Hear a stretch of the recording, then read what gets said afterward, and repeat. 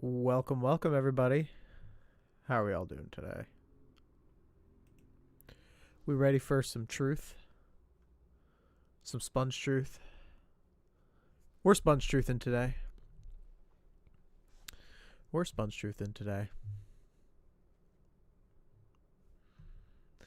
Got another one. 2 hours of insane SpongeBob theories. Oh, yeah. Hi, I love turtles. I also love turtles. Howdy. Hello, Drew Toons, Evanius, Mindless Holes. Thank you for being the first Thank you for being the first chatters. What's up? Have you seen that Saber Fart video? Saber Fart is cringe. They make fun of me and Ava, right? Someone told me to look at them once. They were very cringe. Who lives like a robot down here undersea?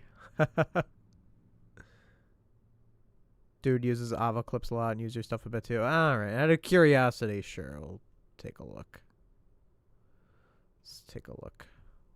We're also going to talk about Hank Green today. That was requested. A little spoiler on the next segment. Let's see. What is it? Saber Fart?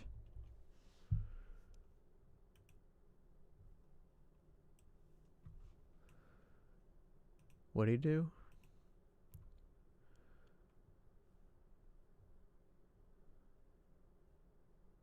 So it's just like a bit about Ava.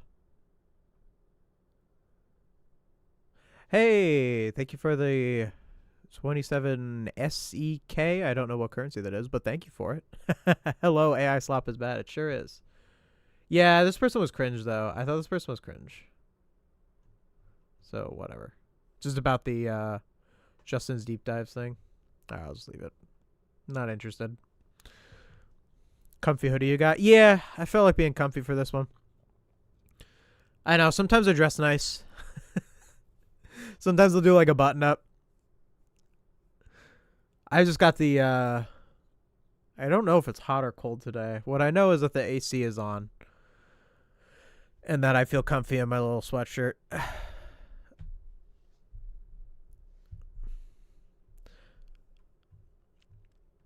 Though, speaking of dressing nice, I think Sponge Truce is done, guys. I think they're done. I think they're gonna quit. I really think that Sponge Truce is done. I think we did it. I think we beat him. I think they're gonna be off the platform. I really do. I mean, at least just stop posting. They'll probably just be around. But I think they're just going to run out of these 3-hour compilations. And then they're just going to be gone. And I really do think that me and Ava had a little bit of a part to play in it. I know that AI channels, in general, have just been going down. There's been a lot more awareness. But Sponge Truce specifically, I mean, if you just look at a lot of my videos, they're all about Sponge Truce.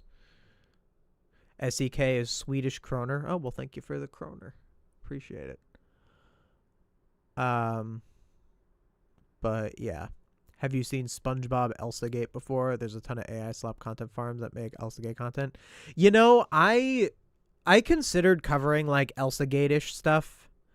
It's really not that interesting to me because there's less commentary there than you'd think.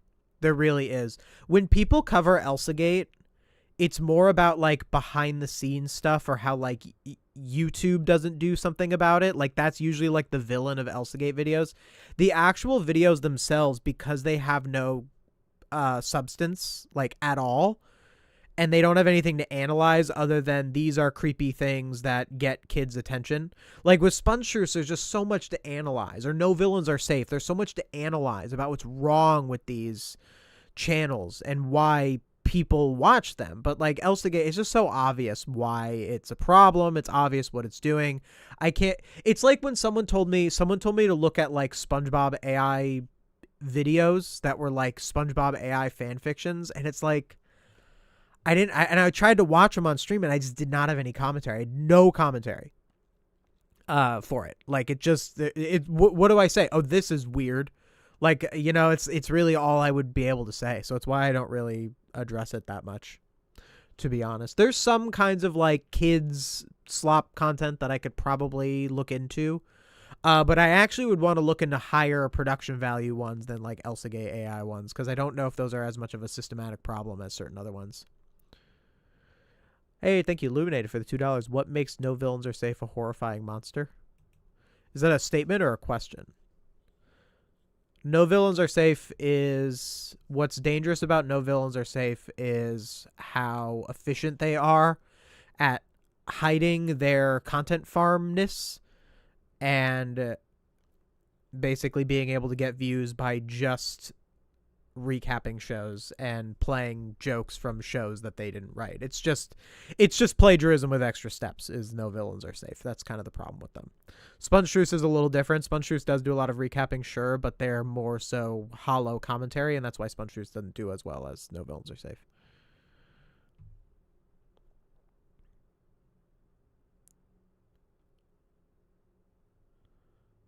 But yeah.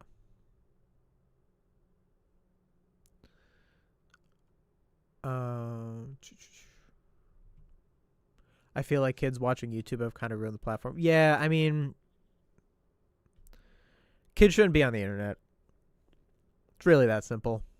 I don't mean to be that guy about it, but it's really that simple.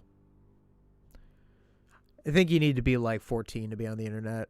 But I don't like how the actual way of like trying to enforce that is like censorship. You know, it's a really tough thing to navigate, because people will be like, we got to get kids off the internet, and then they like pass like the most like dystopian like legislation that really doesn't have anything to do with kids. It's just a mess. It's just a mess. Very very long and complicated and nuanced subject that I can't really get into all of the different details on. But if there was some way to like keep kids from being on the internet without adults getting caught in the crossfire with like censorship and restriction and all that sort of stuff, then that would be awesome. I just don't know if there's meaningfully a way to do that. I think like there's a point where it's like between the like dystopian restrictions on the internet and it just being like kids have unrestricted internet access. I don't know, man. I think you got to pick the lesser of two evils. You know, I don't really know if there's a way we can really find a meaningful middle ground on that. I hate to be that guy of like, oh, it should be like on the parents to be more responsible, because that's not going to solve the problem. There's going to be parents that are irresponsible, and then those kids of those irresponsible parents are going to grow up into adults that are less capable of contributing to society, and that's going to be a big problem. So I need to look more into that particular issue. But in general, like I would just say, like if you're a parent in my audience, like I hate to give personal solutions to a systematic problem, and there are systematic solutions to this problem. They're just way more complicated. But like if you're in my audience, if you're a parent, don't let your kids use the internet. Buy them a Game Boy Advance or a Nintendo DS. Let that be their entertainment. That is the ideal amount of stimulation, or even a Nintendo Switch. Like Nintendo Switch is fine too. Like, you know, I do think that there is something about the simplicity of like a Game Boy Advance or a DS that I think that every kid should have. Not that there's anything wrong with them having a Switch, but Switch connects to the internet. Switch has, especially if you're a young kid, like you need to play these like simple Super Mario Advance, you know, the GBA Pokemons, you know, all that sort of stuff is like good. But like, yeah, they need to play like real video games. That's what kids, and they should watch real kid shows like classic SpongeBob, really. But even like modern SpongeBob isn't going to ruin your kids. It's not great for them. I don't think it's like, but it's not like the internet. Like even modern SpongeBob is like, there's just a different line. But definitely if you have kids, I mean, I'm sure if you're in my audience and you have kids, you probably do show them classic SpongeBob. It's probably pretty 1-to-1 with my audience. So, you know, but yeah, show them like real shows, get them regular video games that don't overstimulate them, and just keep them off the internet. And then when they're like 14, they're going to have social lives. And like at that point, like there's still a lot of problems with them using the internet when they're like around that teenage age, for sure. But at that point, it's like just monitor. Don't make them a shut-in. They are going to communicate with friends through something like that, and that'll probably be fine. But yeah. Anyway, Jackson, how is AI slop channels dangerous? Because a couple of reasons. One, they contribute to an overall dumbing down of the entire population. The more time people spend watching AI channels or any AI content collectively is time that they spent not watching real content. This has two main consequences. One, real content creators become less incentivized to make content in favor of AI content creators. And two, those people who watch that AI content are not getting anything out of it. This leads to a more shallow and less empathetic population, because actual art, I mean, you can make bad art as a person, but there is more of a barrier to entry, and AI can never make good art, or it can never make good content. So there's no reason to have it making content, because it will always just be the lowest common denominator. Even without AI, you still do have to make sure that like human-made content is not like slop. Like you could make No Villains Are Safe without AI. I think they use AI, but you could reasonably make a No Villains Are Safe channel with no AI, and it would be like, I mean, that's what Watch Mojo is Watch Mojo was just No Villains Are Safe before AI. But AI will never be able to produce anything good, so it just shouldn't exist. And another, yeah, I guess that's kind of what makes it dangerous. Is there anything else that makes them dangerous? That's kind of about it off the top of my head. Okay, I should probably.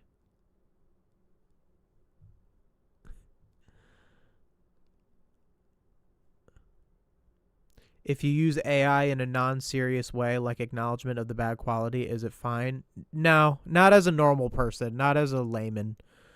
When I do it, so I'm a professional. So you know how like when you watch, okay, so like you know how like when you watch a car commercial and the car is driving really fast and there's a little disclaimer on the bottom that says professional driver on a closed course, do not attempt. I should have that when I engage with anything AI. I am a professional. I know how to engage with AI in an educational context. So when I make fun of it for being silly and like being bad quality, I'm doing it in a way to specifically teach about a message. When you do it as a regular Joe, you do not have that same kind of way of navigating it, that it can suck you in. You are susceptible to being sucked in and tricked by AI. We'll talk about that a little bit later with Hank Green, how he thinks he's addicted to AI or whatever it was that he said. But no, I don't think you're getting anything about like acknowledgement of the bad quality when you're doing like, when it's like you and your friends and you ask a prompt to do something you think is silly. It's gonna suck you in. Don't do that. You may think that it's the same as watching me, but it's not. It's like it is the equivalent between the closed driver, the stunt driver on the closed course, and you doing donuts in a CVS parking lot. You know, like that is the difference between those things. But yeah, just get to making fun of sponge truths. All right, I want to let people get a chance, but yeah, I probably should. And thank you, Real Starry X, for the $5. Dear AI channels, hieroglyphs.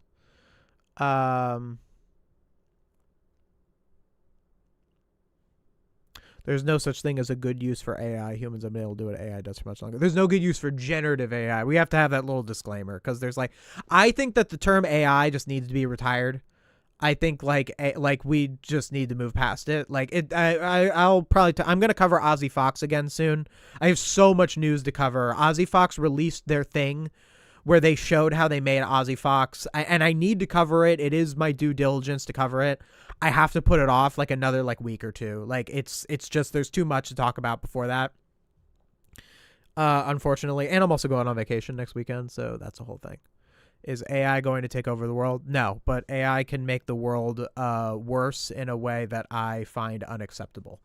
No, AI is not going to destroy the world. The world will keep turning. People will still live on, but AI can make the world worse, and that's my problem with it. Not everything is life or death.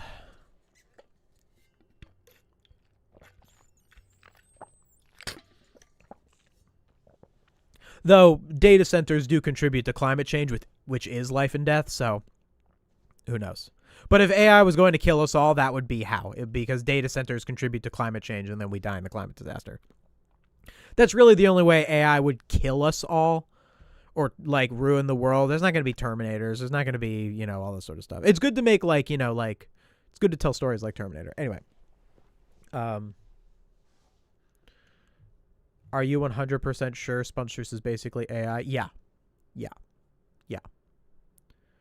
Yeah, absolutely. There is no way they aren't. There is no way they are not AI. The only one that I have the slightest doubt in is no villains are safe. Though I have some strong evidence that no villains are safe as AI. The most strong being, why would they not be? They have no integrity. Like, why would they actually sit and write their videos when AI would give them the exact same quality? I know that's not evidence. So that's why I say, like, I could be convinced that no villains are safe was not AI. It doesn't mean that they're not garbage. Like, you know, but Sponge Truce, no, I have no doubt in my mind. No doubt in my mind. No doubt whatsoever. Do I have bad media literacy for not understanding the end of 2001: A Space Odyssey? No, the very fact that you understand that you don't understand the end of 2001: A Space Odyssey means that you have good media literacy. Media literacy is not the amount of knowledge you have about media.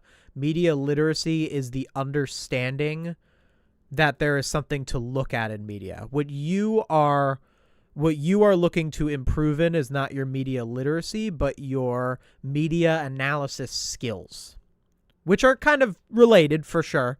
So you knowing you don't understand the ending of a movie, you knowing that there's something more there and you don't know what it is, that is media literate. But you not knowing what it is just means that you don't know certain things about media that you can learn.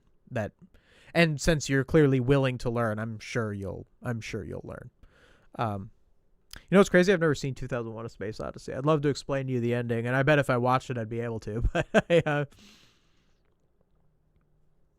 I think no villains are safe. Uses AI and as a human edit the script. Yeah. That's the leading theory.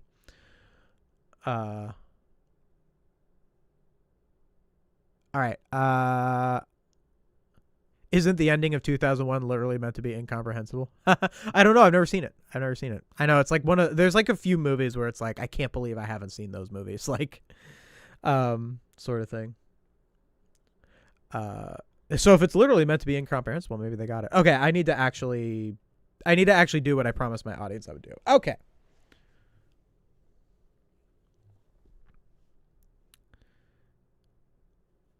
I agree with your theory that Sponge Truce and no villains are safe are 100% tech bros. Yeah, well, it's backed up by the Cartoon Corey interview. So if you watch the Cartoon Corey interview, he didn't work for No Villains Are Safe or Sponge Truce, but he worked for a very similar channel, and they were a tech bro. Like Grapple was who he worked for, and they were, according to Cartoon Corey's interview, a tech bro. Like he saw that they were a tech bro, you know. And I believe him, you know, like, or something like that. I don't have the proof or whatever, but like I believe. Just to let you know that Sponge Truce deletes every comment that, hey, thank you so much for the 65 Swedish kroner, I believe, was the currency. Hello to Sweden. If you're in Sweden. Yeah, they do delete every comment that mentions AI. I saw Ava prove that. Okay.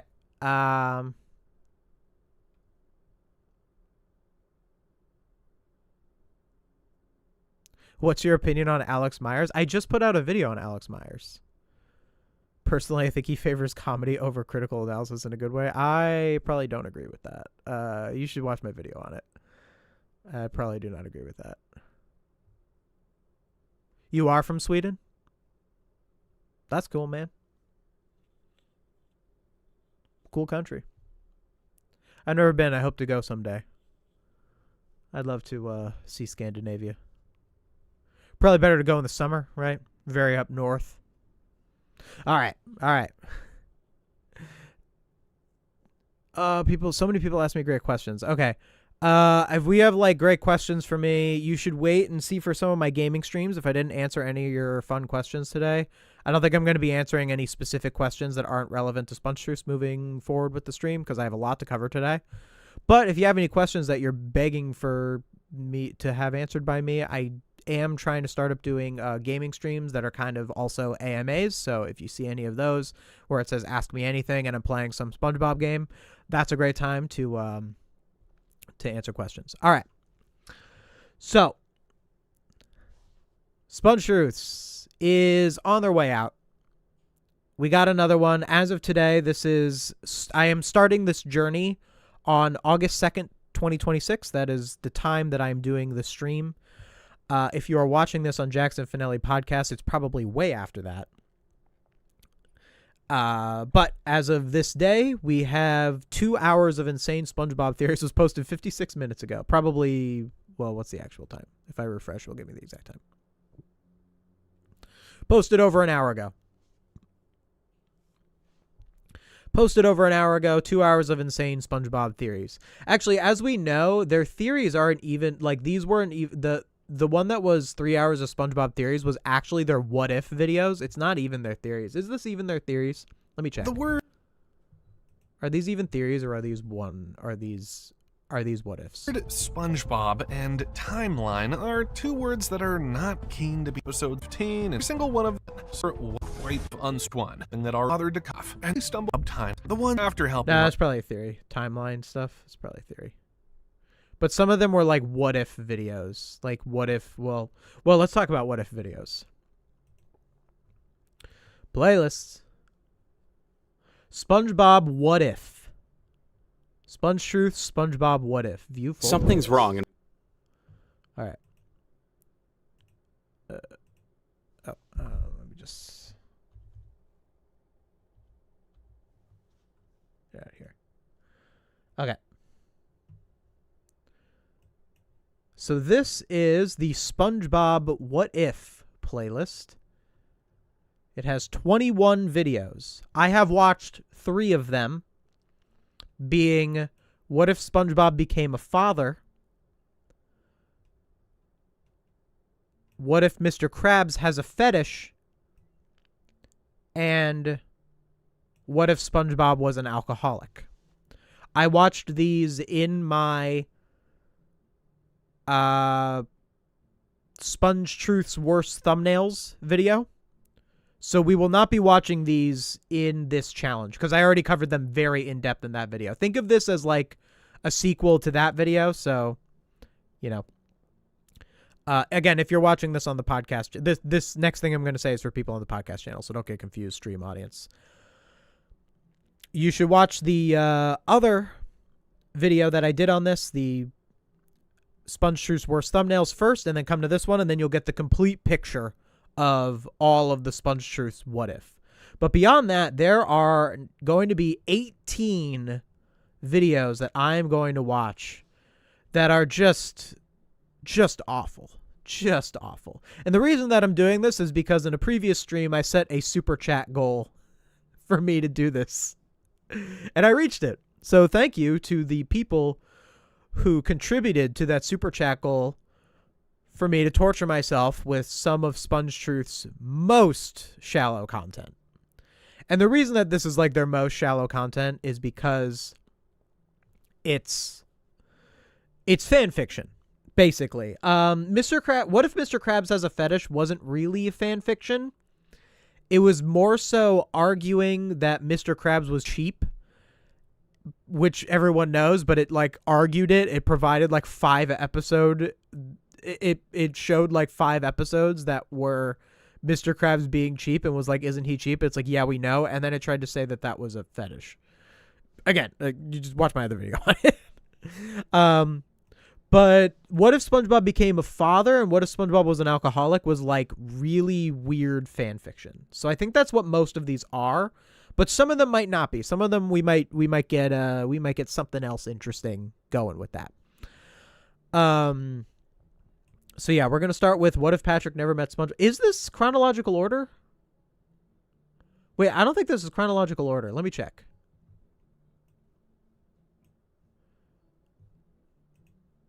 What is the order that these are in? What's the first what if?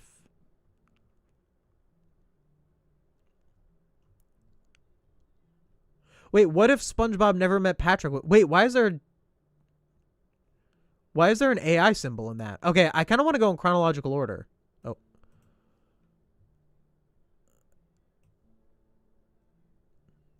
Hold up, there's a ChatGPT logo in this. That's weird. Okay, we have to do this one first, for sure. Why is it not in chronological order? That's annoying. I'm going to have to like figure out what the actual chronological order is between the playlist and the video itself.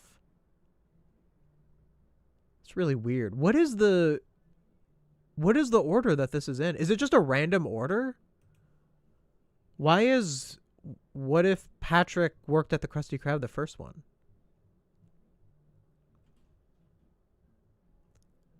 It's not last to first because the first one is right. Oh wait. Oh okay. Now I get it. It's no wait. Is it earliest to oldest?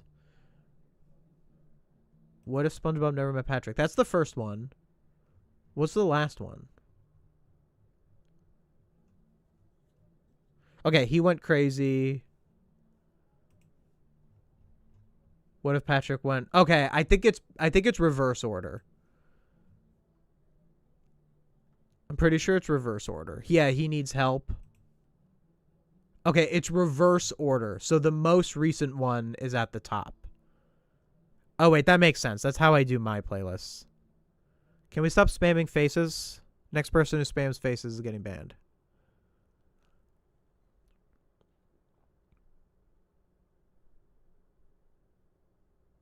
Yeah, you know what? That actually does make sense. I don't know why I was so off on that. Yeah, my YouTube playlists are also newest to oldest.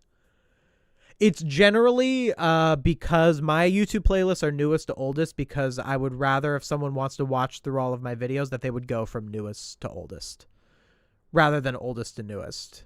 That's actually and also, yeah, that actually makes sense. That actually makes sense. Okay, we're going to start with what if SpongeBob never met Patrick. But first, just one quick little thing about Sponge Truth. So Sponge Truth is currently failing. So this little saga is going to go over multiple streams, so multiple days. So if you're watching this on Jackson Finelli podcast, I'm probably going to be switching like clothes. I'll be different days, but you'll see it all in one video. And we're going to keep going through, and we're also going to keep updating on is Sponge Truths posting any real content? Because he, as of now, has not posted a real video in 3 weeks. How much is SpongeBob's house worth? He has only done compilations of his old videos since then. And also, this is following a pattern from another failed AI SpongeBob channel, SpongeBob Universe, which hasn't posted a real video in 7 months, with Who Is Actually Dumber. And then they did a compilation right after that, and then they didn't post for 5 months, and they came back with 4 compilations, and then they haven't posted in a month again. Pretty sure SpongeBob Universe is done. So I think another thing is that as we keep going, we'll keep seeing where is Sponge Truth at. What's their next compilation? Also, their most recent one stole the squirreled thumbnail design. I hate how much sense this makes. That's just tacky. Like there's times where you could take someone else's thumbnail design because you kind of like know how it works. Like there's a nuance to that. I often tell people that if they want to be reviewers like me, that they're like fine to take some of my thumbnail designs, my this didn't work, my this works, this doesn't. Like I have given people kind of blanket, I guess, permission to do that. Not that you should need my permission, but just to make people feel like they can. But this is just tacky. Like this is a very clear style that this person came up with. I think, I don't, maybe this person stole it from someone else. I don't actually know. I don't know this channel, but like this is such a specific kind of thumbnail that I think it's a little messed up to just steal it. I think that's kind of shameless. But anyway, that's Sponge Truth. They're failing. And I think we can think of this as kind of a celebration of Sponge Truth's memory. To see what I think is some of the core absurdity of their content. So without further ado, let's get into what if SpongeBob never met Patrick. I think for this stream, I think I'm only going to do one for this stream because I have a lot to cover with Hank Green, but I will come back and I will do the rest. I'm definitely not going to do all of them in one stream. SpongeBob. All right, what if SpongeBob never met Patrick? I'm pretty sure these are all... Oh, yeah, what's the most recent one? So let's get the timeline, too. So what if SpongeBob never met Patrick? This would have been in... This would have been in January 18th, 2025. So this is about a year and a half ago. One of Sponge Truth's most early videos. Sponge Truth started in November of 2024. This is a very early Sponge Truth video. But this is about when they started to understand they started to kind of hit their stride. Like you could see kind of the background. Like Sponge Truth started out with like white background, weird theory videos. That was generally what they used to do. So this is kind of when they started to hit their stride and doing these what if videos. Their last what if video is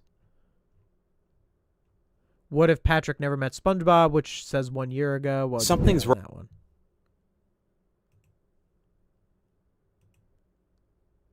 June 5th, 2025. Okay, so there was a 6-month period where they made these between January and June 2025. And after that, they realized that these were not good videos and they stopped doing them. So let's get an idea of that story, of this part of Sponge Truth's career. Wow, 21 videos just of this subject in 6 months. That's crazy. That's so crazy. How many videos you can make when you don't actually write the script, huh?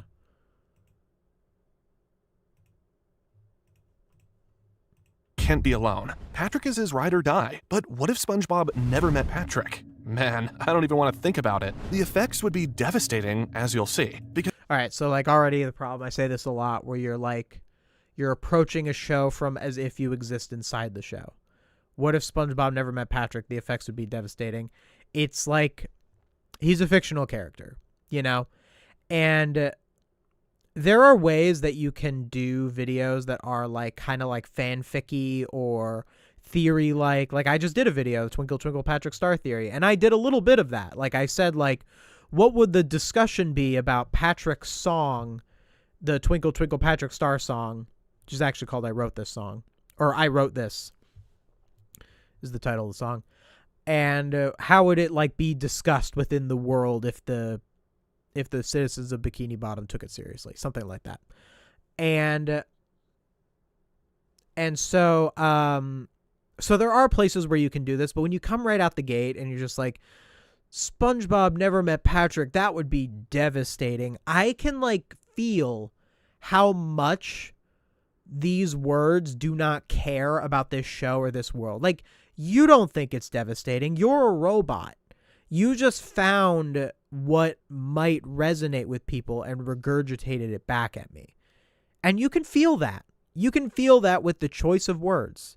You can feel that with the fact that it's an AI voice saying those words. Maybe you take those words and you have someone who sounds more passionate about the show say them. It might be a little better, but I think even the words themselves have issues with it.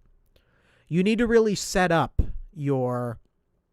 you really need to set up that you are discussing something from within the context of the show. And I think what its issue is at the beginning, SpongeBob can't be alone. Patrick is his ride or die. But what if SpongeBob never met Patrick? I think it's like almost taking itself too seriously. Like usually a theory, especially with a human narrator, when there's some kind of like theory or like fan fiction, sometimes you get like a sense of that the person who is telling you the story isn't taking themselves too seriously. But an AI voice is incapable of doing that. So that's going to make it a little more difficult. Trick. Man, I don't even want to think about it. The effects would be devastating, as you'll see, because not only does Patrick bring out the best in SpongeBob, curiosity... They used to do this thing with text, I see. They don't overcompensate as much with text on screen. You know, even I had, in some videos, I put, like, text on screen that, like, said things. Like, I used to think that that would up my retention, and then I didn't do it anymore. I realized it was fine. So that's kind of funny that I think, like, Sponge Truths, because again, like, the person behind Sponge Truths has to understand certain things about how YouTube works in order to succeed. You would know this if you watched my coverage of SpongeBob Diaries or my coverage of Patrick Theorist. These are AI SpongeBob channels that failed. They never even got monetized because they just could not hook in subscribers. Sponge Truths is awful, obviously, but there are things that it does that understands content creation. There has to be a real person making certain technical decisions that keep viewers.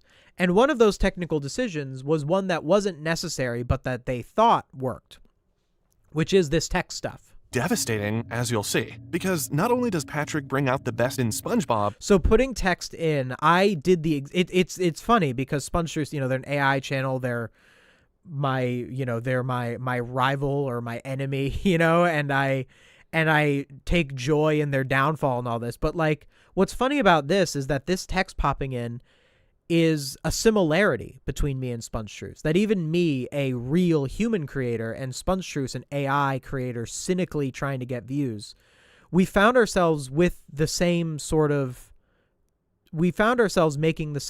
decision, where it was, it will get more viewer retention if we put the text on the screen, because if you do that in the first 30 seconds of the video, there's some text on screen, someone watching might be a little more locked in to what you are saying. And then later on, after we get a couple more, we get more consistent viewership and a lot more success on the platform, we realize that that wasn't really necessary, and we don't really do that anymore. This happened to both Sponge Truths and myself. Just kind of an interesting, just kind of a fun thing to think about.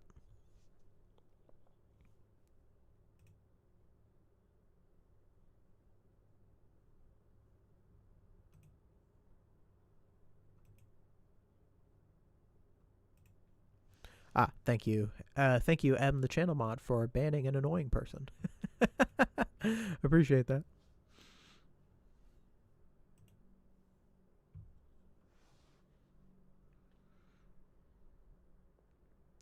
Do you think Sponge Truths are editing the videos themselves or are getting someone else to do it? They pay someone to edit the videos. This is known, actually, because one of their editors wanted to work for me.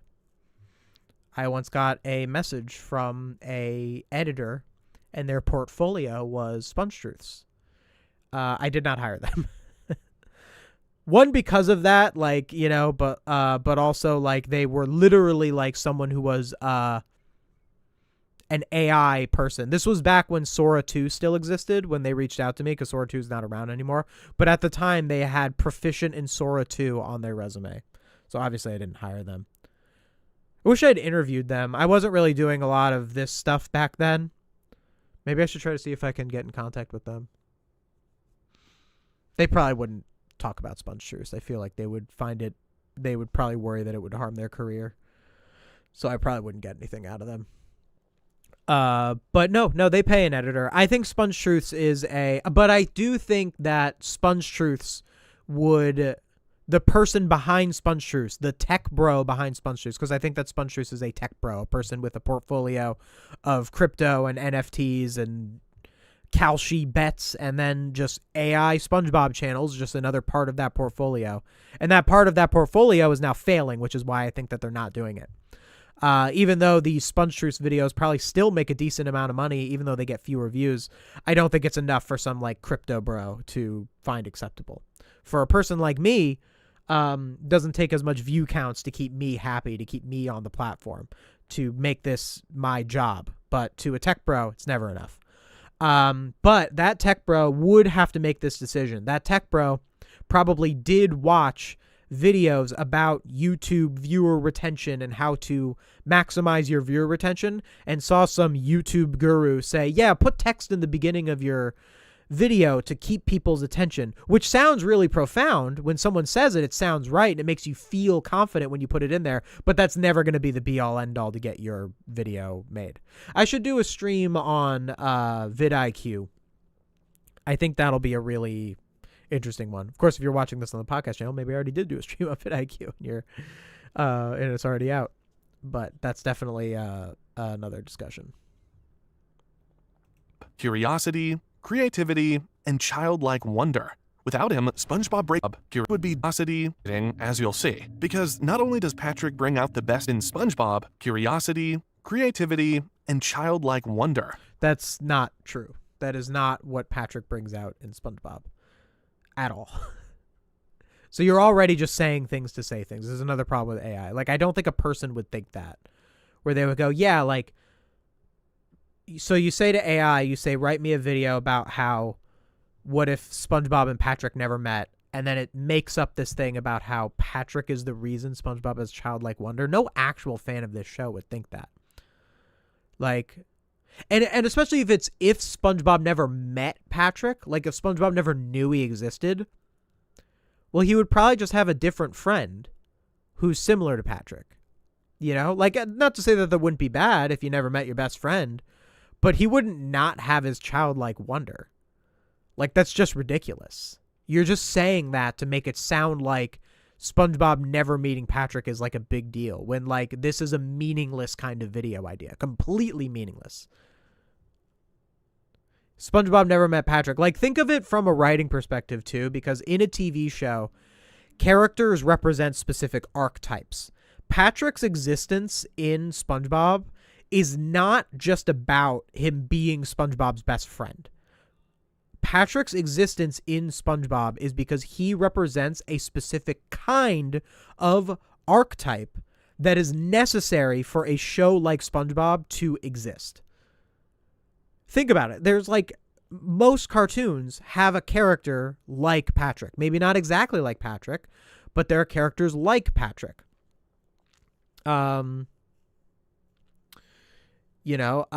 Take for example, like Rigby from Regular Show. They're not the same character, Rigby and Patrick. There's very big differences between them.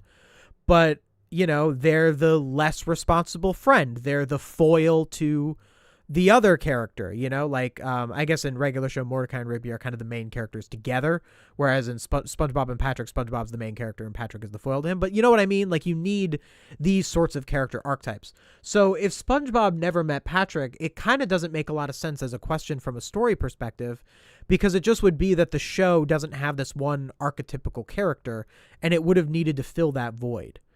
But because this video is taking the whole what if SpongeBob never met Patrick too literally, it's not going to be able to engage with that. And it's also not going to be able to tell a very good story, because the whole point of Patrick is that it's how you tell a good story. If the story is the guy never existed, then what would you even do? Like, maybe you could have like an It's a Wonderful Life scenario where SpongeBob sees his life where he never met Patrick, but that story would only be meaningful if SpongeBob sees his life where he never met Patrick, sees how his life is better because of Patrick being in it, and then at the end of the episode, he returns to his original reality with a newfound appreciation for his friend.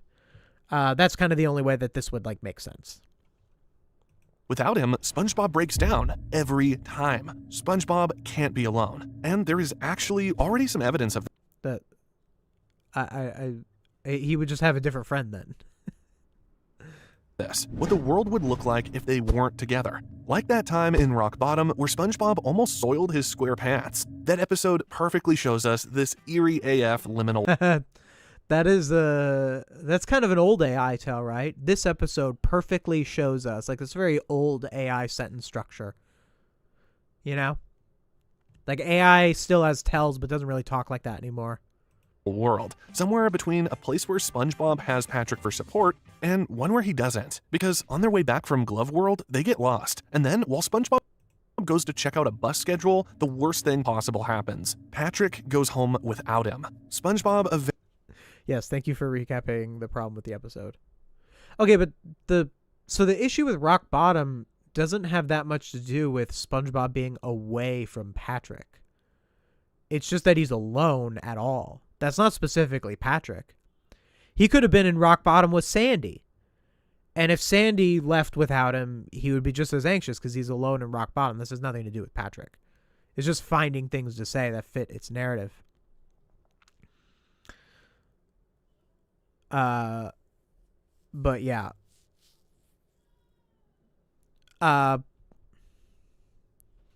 Is 250 viewers a new record? I think we had almost 280 or 270 on Patrick Theorist. But we're getting there. Hey, make sure to like the stream, everybody. Subscribe, do all this stuff. Engage positively with the stream. Let's hit 300 today, huh? 300 concurrent viewers. Think we can make it? Make sure to like the stream. Anyway, what was I saying? Oh yeah, so it's just finding things to say. Also, SpongeBob was in a scary situation, being abandoned. Who would want to be alone in this scenario? Yeah, exactly. SpongeBob is by himself in other situations, and he's fine. Like Patrick, like he goes to boating school by himself. He works at the Krusty Krab by himself. Patrick's not there. Like, not by himself, but not with Patrick. In fact, it's the other way around. Patrick's the one who's more codependent on SpongeBob. You know, what do you normally do when I'm gone? Wait for you to get back. Like, this is common, you know, it's more the other way around. Hey, thank you, Alvin A Y5R, for the 65 Swedish kroner. Our buddy from Sweden. By the way, you're going to thank me for reporting those bots. What bots? There were bots in my chat? There were bots in my chat? Or do you mean like sponge truths? Because there's no reason to report sponge truths. Nothing's going to happen. I do not advocate for people in my audience to report channels I cover. That is not something that I say people should do. Yeah, I take a more I was telling people this with Patrick Theorist because people thought it was funny to go and comment on Patrick Theorist, and I shut it down. I don't think people should go and mess with. I don't know if that's what you were saying you were doing, but don't mess with these channels. It's not productive. We defeat them through good arguments. That's how we defeat sponge truths. By good arguments and making people aware. That's what took them down. That's what took down sponge truths. Jackson, can you watch all sponge truths videos if we reach a donation goal? That wouldn't be great content, to be honest. Watching every sponge truths videos, because some of them would be repetitive. It's like if I watched every no villains are safe video, I would just start repeating myself after a certain time. The what if videos, I feel like I might have something slightly different to say with every single one. But we could do a donation goal though. Patrick Theorist hasn't uploaded in 6 days. Yeah, I think they already gave up. I think they already gave up by the time I covered them. Makes sense. Yeah, don't harass sponge truths, obviously. Yeah. I hate that I have to say it, but yeah. Harassment does not help anyone. Does not help. Even if they're bad guys. Watch every Ava video. You should watch every Ava video. Everyone should watch every Ava video because Ava's great. You should watch all of my videos too. Watch all of my videos first, you know. Then watch every Ava video. Or, you know, mix it up, you know. Yeah, why don't we do a super chat goal? I got a fun one actually. How about if we reach a super chat goal, I'll talk about AI Shark Week. Does that sound fun? Would anyone want to be incentivized on that? AI Shark Week. Let's do a goal. Let's do the same one as last time. We'll set a 2-hour timer. Oh, we'll probably reach it before then. Share how you celebrate, and I'll cover it in this stream. So like you don't even have to wait. You get to see it this stream. I will cover AI Shark Week this stream. Okay? All right, we're starting a goal. $5 and up. We want to get 30. Is 30 greedy? I'll do 20. I'll do 20. I'll do 30 for a bigger prize. I'll do 20 like last time. I will cover AI Shark Week this stream. All right. $5 to participate. Start goal. AI Shark Week. By the way, I love sharks. I'm like a super big like marine life guy. So like I'm gonna have a lot to say. All right. All right. AI Shark Week. Let's do it. Let's make it happen. Okay. eventually leaves rock bottom in a way that's certainly unorthodox, something Patrick might have thought of traveling using a blown-up glove balloon. But because he was alone, he became unnecessarily nervous, running between buses, ticket stalls. This is ridiculous. He's not nervous because he was alone. He is nervous because he's in rock bottom. This has nothing to do with Patrick. What a stretch. Hey, thank you for the $1.99. Thoughts on Lavender Town and her anti-AI vids? I haven't seen them yet. I haven't been able to really get into them. And vending machines. It's almost as if Patrick keeps SpongeBob's insanity at bay, or Okay, this is just stretching with... as if he's a compartmentalization of SpongeBob's madness. Does that make sense? And No! SpongeBob needs that little bit of craziness in his life to be a balanced being. In small, Patrick-sized doses, that insanity comes in the healthy forms of positivity and confidence. When SpongeBob has to write an essay for the driving school, he once again spirals because it's something he has to do alone. Procrastination. What are you talking about? It's because writing an essay is hard. This has nothing to do with Patrick. Takes over, manifesting in guilt, and eventually turning inanimate objects in his home and even Gary into enemies. Bro, this is about how writing an essay is hard. What are you talking about? Reminding him of how time is ticking away, and perhaps that he is just a failure after all. Even when he does sit down and start writing and writing and writing, and yes, even more writing, it doesn't turn out great. He even calls Patrick in. Wait, what are you talking about? You're so wrong. And writing, and yes, even more writing, it doesn't turn out great. It does turn out great. He succeeds. He finishes the essay on time. The reason that the reason that he looks like that at the end and he rips in half is because he didn't have to. He finds out he didn't have to write the essay. So you're just getting the episode wrong. He even calls Patrick in the middle of the night, maybe as a distraction, or maybe even hoping that Patrick would come over. But Patrick doesn't have anything to do with Patrick himself. That is so internal. It's just it happened to be the friend. Hey, thank you, Alvin A, for the first in the super chat goal. Stop writing scripts with AI, honestly. Yeah, for sure.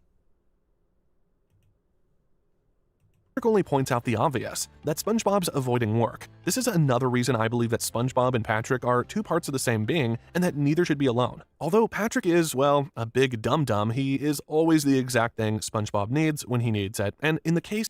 Hey, thank you, Anko8160 for the $5. I really appreciate your videos. You make me feel like making stuff. Do you have any tips on how to deal with executive dysfunction? Is that when you have trouble like executing ideas? Is it something like that? Do I think a big part of, it depends. Every person's situation is different. I think sometimes when you feel like you're struggling to create something, it could have to do with that you're maybe not used to making it yet. So like when I first started writing videos, I had a lot more trouble than now. When I first started editing videos, I had a lot more trouble than now. And once I started to do it more, it started to push past. So I would say that an executive dysfunction, it could be, but I don't know for sure, because if it's rooted in any sort of like mental health or any other sort of stuff, there's other ways you could deal with it. But it sometimes could be rooted in you might not be in the exact place that you think that you want to be in yet. So, basically, if you find yourself in a place, I'm trying to find the right words for it. If you find yourself, what was I saying? Yeah, so if you find yourself doing the thing. Oh, I got it. So like whatever you're trying to make, try to figure out what level you're at. Like if you're trying to be, let's say, an author and you're starting by writing like a full novel, maybe you need to start with like a short story and like start to get yourself in there, or something like that. Sometimes we put a lot of pressure on ourselves at the beginning to make things perfect, and sometimes you have to be a little imperfect in order to get to, well, there's no such thing as perfect, but as perfect as you can be. Sharks deserve better than AI in Shark Week. I agree. I certainly agree. Thank you, Lavender Dom, for the $1. Appreciate it. Of the procrastination, what he needs is a voice of reason. And without him, well, let's face it, Hey, thank you, Brandon Courtney, for the $5. It's not just a goal, it's a whole other half of the stream later. SpongeBob is sometimes a bit of a psychopath, and I mean that in the nicest way possible. But how things turn out when Patrick isn't around, it's more demented than you can imagine. And things get worse and it's more demented than you can imagine. What is? These 2 episodes that revolved around very different. See, the only way that this evidence would work, like rock bottom and procrastination are bad examples because there are other things that cause SpongeBob anxiety in those episodes. So, like, it's the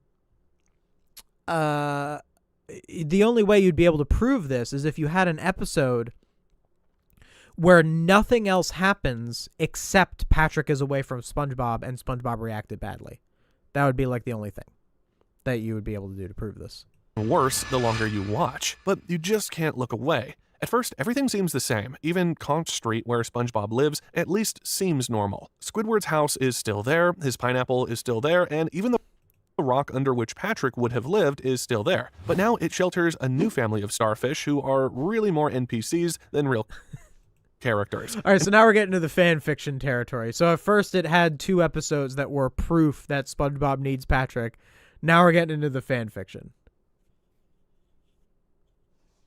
When SpongeBob talks to them, they just smile creepily and carry on looking busy. SpongeBob, who we've established cannot be alone, channels his endless energy into finding something that SpongeBob, who we established cannot be alone and is also friends with Sandy. So I don't really know. He still would not be alone.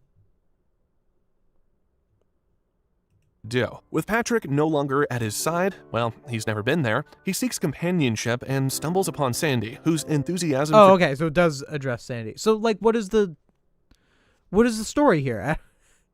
discovery captivates SpongeBob. And I don't think SpongeBob is unintelligent, he's just sort of in a perpetual identity crisis. The dude doesn't know who he is, except for being a shape, dressed like a schoolboy. And a lot of the time, he just mimics the people around. What are you talking about? He doesn't know who he is except that he's a shape dressed like a schoolboy?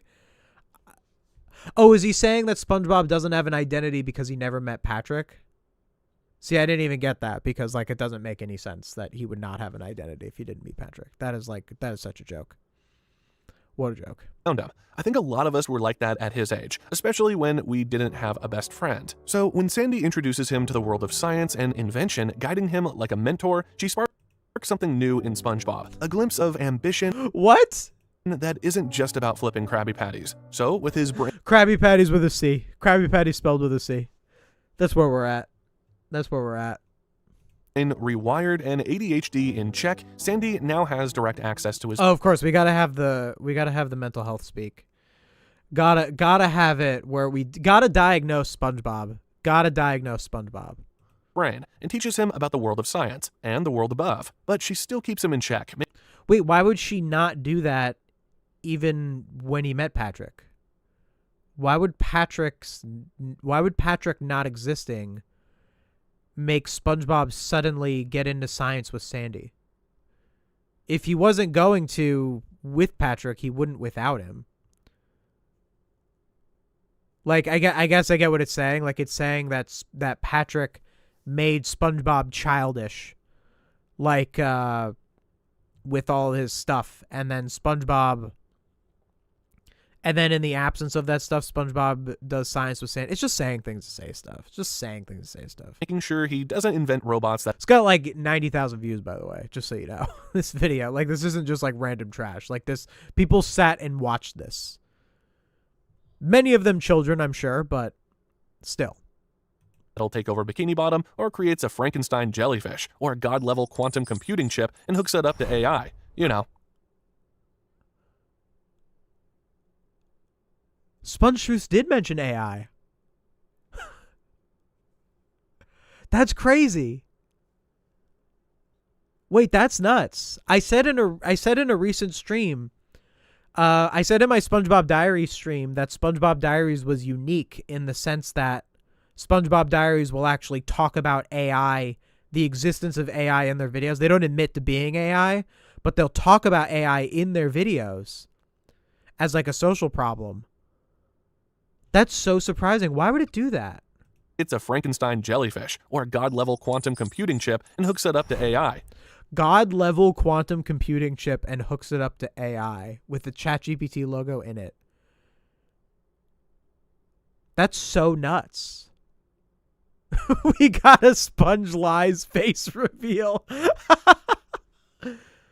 Wait, that's so crazy. Why would it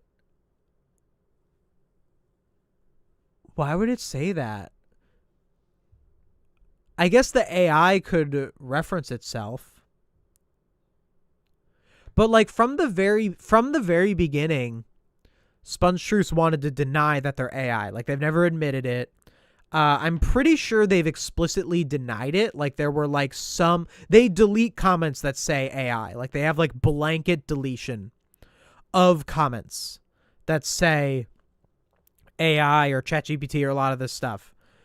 But I wonder if referencing AI is like a way, because this was an old Sponge Truth video. This is like 3 months after they started posting. So like they don't say AI now. I've watched a lot of Sponge Truths. This is the first time I've seen AI mentioned in one of them, and it's one of their oldest videos. So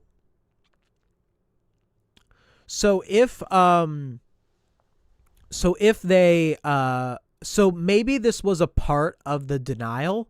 Like maybe by referencing AI, it's almost like being like, hey guys, I'm not AI. I'm just talking about its existence. But it also kind of like speaks of it positively. Like listen to its phrasing. Or creates a Frankenstein jellyfish or a god-level quantum computing chip and hooks it up to AI. God-level quantum computing chip and hooks it up to AI. So like basically because the people behind Sponge Truth think that AI is like magic or whatever, and like that it's going to like create stuff for them, they would feed into that narrative. It's very interesting. It's very odd. Let me know if there's any other reasons why you think Sponge Truth might have brought up AI. You know, dangerous things like that. So everything. Oh, dangerous things like that. Okay, so it's trying to claim that it's not AI. So it's like by criticizing AI, I'm not AI. That's Sponge Truth's scheme here. That's what that is.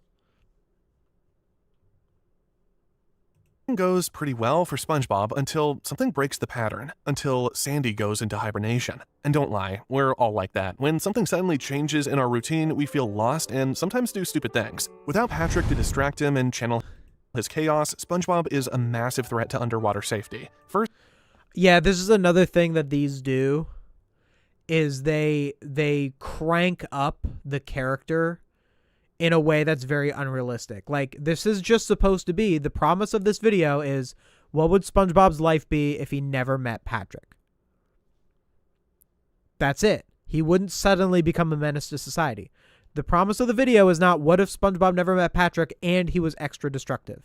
Patrick not being in his life would not make him any more destructive than he already is. There just is no, like, that is not a, like, you could say that, sure, you can stretch and act like it, but no. Nothing of the sort. Having been calm and focused, he is now frantic AF and let off his leash with frantic AF. Knowledge of things he really shouldn't have knowledge of. Shit's about to get not so great for certain squirrels. He decides to go supersize on one of his favorite harmless hobbies, blowing bubbles, and invents a soap that blows indestructible bubbles. He blows and giggles and generally just enjoys himself. There is no end in sight to the fun he's having, but those bubbles have to go somewhere. And what bubbles? What do you mean? That somewhere is the top of Sandy's dome. More and more bubbles collect there until finally... Why? Why would more and more bubbles collect there? We're never getting AI Shark Week? Well, if we don't, we don't, but... Yeah, check out the Super Chat goal if we want to see AI Shark Week. I guess it's not as immediately interesting as the Sponge Truth's What Ifs. I could understand that. That's fine.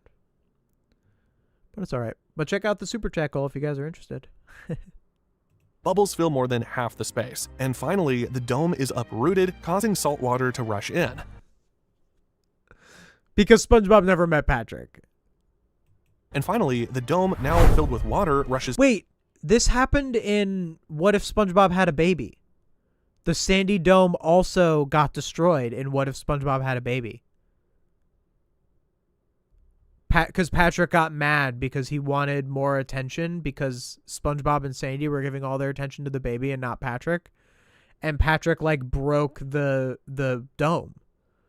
So, like, Sandy Dome getting destroyed is, like, a staple of this. I don't think AI likes Sandy. Well, I think that it's just a very... I think it's just a very lowest common denominator, like, thing that AI can find about something bad happening in the SpongeBob world. I think that's probably what it is. To the surface. What happens to Sandy in her tree, I'd rather not say. Now, anyone who causes such a catastrophe would probably take a few days off from shenanigans, but not SpongeBob. Sometimes it's just easier to keep spiraling and do even more stupid stuff to distract you from the stupid stuff you did yesterday. Instead of slowing down, he doubles down on the one thing he's always been good at: work. SpongeBob becomes a relentless fry cooking machine. He always is. What? What? Like... Why are you saying that like that's remarkable? That's like what the character does. Obsession with the Krusty Krab reaches new heights, bordering on mania. He works day and night, flipping Krabby Patties with an intensity that even Mr. Krabs will eventually find unsettling. He always does that. This has nothing to do with him having never met Patrick. At first, Krabs revels in the profits. With SpongeBob working overtime, the Krusty Krab churns out patties faster than Bikini Bottom can consume them, but there's only so much demand, only so many customers in the sea, and soon the patties start piling up. Towering skyscrapers of uneaten Krabby Patties rise. What? Oh my god, it doesn't even acknowledge that Patrick helped SpongeBob get his job on Help Wanted. Oh my goodness, that would have been like a perfect part of this. That's so true. If SpongeBob never met Patrick, he never would have gotten the job at the Krusty Krab because Patrick was the one who encouraged him. You're so right. That's an actual thing that Patrick did, and it just doesn't acknowledge that. Why would he make Krabby Patties if no one was eating them? I don't understand. Because he's so into his work that he would, over whatever is going on here, it's so stupid. It's so dumb. Oh, this is going to be torture. 17 more to go, guys, after this one. Above the rooftops, even above the surface, casting grotesque shadows over the town. The stench of rotting burgers fills the air. Why would he... Okay. Into every crevice, and I mean every crevice. The once colorful streets of Bikini Bottom are now a dystopian wasteland, with fish picking through the decaying piles in search of anything edible. Mr. Krabs, broken and penniless, wanders the streets, muttering about lost profits and squandered opportunities, and every day it gets thinner and thinner beneath his shell. While one fat pink starfish, vaguely familiar, loves it though, and is frequently seen, latched onto one of the leaning buildings of rotting patties and bread. Through it all, SpongeBob hums cheerfully in the ruins of the Krusty Krab, flipping patties for non-existent customer. Hey, we got another $5. You know what's better than $5? I've given a total $10. Thank you. Thank you very much. Appreciate it. Yeah, we still got time. I think I set it for like 2 hours. So like we could still reach the super chat goal. I set it for a lot of time. I'm flexible with it. He doesn't notice the devastation. He can't. It's just not in his frame of reference. His brain cannot depict it. He's stuck in a death loop. But as the town deteriorates, so does SpongeBob's psyche, because SpongeBob is for the first time an outcast and really friendless. I don't even know. I don't even know what's going on anymore. Questions begin to gnaw at him, small at first, but growing louder with every passing day. Why does fire burn underwater? Why do they have What? sinks when the ocean surrounds them? How do they eat and digest food without proper What? Why are we getting meta cartoon logic explanations now on what if SpongeBob never met Patrick? Just do a separate video that's a theory on the cartoon logic. What are you talking about? stomachs? These questions drive him into isolation. He barricades So stupid. himself in his pineapple, curtains drawn, muttering about gorilla suits and conspiracies and how he's being watched. Everyone's being watched. Bikini Bottom becomes a labyrinth in his mind, a surreal prison where nothing makes sense anymore. What does this have to do with having never met Patrick? This is just what if SpongeBob goes crazy. Squidward, initially relieved to have SpongeBob out of his hair, starts to feel the Squidward initially... Wait, did you forget that there is like mountains of rotting Krabby Patties randomly? 83,000 views, by the way, on this. Just so you know. Just so you know. weight of the town's decline. The streets outside his house, once filled with SpongeBob's infectious laughter, are now silent, save for the occasional crash of another collapsing patty tower. Oh, okay. It did remember. Still, Squidward finds solace in his art. Setting up his easel, he loses himself Oh, look, they love stealing this art from someone. We found like the source of this art in one of my first SpongeBob streams. It's just stolen art from someone. in painting, his strokes deliberate and meticulous, until one day he feels sad for the zombie-like SpongeBob still grilling away at patties. I mean, he's always Still grilling away at patties. actually liked SpongeBob deep inside. We all know that. He also knows that if he doesn't do something, he will go proper psycho, and no one wants that. So he takes SpongeBob under his wing and teaches him his ways. SpongeBob's first attempt is chaotic, colors splattered randomly across the canvas, but there's something compelling about it. For a while, it seems like they've found common ground. Squidward imagines a future where the two of them are celebrated artists, What? This is so random.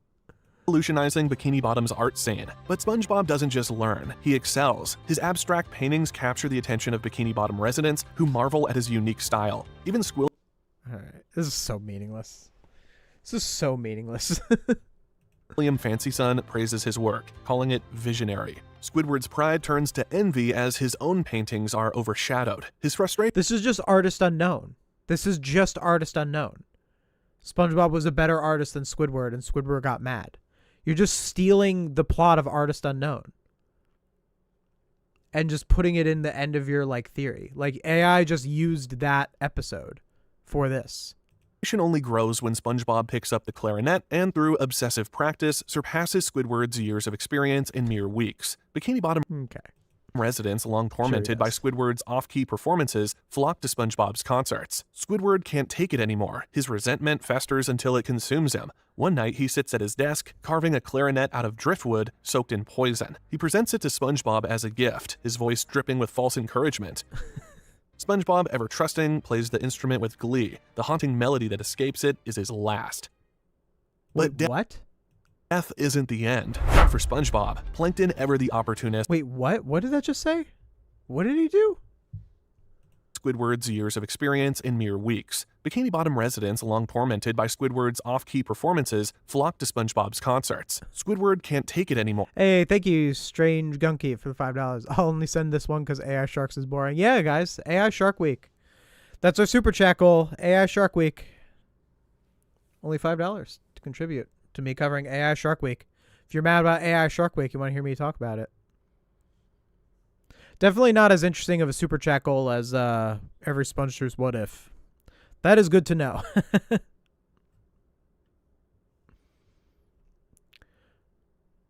Maybe I'll be a big softy. Maybe I'll do it if we get to 10 out of 20. Maybe I'll still do it anyway if we get to 10 out of 20. What is AI Shark Week? Let's reach the super chat goal and find out together. They're doing AI in Shark Week now? Maybe they are. Gonna have to reach the super chat goal to find out. His resentment festers until it consumes him. One night, he sits at his desk, carving a clarinet out of driftwood soaked in poison. He presents I can't believe I missed that. Squidward tries to murder SpongeBob. What if SpongeBob never met Patrick? Why? That's why Squidward would try to murder SpongeBob? Like, if Squidward was going to try to murder SpongeBob, I think he would have done it. I think he would have just tried to do that. Like, I think the reason that Squidward doesn't murder SpongeBob is because Squidward's not a murderer. Like, I don't think that's so random. That's just fun. That's so fanficky. Like, it's just finding a what? Sends it to SpongeBob as a gift, his voice dripping with false encouragement. SpongeBob plays the instrument with glee. The haunting melody that escapes it is his last. The haunting melody that escapes it is his last. Oh. But death isn't the end. For SpongeBob, Plankton, ever the opportunist, seizes the moment. Watching the events unfold from his lab in the chum bucket, he retrieves SpongeBob's lifeless body. What? With a serum he's been perfecting, Plankton brings SpongeBob back to life. The serum Of course he does. rewires him, dampening his cheerful spirit and replacing it with unwavering loyalty to Plankton. And also, What if SpongeBob never met Patrick leads to Sandy teaching him science, NPC starfish living on Conch Street, Squidward murdering him, and SpongeBob becoming a slave to Plankton, a zombie slave to Plankton. so he's just glad to be alive again and have a new friend. So he feels like he owes Plankton something. Plankton, grinning wickedly, puts him to work in the chum bucket. SpongeBob flips chum burgers with the same dedication he once had for Krabby Patties. Only now, Wait, what happened to the mountains of Krabby Patties that were like turning the world into a dystopia? What happened? What happened to that? I thought he ended the world.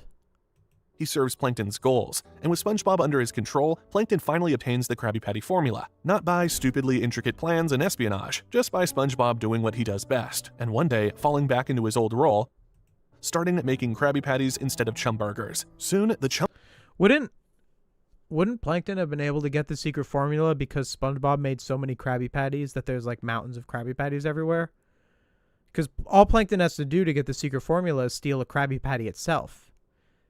And he can get the secret formula just by the patty. So he probably would have been able to access one. I guess that's also a plot hole in like the end of Employee of the Month, where the Krusty Krab explodes and there's Krabby Patties everywhere. Plankton probably would have been able to pick one up. I don't know. Why am I poking holes in this?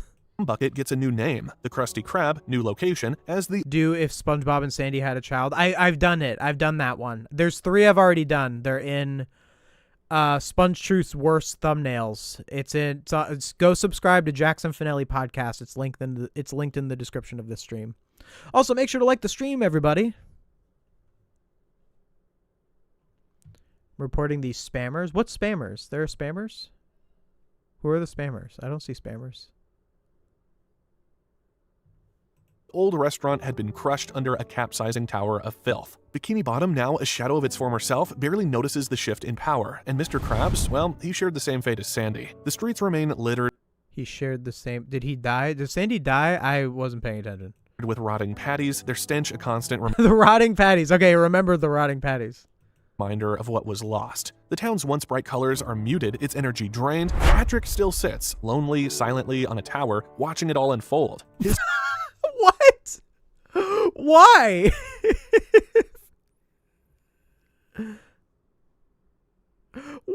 Why would that happen?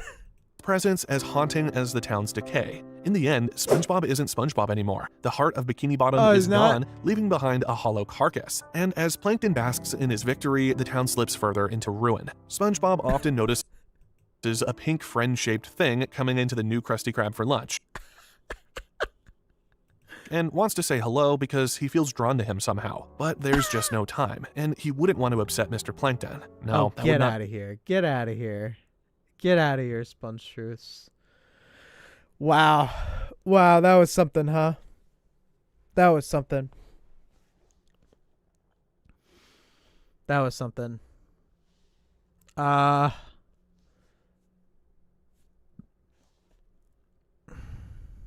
right, I think that's the only one I can do for today. Don't worry, we will do all of them. Make sure to subscribe and turn on notifications if you want to see when I do all of them. I am going to be on vacation next weekend, so I won't be streaming a week from today, but I might be streaming around probably like the Tuesday after that. I'll probably try to catch up. But I think we have over 300 viewers. Awesome. Hey, thanks for all being here. Take a look at the Super Chat goal, guys, if you want to see me cover AI Shark Week. But yeah. So we're gonna get through all of them. We're gonna do all of them. It's gonna be a big video. It'll be fun. But for now, I do need to move on to Hank Green because it's news. I gotta move on to the Hank Green drama. AI Shark Week. Yeah, I'm doing a Super Chat goal for AI Shark Week. If we reach the Super Chat goal, it only is $5. $5 Super Chats contributes to AI Shark Week. Though I might be a softie and I might do it after 10. If we get to 10, I'd probably do it anyway. 20 is just wishful thinking. Although we did reach 20 for Sponge Truth's Every What If. We did reach 20 for that. But I guess that was more of an incentive, huh? Probably more of an incentive. Yeah, so we got to switch to Hank Green. What did Hank Green do this time? Stay tuned. I got to change the title and thumbnail, though. I'll contribute if you tell us what AI Shark Week is first. Yeah, gladly. So do you know what Shark Week is? Shark Week is the thing on, I think, the Discovery Channel, where it's like a whole week where they put out like specials that like have to do with sharks. It's really awful because it, one, kind of demonizes sharks. It makes sharks seem like they're like these dangerous creatures when sharks are really like, sharks are very important to the ecosystem. And there's this perception that like, ooh, sharks are evil, sharks are going to eat you. And it actually has a negative effect on how people view conservation efforts. Has very real material consequences. And also Shark Week is super big on conspiracies. Shark Week will have specials about the megalodon shark, which is an extinct shark. It died thousands of years ago. It doesn't exist anymore. There are fossils of megalodon shark teeth, so we know that it once existed on this planet. And there is a conspiracy where the megalodon shark like actually exists in the water, and it's all nonsense. It makes people stupid. It's like believing in flat Earth, and it goes into conspiracism and anti-vaccine and all that sort of stuff. It's blah blah blah blah. Anyway, you want to hear about all that stuff? You want me to go in depth about that? Let's reach Super Chat goal, and we will talk about... Oh, yeah, and they also use AI. They used AI to make sharks. So yeah, we're going to... I have a whole discussion that I have been thinking about a lot for it, so it'd be cool if we could do it. But for now, we're going to do Hank Green. Oh, yeah, we're also going to talk about how AI destroyed books. But that's not a Super Chat goal. I'm going to do that one regardless. Hank Green. We can get rid of sponsors. Bye-bye.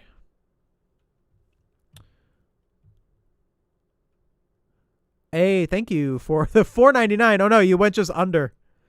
Oh, wait, no, it still counted. All right, it still counted. Mary Bright, it still counted your donation as a part of the goal, just so you know. So thank you for the $4.99. Cool. So let's just change the title. What should I call it? Here's the thumbnail. Want to see the thumbnail for my Hank Green?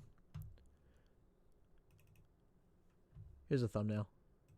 Why did he lie?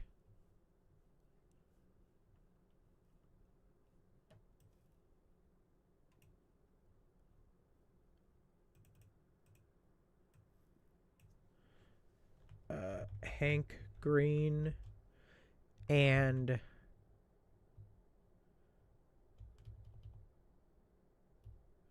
Hank Green and why we can't trust anyone anymore. Yeah, I think that's a good title. Oh, hey, we're getting towards our goal. Awesome. Thank you, guys. This is bad. We'll get our thumbnail. Okay, we got it in.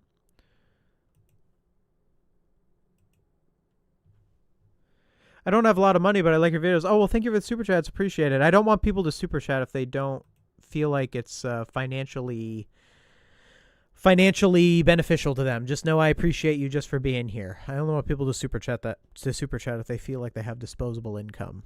I appreciate you just for being here. All right, we're almost halfway to the goal. That's nice. Cool. I'm sold on AI Sharpie. Thank you, MLG Kid _dev. Also, thank you for being a channel member. Thank you, Enko8160. Thank you, Mary Bright, for another super chat. If you want good what if videos, you should check out Carthu's Dojo. He does Dragon Ball stuff. Also, Jackson, it's pronounced Antso, I think. I don't know these phonetic pronunciations. Antso? I really do like saying names correctly. But yeah.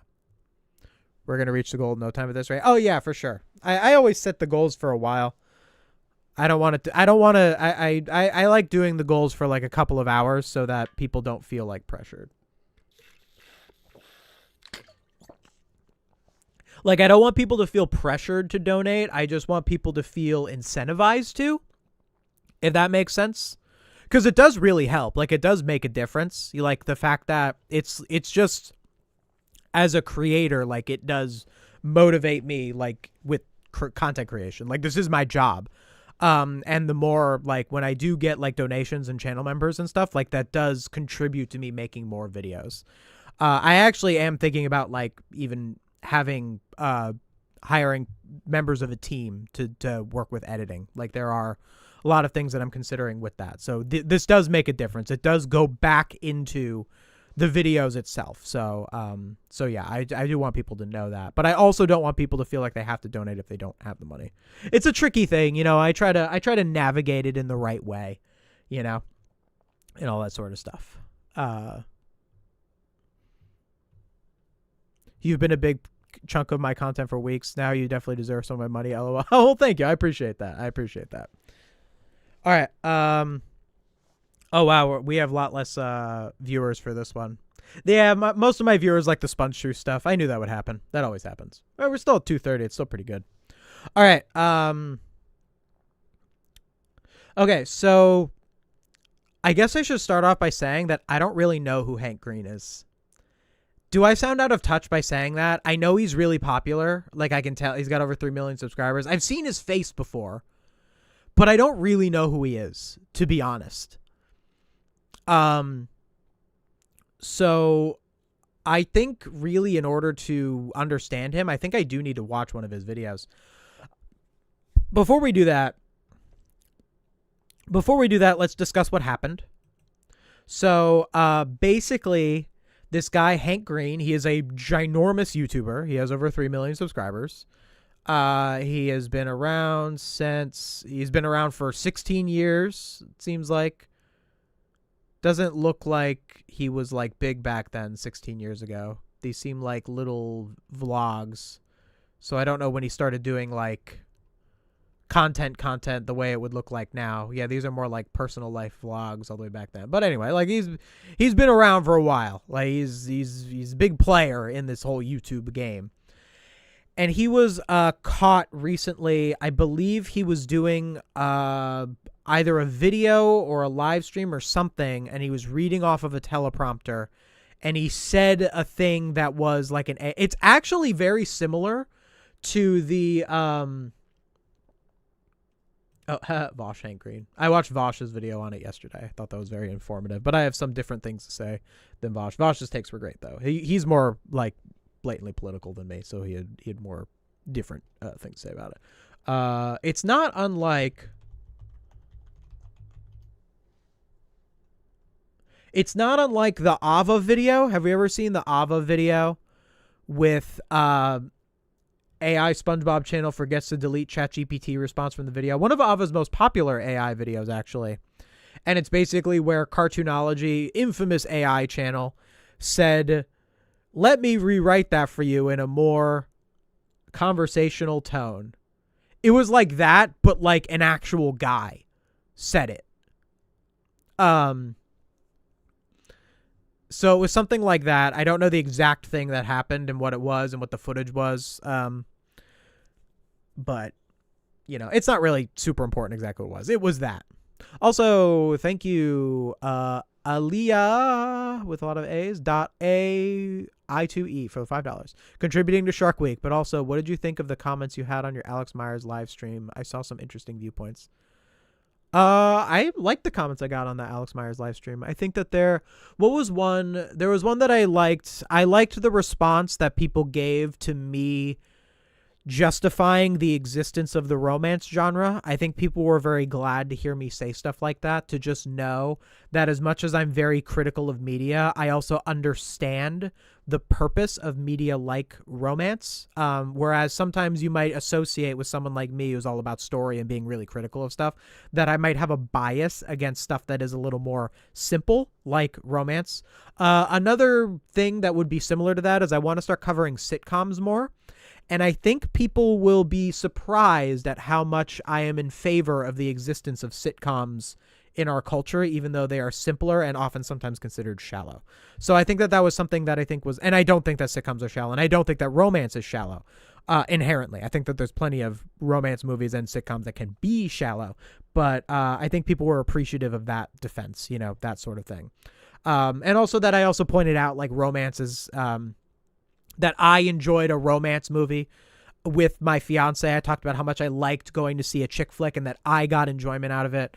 I think with me being, a guy with a deep voice, very masculine presenting person saying something like that, I think is important, which is kind of the opposite of Alex Myers, who goes, "This is for the girlies," or whatever.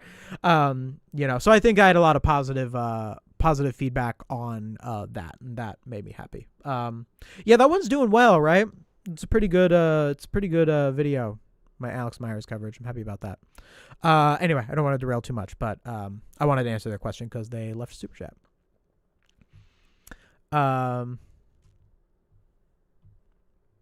Sitcoms can be great for teaching life lessons just like cartoons. Yeah, social lessons too. Lot of stuff about, like, friendship and, like, and romance. There's a lot of romance in sitcoms too. Anyway, this is we're a little off topic. Okay. It was so embarrassing. He said on Twitter that it was his actual wording when that's clearly not contextually the case. So he, like, tried to lie and then he doubled down. Yeah, when I saw because I watched Vosh's coverage on it because I'm a big fan of Vosh. I like him a lot. And Vosh had mentioned how his apology... Let's look at the apology. So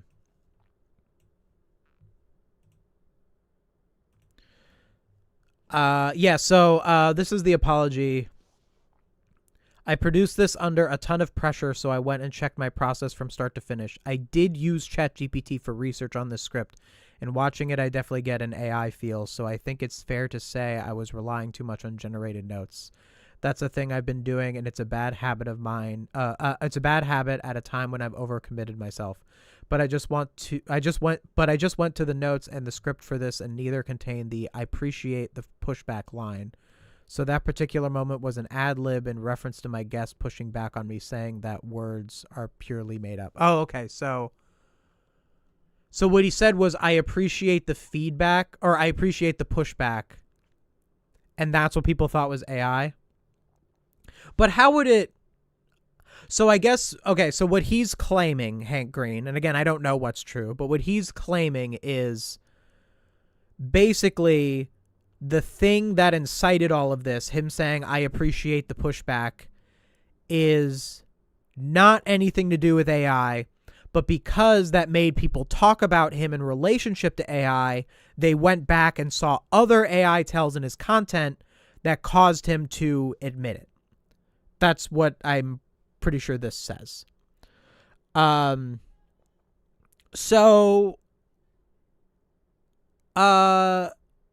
guess for me, I don't think I need to make a judgment on whether or not I believe him. I don't think that really matters. I don't know a lot about this guy. I think you can make that choice for yourself. I think that you're smart. I think that my audience is smart. That's why you watch me, because you're smart. Or maybe you're not smart. Maybe you want to watch me because you're not smart and you want to become smart. That's great. I'm glad you're here. And if you are here for that, I think that you are at least And if that is why you're here, then I still think you'll be able to make your own judgment. I don't need to tell you if this is true or not true. I don't know. I don't know the man. But obviously there are two possibilities here. One, it actually was an AI tell, and he is backtracking to be like, oh, okay, sometimes they use ChatGPT for research, and like he's trying to make it seem like it's not as bad as it is. But he still has to own up to some of it because he definitely got caught. So if he denies all of it, it's just going to get worse. So he has to acknowledge some of it. This is what Vosh said in his video. So those are his observations. So credit to Vosh for saying that.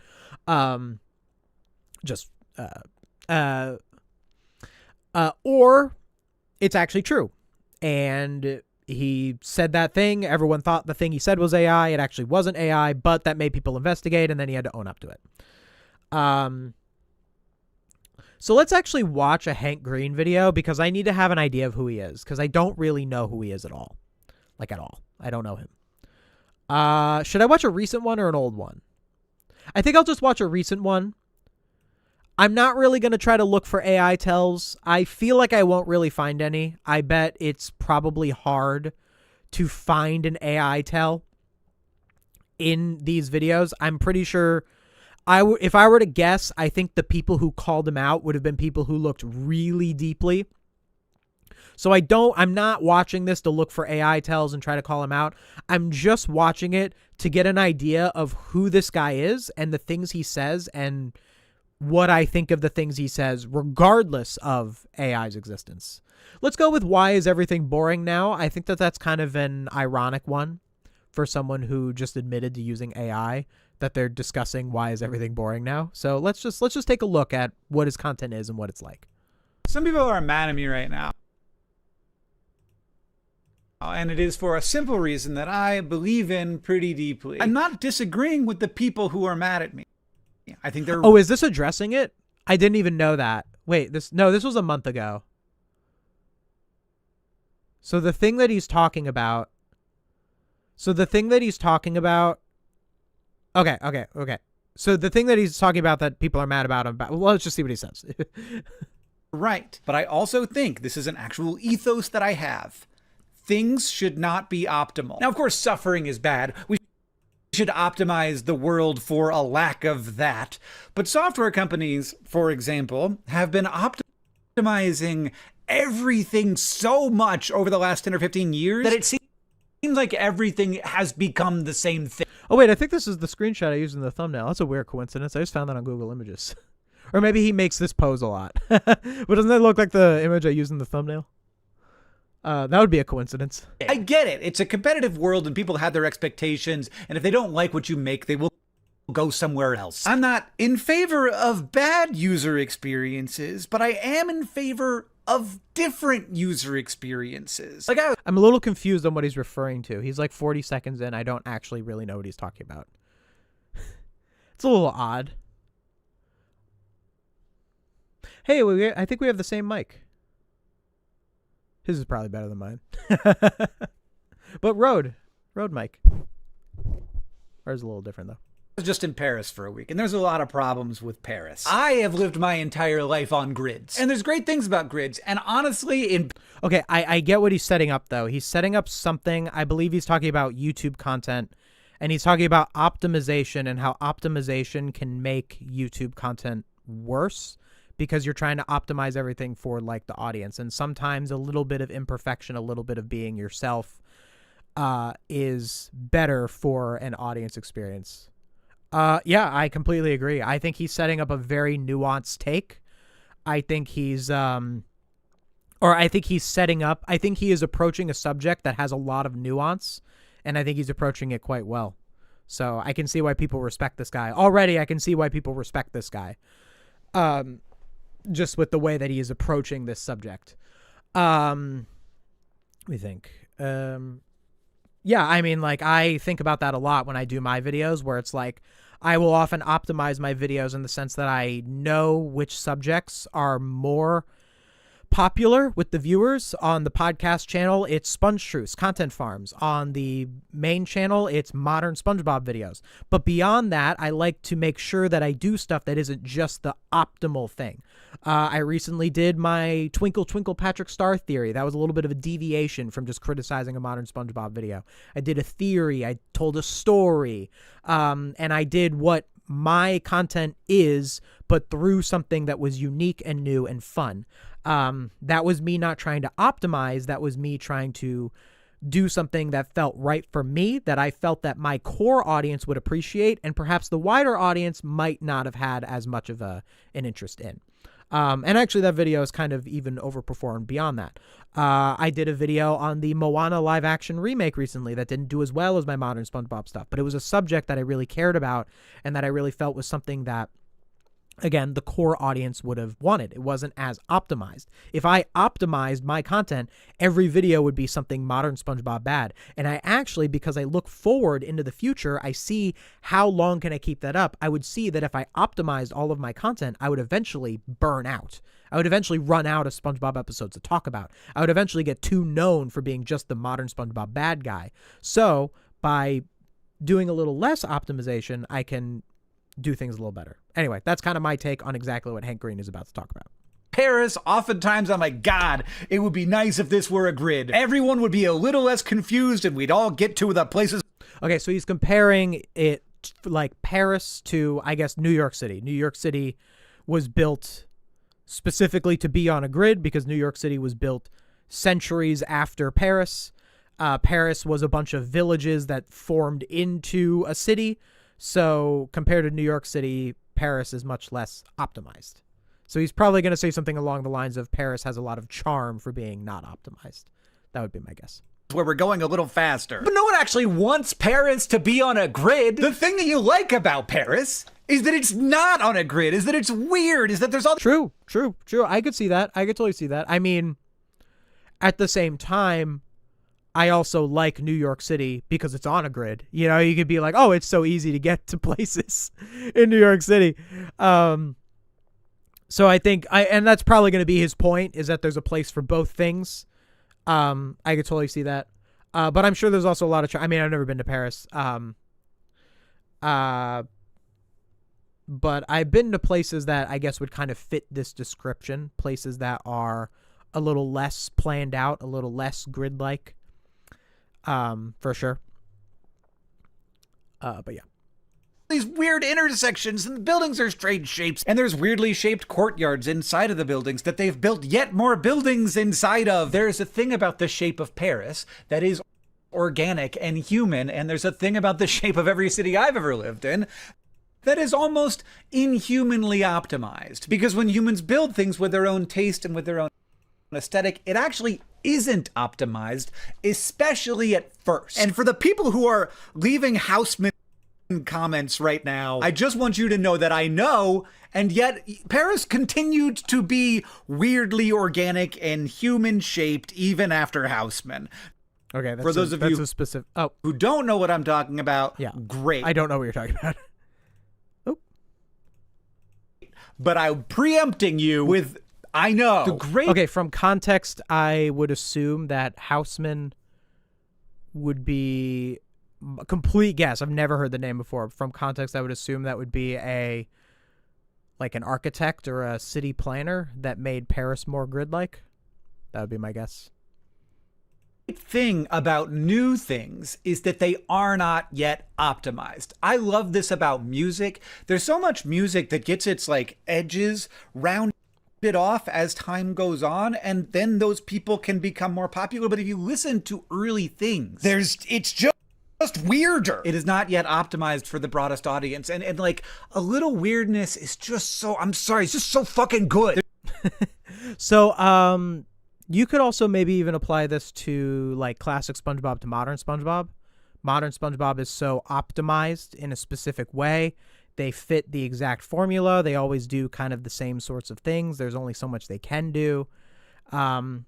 Whereas with classic SpongeBob, they kind of were doing whatever they wanted. So there's a lot to say here. I think I get why people respect him. I don't know how much more of this I actually have to watch. I don't really need to.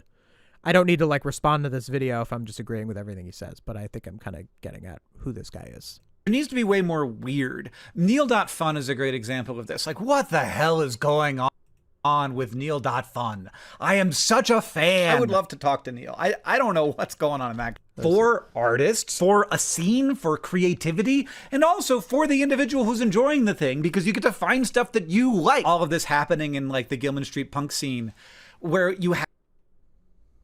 All right, I think from there, I think I can extrapolate what the rest of this video is about. I don't think I need to like go as much into it. I'd say from what I saw in the first couple of minutes of this video is, yeah, I mean, I think he's making nice points. I think he's someone who I get why people have a great respect for him. So that's where I'll be able to start from this. Why AI scares me 5 months ago. An hour, 32 minutes. Okay, I don't want to respond to all of these guys' videos. I think that the broader discussion here isn't really specifically about Hank Green. ChatGPT isn't smart. It's something much weirder. This is alchemy. No, that's not interesting.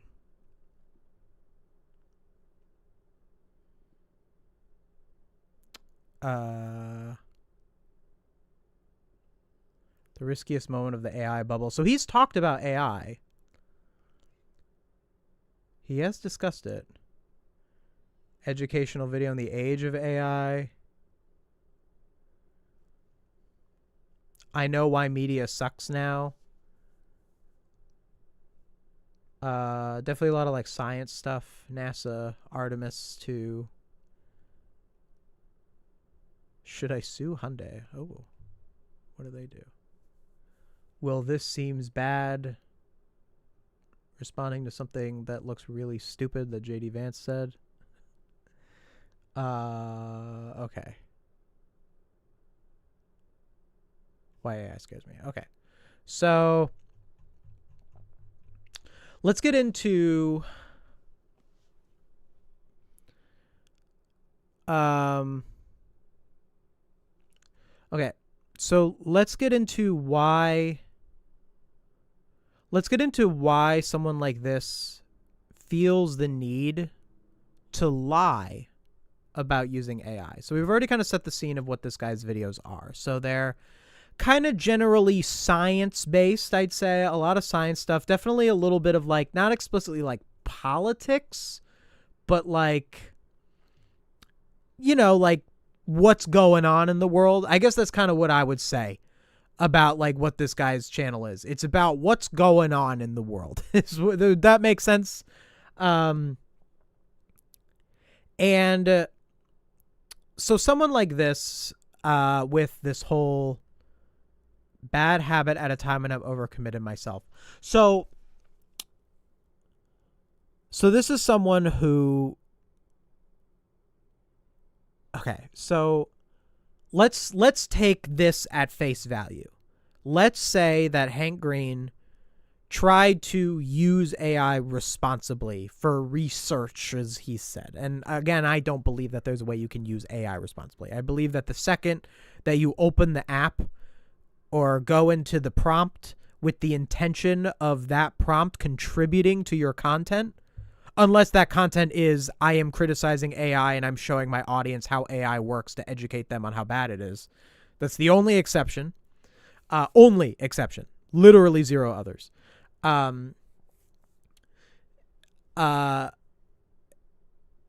So let's say someone does that and they have the mindset of, I am trying to just speed up my process, but I obviously don't want AI to make all of my videos. Like, because this dude is not Sponge Truce, obviously.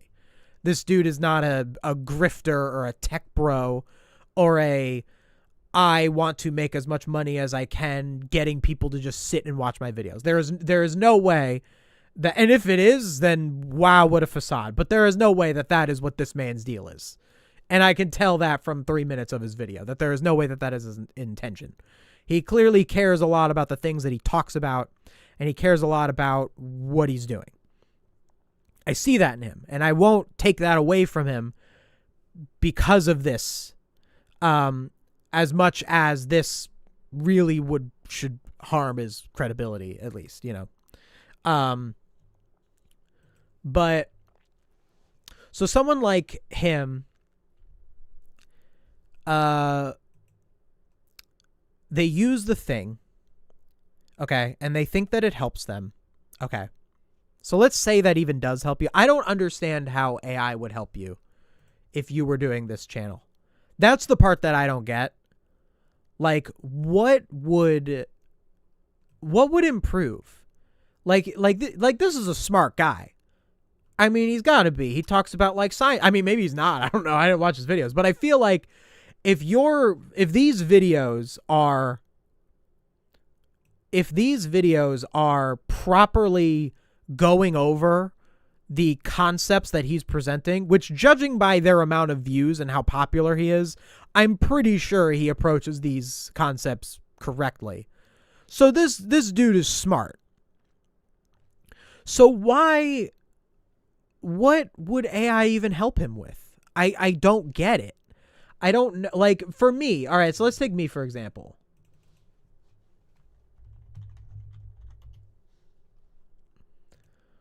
Let's take my channel and my videos. So I cover media, mostly SpongeBob, but hey, we're moving towards some other stuff. We're broadening our horizons a little bit. And I discuss media and movies and TV shows, and I critique them. And I'm also very anti-AI on my other channel, you know, my Jackson Family Podcast. I'm very anti-AI. So people know for sure that I don't use AI because I'm so against it. I'm like, I think it's a bit cocky for me to say I'm the most anti-AI YouTuber, but I'm up there. I'm one of the most anti-AI YouTubers, like, by far. But so people know that I'm not AI because I don't, like, I'm so against it. But I'm not really just against AI, like, for all of the moral reasons and all of the this and all of that. But, like, the reason that I'm against AI is because it doesn't do anything good. Like, that's why I'm against it. Like, if AI could help me, then I wouldn't be against it, because then it would be helpful. But it can't be helpful. It's incapable of being helpful because it removes human intent from the process. So, like, when I say that, oh, I wouldn't be against it if it helps, well, there's no version where it helps, because its whole point is that it does it for you. And it never is supposed to be done for you, the stuff that I do. So there is no world, there is no universe where that exists. It's like saying how it's like trying to imagine a color that doesn't exist, or a sense that we don't have. They don't exist, and you can't even imagine it because it doesn't exist. That would be an AI that is useful. is like a color that doesn't exist. Hey, thank you for the $2. Good people can do bad things and stupid things too. Yeah. I'll get to why I think he did it.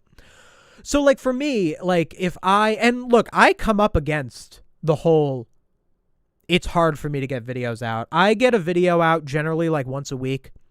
I want to get videos out twice a week. There are times where I really want to do 2 videos a week. It doesn't really happen often. There's a couple of times where it did. Like, one great one was, this run of videos was really good for me. This Family Guy video, this SpongeBob video, and then this SpongeBob video. I believe these 3 videos were 8 days apart. I was on it that week. I got three videos all over 100K views out in about a week. It was an incredible week for me. And this week brought me up in YouTube. Like, this week was one of the most consequential weeks of my entire career as a creator, because of how many subscribers it brought in, how much it served as a foundation to the channel, especially this video, this Family Guy one. But these ones helped. These other SpongeBob videos I did after rode off of the backs of this successful Family Guy video. So sometimes I do feel that same pressure, that whole, like, for example, this week, I did this video, Modern SpongeBob made the same episode twice in a row. This video came out on Wednesday of this past week. As I'm streaming right now, it's Sunday, August 2nd, after I did this video. I wanted another video out yesterday, and it didn't happen. It just didn't. And I almost thought, well, maybe I could get a video out today. I'm currently working on one. I have one filmed, almost fully written. What I do with my videos a lot is I will film portions of it, and then I will write parts that are not filmed, and I will just record those voiceover only. So it's so I'm working on a next video like right now, but I didn't make it. I didn't get it out yesterday. I didn't get it out by today because the video itself is a very big video. It's actually to give you a little sneak peek. It's the analysis of every Family Guy Road to episode. So it's an analysis of 8 episodes. Actually 9, because I also talk about another one that's not a road to. So that's the whole thing. And it just was a big project. I just wasn't able to do it this week.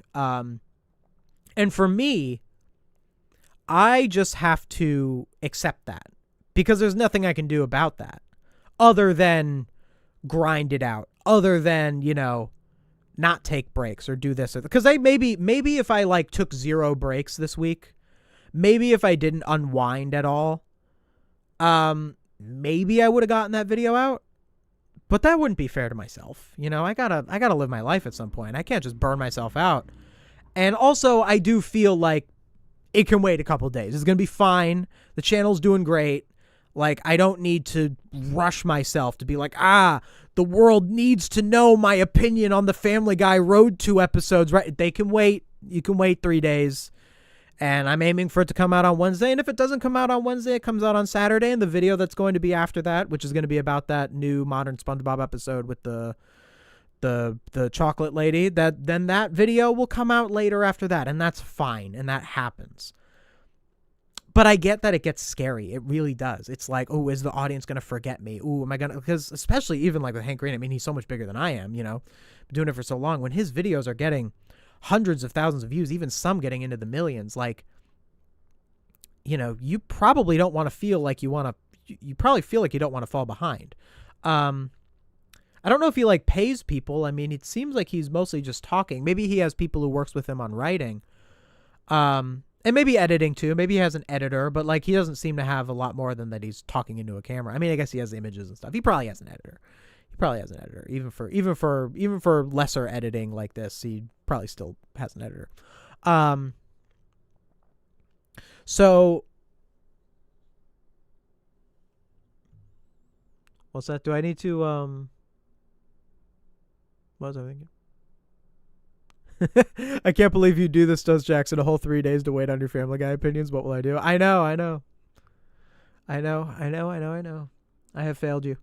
So yeah, I think that this person has found himself in a bit of a place where he feels a lot of pressure to put stuff out there. It's a lot of pressure to be a YouTuber. I mean, I feel that way with 23,000 subscribers. I can't imagine what it would feel like with 3 million. What your thing is. It's no excuse for what he did, but also the one issue that I guess I'm coming up against is that, so when I see that I can't get a video out on time, I just kind of have to deal with that reality. Because to me, AI is not an option. It's not even an option just morally, and because I would have to lie to my audience and, they would get mad at me because I'm so anti-AI and all this. And obviously that's the case. Of course I can't do that for that reason because I'm against it morally. It would take my reputation and I'd have to lie all the time. That's lying sucks. I can't imagine lying to an audience. Oh my goodness. And worry about them finding out when they can go in your video and pick it apart. I can't imagine that. Do you just hate AI in general or just generative AI? Now it's pretty much just generative AI, but AI is kind of a meaningless term. AI's really lost its meaning, but if you're referring to how there's an AI that is able to notice weeds and big things of crops and detect cancer cells or whatever, it's whatever. I think the fact that we call that AI, that we call the thing that detects cancer cells AI, and that we call the thing that generates images AI, I think the fact that those are called the same thing is a part of the scheme to normalize the bad one. So it's already kind of a problem. Just in general. But yeah, I'd say it's, to give you a simple answer to your question, just generative AI, sure. There are parts of non-generative AI that can certainly have problems, but like generative AI is the one where I'm like against in like the most extreme capacity. And I came to that opinion through a lot of nuance, actually. Someone I've been accused of not having nuance on the AI situation because some people don't understand what nuance means. Nuance does not mean thinking that everything is some good, some bad, because that doesn't make any sense. Some things just are bad, and I just came to the nuanced conclusion that generative AI is bad. Well, generative AI and detection AI both rely on machine learning, if I'm not wrong. Sure, I guess that gives a little bit of plausible deniability to why they're both called AI, but nah, I don't buy it. I think it's just a scheme. I think it's just a way of normalizing it. I think that's why. I think that the people who make that bad AI have a vested interest in having things that can be useful also be called AI to further confuse people.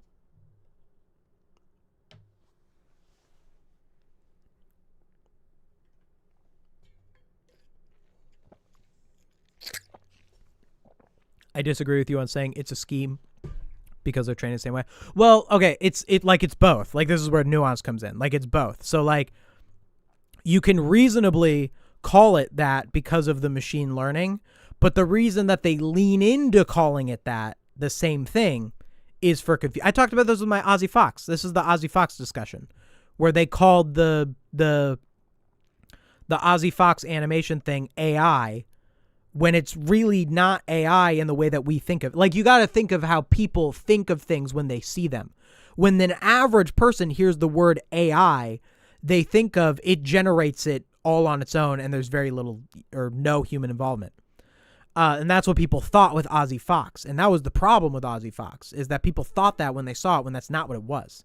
And that does two problems. One, it normalizes AI being used at all because people don't understand it. And when people don't understand it, you can get away with bad things more easily. And it also stops us from having an actual conversation about what the Ozzy Fox technology really was and the pros and cons of that technology. But watch my Ozzy Fox video for that. Okay, back to Hank Green. So yeah, like for me, like I know that AI wouldn't help me. It wouldn't make my videos better. It wouldn't really speed them up either. Like, because if I used, like, let's say with this Family Guy video, let's say I succumbed to the siren song of AI.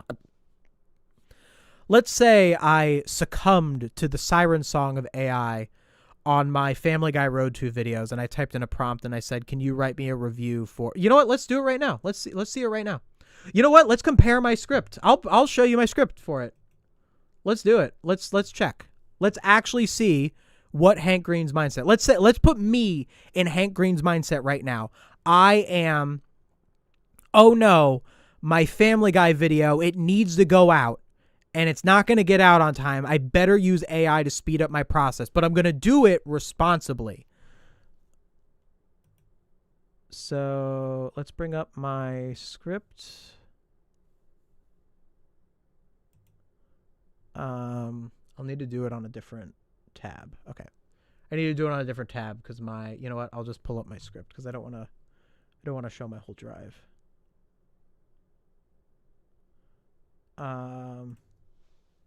Okay. Family Guy Road 2. Here. All right, so this is my Family Guy Road 2 script. The purple, some of it's purple. The purple is the parts that I filmed.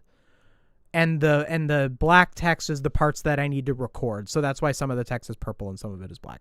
All right, so I currently am on the writing process. So you'll see, here's Road to Europe. Here's Road to Rupert. And you'll see that after Road to Rupert, there's only some purple.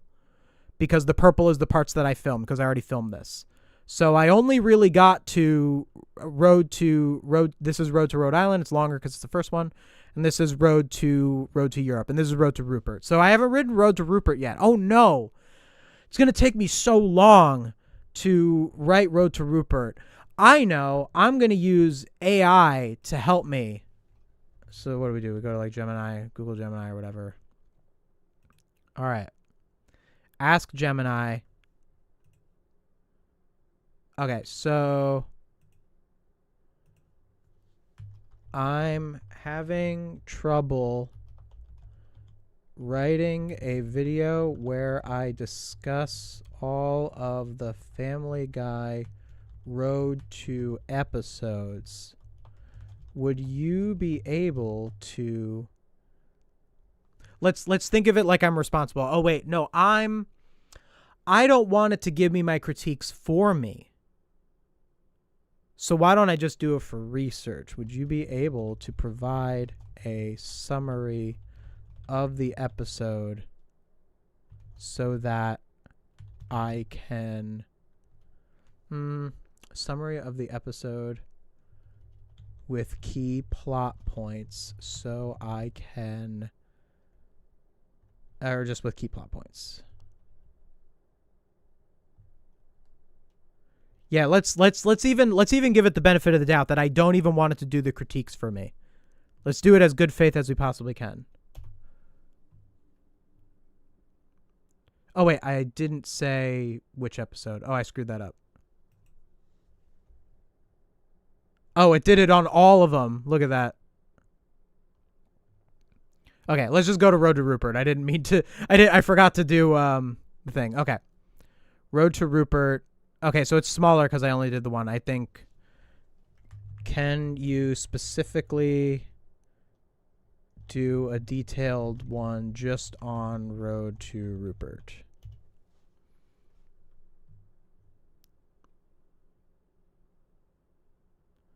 The narrative structure and key plot points. The catalyst, the yard sale mistake, the setup, the Griffins host a... Uh-oh.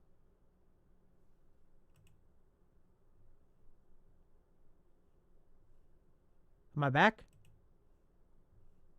Hello? Whoopsie. Am I back? Chat, am I still here? All right, I'm back. Weird. If you hate AI, then why are you using it? To show people how it works. I don't use AI to write my videos. I'm showing people how it works so we can get an idea of what Hank Green's mindset was. Because this is probably a little bit of what Hank Green did, is he probably wanted to have the thing give him information and then... So he wanted to have the thing give him information and then he would form his own opinions on it. That's why when I wrote the prompt, I only had it say, give me the structure of the episode, not give me opinions on the episode, because that's not what Hank Green did. I would be, or that's not at least what Hank Green admitted to doing. He said he used it for research. So this would be the equivalent of me doing that in my video. So I am showing you what AI does to demonstrate how this would negatively affect my videos, how this would make my videos worse. Okay, so it breaks down just the structure, the climax in Colorado, the confrontation. They track down the buyer, a rich snob named Stanford who bought Rupert for his young son. Okay, so basically what this did... Oh, look, look at this. Oh, this is big. This is a big deal. All right, we'll get to this in a second because this might be something interesting. Okay, so what it did right here is it gave me the structure of the episode. It gave me the structure of Road to Rupert.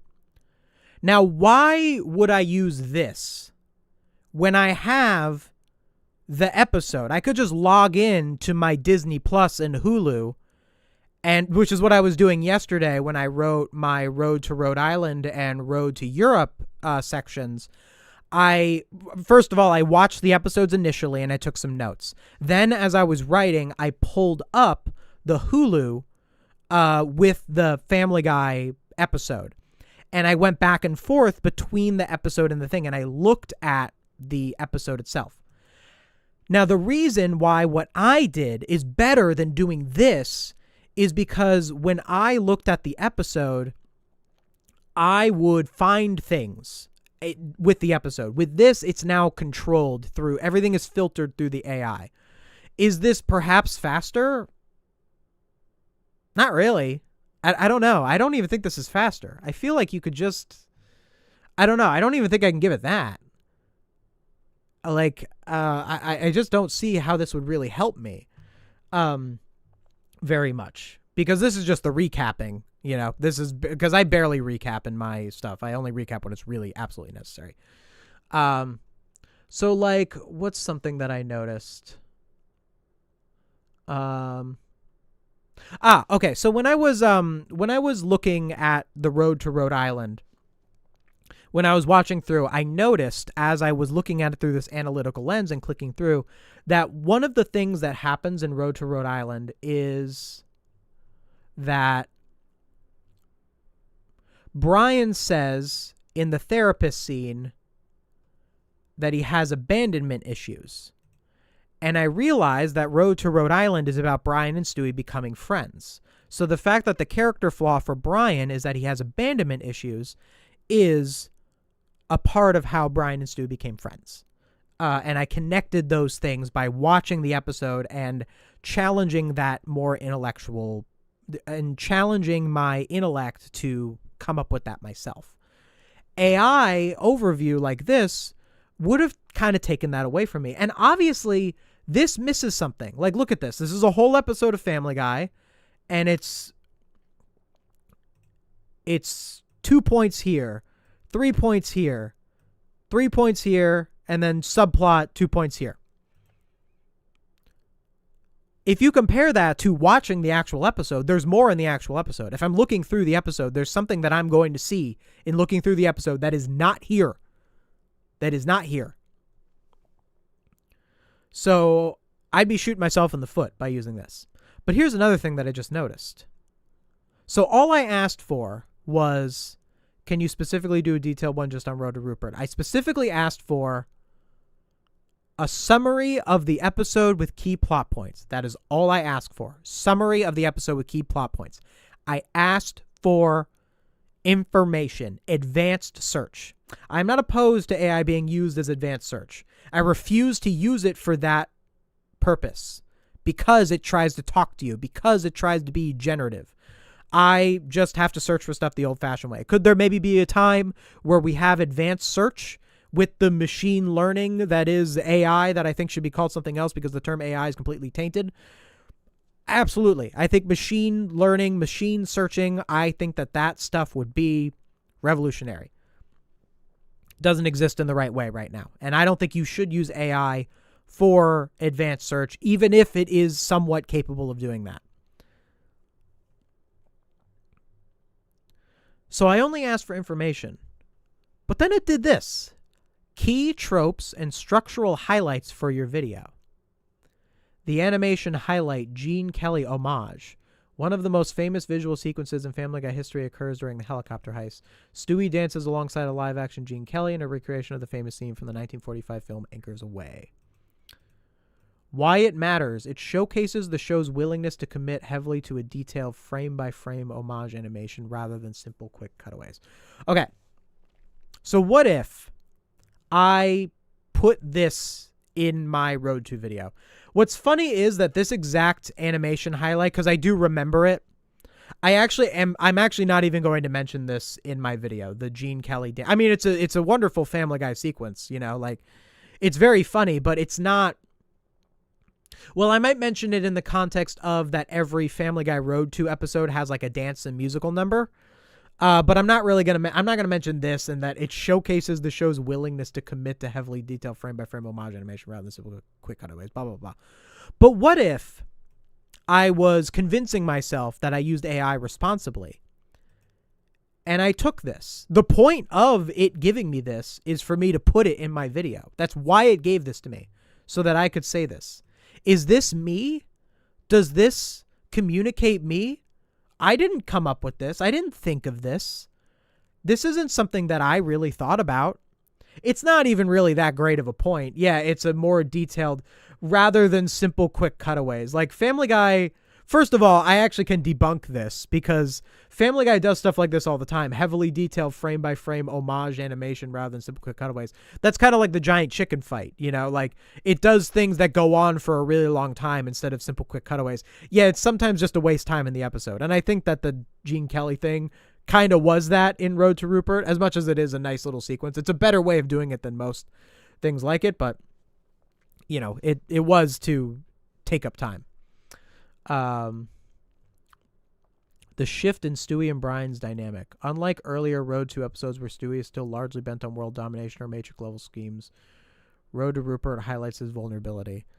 That's not exactly accurate. I actually did talk about how Stewie changed from world domination Stewie, but Road to Rupert doesn't do that. So this is sensationalizing. This is acting like the shift this is acting like the difference in Stewie as a character has to do with this episode when it doesn't. Character insight. Rupert represents Stewie's last remaining link to actual infancy. Brian stepping up to help shows the maturing bond where Brian acts as a protecting older brother figure rather than just a cynical straight man. Yeah, that's false. Brian has already been shown to be that before this episode. So that doesn't. So it's acting like this episode was a big change. Like, I will address that Stewie stopped being like an evil mastermind because I talk about the early Road to episodes and there's like certain jokes in like Road to Rhode Island. I'll show you the part that I addressed it actually in my script here. Where was it? Road to Rhode Island's first time. Okay. So I say Road to Rhode Island doesn't have a whole lot of evil Stewie wants to kill Lois in it. I mean, there's the one bit in the airport where he has the weapons in his bag and he distracts the TSA agents. But other than that, this episode focuses a lot more on Stewie just being kind of a troublemaker rather than outright evil. And this establishing scene with the necklace shows us that. I'm talking about a cutaway where Stewie throws his grandmother's necklace into a maid's pocket and says, that'll be good dinner time entertainment or something like that. You know, I think it's not a coincidence that in this episode that is meant to show Stewie as more of a character rather than a caricature would tone down his evilness in favor of mischievousness. And it's an indication of how later on in the show's run, they would drop evil Stewie pretty much entirely. So see how this is a much better way of saying kind of generally this, you know, and I'll admit that there's similarities, that what I'm saying is such a well-known, understood thing about Stewie as a character that AI's picked up on a little bit of it. But this is not really getting at the heart of it. It's not getting at the reason why the episode did it. Like I said here, the substance of this that AI would never be able to replicate is that the reason that Stewie was shown as more of a character in Road to Rhode Island and they dropped a lot of his world domination stuff. Oh, I'm sorry. What AI could never replicate is that Stewie dropped a lot of his world domination-ness in Road to Rhode Island because they wanted to highlight him more as a character. And this just kind of shows that he is different. It identifies that Stewie is different, but it doesn't identify why. And that's where something like this fails. And if I had used this, if I had taken this into my own thing, if I had copy and pasted this into my Chapter 3 Road to Rupert, and then I tried to take out all the AI stuff and put just my insight, I'd probably be able to fool people. I'd probably get around it somehow, you know. There certainly would be tells, but the real tell would just be that the video would be weaker. The video would be weaker because I would have this thing that was not a conclusion that I came to myself.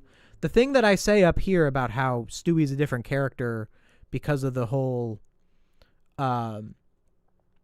them wanting him to be more of a character is something that I really came to myself from thinking about the episode deeply, from not relying on these AI things. But I do think that a classic subvert. So this is also just. Oh, so this. Okay, so I already was planning my. subverting the climax. So what I say about this is that Road to Rupert has an anti-lesson at the end of the episode, because it's about how Stewie loses his teddy bear and he's like a baby, so he wants to get it back. And then at the end of the episode, there's like this kind of moment where he's like, I should really move on from Rupert. And Brian's like, nah, you're not going to move on from Rupert. And he's like, yeah, no, I'm not. And he takes it from the kid. That's an anti-lesson. So it being an anti-lesson still works because it does communicate the lesson of the episode, which is that Stewie should give up Rupert. All this says is it reminds the viewer Stewie is still a criminal mastermind at heart. Doesn't say anything about that other deeper stuff. It's not capable of doing so. So I'm going to address how Hank Green said that he feels, what was it, addicted? Where did he say it? I have been using AI to locate... Okay, here we go. Hank Green says, I have been using AI to locate papers and other resources for learning about topics. Similar to what... So this is similar to what alternate universe me who uses AI did, where I used AI to write my Road to Rupert section of my video. Oh, I just wanted to get the structure, but I ask it for the structure, and then this comes in.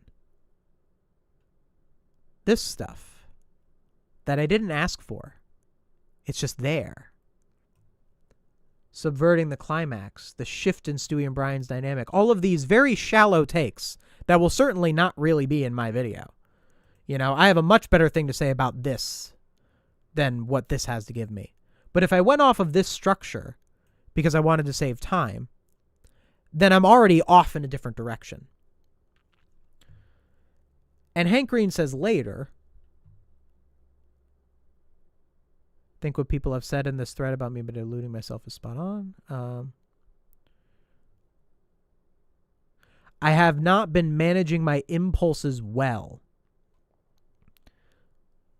And he says at one point,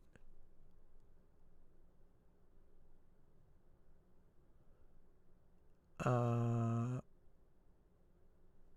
me see what he says.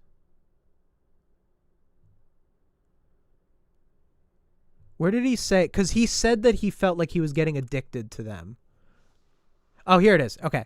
Mostly, I need to come to terms with the fact that the level of dopamine I've been getting from interacting with LLMs is not healthy for me or good for the world.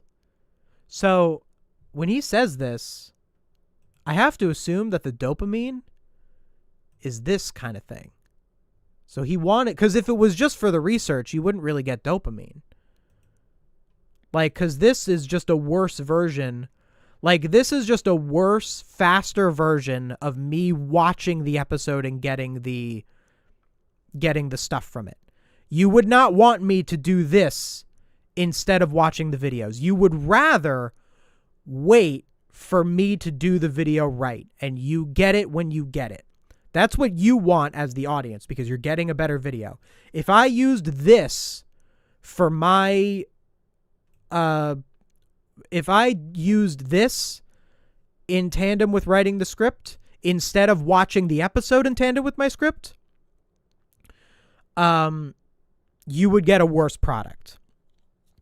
But you probably wouldn't be able to tell that I used AI. You probably wouldn't. Which is why I'm glad that I'm so anti-AI, so you know that I'm not doing this stuff. And I'll get to how that might be important in a bit. But then there's this. And this stuff, I feel, if I used this, even if I tried to write around it, I think that it would be known that I used AI. If I used this and tried to do a second draft around it, I think that would out me. And I think that's what happened to Hank Green. But this also is the dopamine. This is the dopamine. Hank Green, he's putting out a lot of videos. And I think this dopamine is leaning into a nervousness about being able to keep up with let's see, he posts once a week videos that seem to be highly researched. I mean, the level, like, it's not like, and I'm comparing it to my Family Guy video, the amount of research that you have to do for scientific videos, for video, like, these videos need much more sources. It's why I actually don't cover politics that often. Like, I don't always want to cover, like, you know, because I can, like, I considered once doing a video about the SpongeBob episode Wormy, and how Wormy is similar to how people view immigrants, how, like, in Wormy they freak out over something that isn't actually dangerous, and how, like, Fox News could do that with, like, immigrants. That was kind of my idea. And I didn't do it for a couple of reasons. One, I felt that on the main channel, a political video like that just would not do as well, like, to the point where I don't think it would be a great place for me to put my energy. Another reason I didn't do that is because I can find politics very exhausting emotionally. It can be very difficult to do. But really, like, the main reason I didn't do that video is because if I was going to do a video like that, I would want to have real sources, like real, you know, like I'd say my most political video on this channel was this SpongeBob episode about religion. And this video was just shy of needing sources. I made some pretty big claims in this video, but they weren't claims that needed to be backed up with, like, data. You know, they were more general social claims about how religion is against the rights of women, gay people, and trans people. That was what it was. This was in favor of women's rights, gay rights, and trans rights was my position in this video.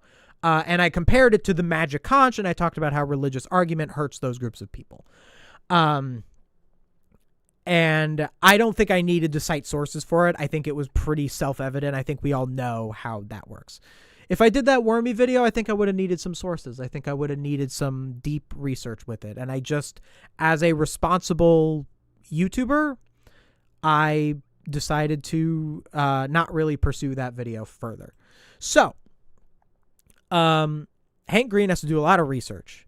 And I think the dopamine is he at first was trying to be responsible and just get his papers, which already that's bad, by the way, because AI's, again, similar to how if I use this for my Family Guy video, I would look at this and then I would not look at the episode. And then there are things that I would miss in the episode that I could have used and it would have made the video better.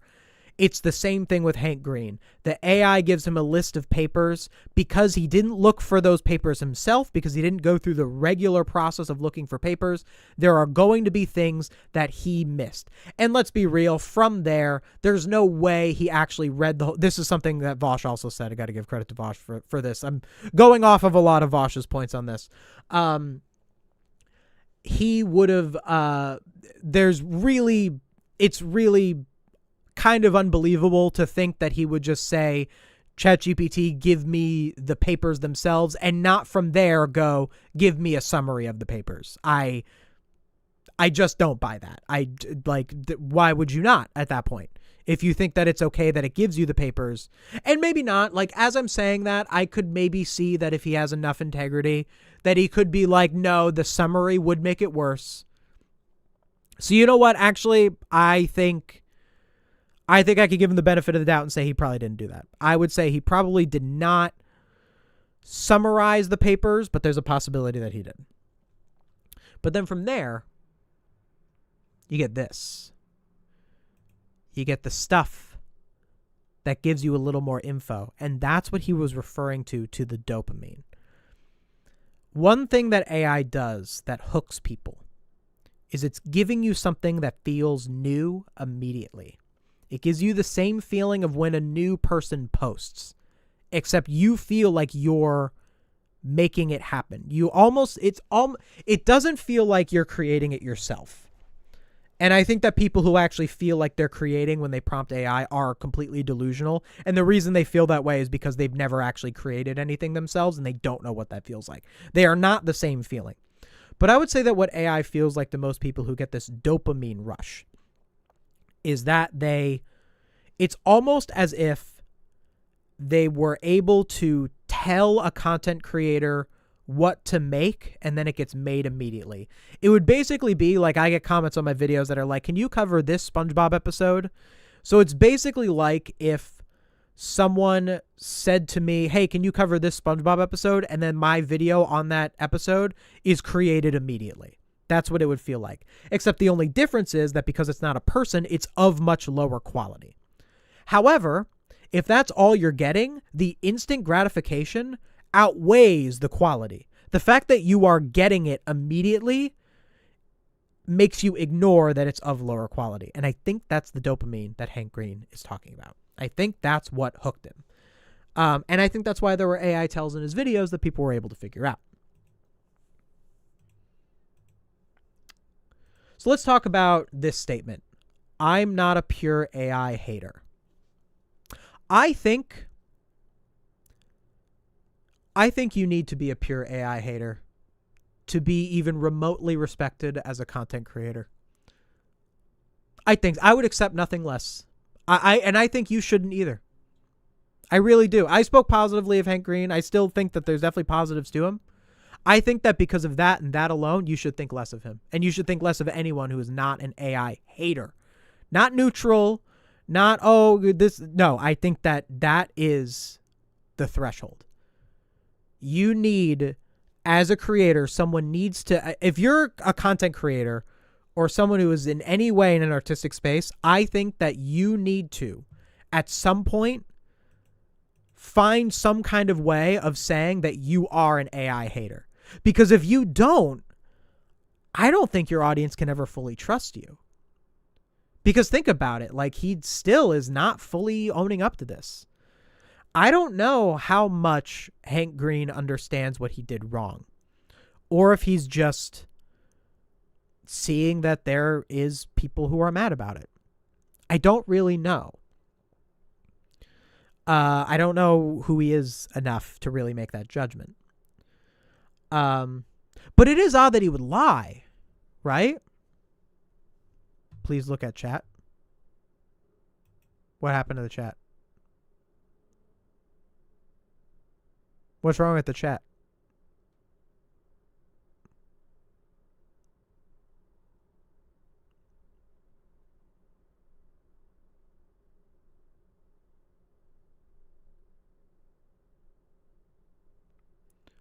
What's going on? Do I need to ban people?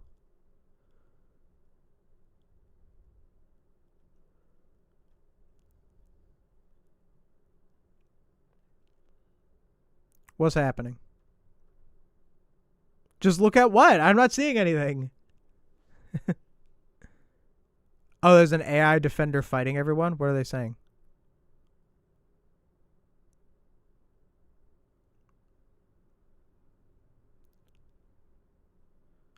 Calling people childish for being against Gen AI? Who is it? Oh, is it you? Oh, okay. Let me see what their messages are. Channel activity. LMAO, they mad.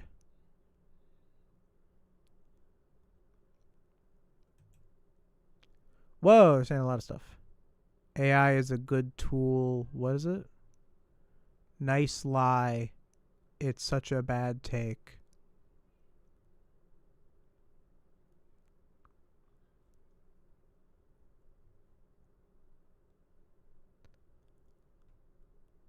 What is he doing? I mean, he's just disagreeing. I'm not really going to ban a guy for disagreeing with me. Don't ask people for Discords, though. Don't do that. Not in my chat. I don't want people to use my chat to have, like... Right? I don't think you're supposed to do that in a YouTube chat. Yeah, don't ask people for their, like, personal contact info in my chat. That I'll ban you for. But I don't think I'm going to ban people just for disagreeing with me. Unless they're like really obnoxious about it. I didn't see them call someone childish. I'm not asking for Discord. You did. You said. Yeah, you did. It's all right. I'll just delete your message. But I'm not. I won't ban you for disagreeing with me. They called me a child for saying Gen AI is all bad. Well, that's pretty rude. I can back them up on panel. I don't know what that is. All right, whatever. I'll ban him. Sorry, bro. Got bad vibes from you. Get out of here. Not banning them for disagreeing with me. I'm just banning them for being obnoxious.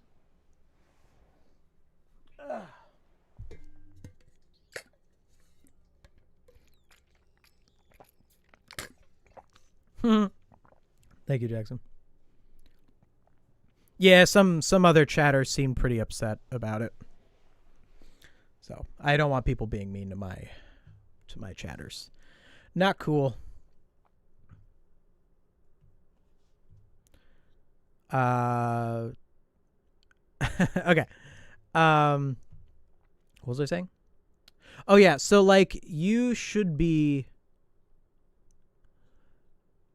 Yeah, so it's kind of a tricky thing because, like, what if you're a channel that doesn't really talk about AI? Like, for me, I talk about media. Like, my whole thing, it just is intertwined with AI. Or, like, even, like, you know, someone like Ava. Ava's a certified AI hater, you know? But, like, that's, like, his coverage. Like, what if you're a channel that doesn't really talk about AI? What if you're just someone who makes music, you know? Like, you don't even put out videos that are commentary based, but like, you know, it's tricky, you know, it is tricky. So I'm not saying that like if someone doesn't literally have like a, you know, if someone doesn't have like a 44-minute video about how much they hate AI like I did, like I don't think you need to like block anyone who doesn't have this, you know. But also at the same time, I do think you pretty much have to be an AI hater in order to have even an ounce of respect in the artistic industry. Which brings me to AI Wars with their with their brand of insufferability. By the way, guys, just quick reminder, we are in the process of a super chat goal. I don't know if there's maybe some new people who have joined. We are trying to get to 20 super chats. We're currently at 11 so that I can cover AI Shark Week. AI Shark Week. To be honest, I might just do it anyway. I think 11's pretty good. I'm not going to get greedy about it, but I'm just going to let you know that there is a super chat goal, and if we feel like achieving it, maybe we'd feel real nice about that. But I still appreciate the amount that I got, to be honest. Nothing productive ever happens on AI Wars. Yeah, nothing productive happens on AI Wars, but something productive happens when my channel looks at AI Wars and I debunk all of their bad arguments. That's the productive part of AI Wars. All right. It's disappointing how the Hank Green situation feels a lot like purity testing. I've just been reading through numerous comments on the recent Hank Green situation about his AI usage, and I'm fairly neutral former anti-AI in that. So they're pro-AI. Neutrality doesn't exist. At least in this issue, neutrality doesn't exist. Neutrality, I'll tell you something about neutrality. Neutrality doesn't exist if you've formed a position. Neutrality exists if you've never thought about it. That's the only time neutrality exists. If you think I'm neutral, you're not. If you don't think anything, you're neutral.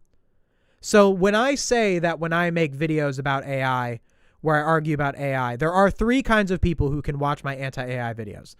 Pro-AI people who already agree with me, but are getting some better arguments to form, and that has positive outcomes.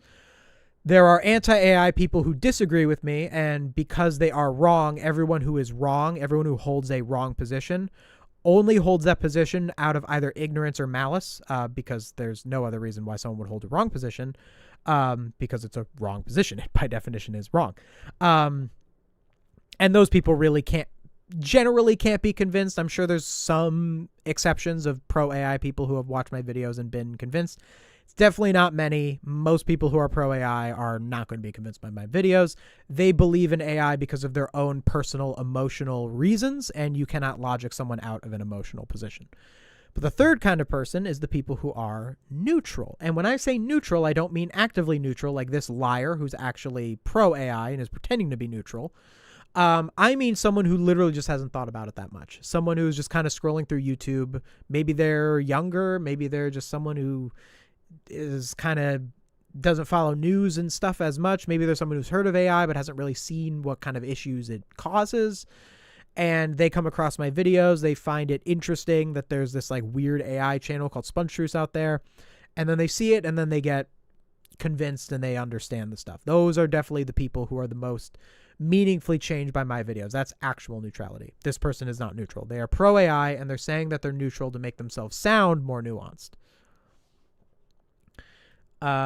In that AI has a lot of potential. Yeah, what's the potential? AI. See, I love what they say in that AI has a lot of potential. Like if you ask them about the potential, like, well, maybe they would say like it speeds up process in the arts. Like maybe they would say that, which is at least honest, but like it's wrong. So I don't know exactly what they would mean, but it's a very vague statement. And AI has a lot of potential. Not that they have much of an obligation to say their exact position, and when that's not what they're talking about, but it's still very vague. You know, has a lot of potential. You know, it's there's a lot to that. So to bring it up and to not elaborate, might be better to just not bring it up at all and just say your point about the Hank Green thing. But to see how some of the other subreddits saying how they never really liked him or call him lazy for using AI feels so odd to me. Okay, I don't really know about never really liked him, but lazy for using AI, yeah, that's deserved. That's deserved. You got around your job. Your job was supposed to take more work, and you used AI for the purpose of doing less work. That is definitionally lazy. So it is frustrating how this issue has basically turned into virtue signaling, and even considering the positives of AI is an awful thing. Yeah, it's just, you don't need to, people who are in the wrong position will often try to find certain reasons why their opposition can be wrong without having to actually debunk them, because they can't debunk them. So using the term virtue signaling, like, it's not an invalid term for everything. There's definitely people who for real virtue signal. I don't think I've ever used that term unironically. But it's just kind of this idea of it basically, when you say someone is virtue signaling, you are putting down their position. You are saying that the position that they are in favor of is not actually meaningful, and that you're only favoring that position for personal gain. So, like, for example, this person is accusing people of being anti-Hank Green or criticizing Hank Green because they are virtue signaling. They're trying to show, ooh, I'm so anti-AI, I'm so this. And maybe that might be true because, like, for example, I just said you should be a pure AI hater to show people that you are not an AI user. Like, for example, like, my anti-AI videos help with my credibility. People watch me and feel confident that I'm not AI. That's scary on YouTube. There's so many creators where it's like you just look at them with a squinted eye all the time, and you're just nervous that, you know, you're just nervous that your favorite creator is going to suddenly use AI, even if it's just for a thumbnail or a random visual. And then from there, it's like, well, are they using AI in their scripts? Are they doing this? You can't know. There's no way of knowing. And Hank Green only makes that scarier. All of these fans of Hank Green's, I mean, he's got over 3 million subscribers. That's how many active viewers does he have? Maybe 500,000 people? 200,000? I mean, at least 100,000 people watch every single one of this guy's videos. You know, I would say there's not a single one that's under 100K. So he's got a ton of fans. And to have this like just pop in, it's scary. So yeah, you kind of need to do the virtue signaling, because we can't trust anyone anymore unless they do not exactly what I do, but unless they are explicitly against AI, it's really hard to trust people. And even Hank Green, it's like, you know, like,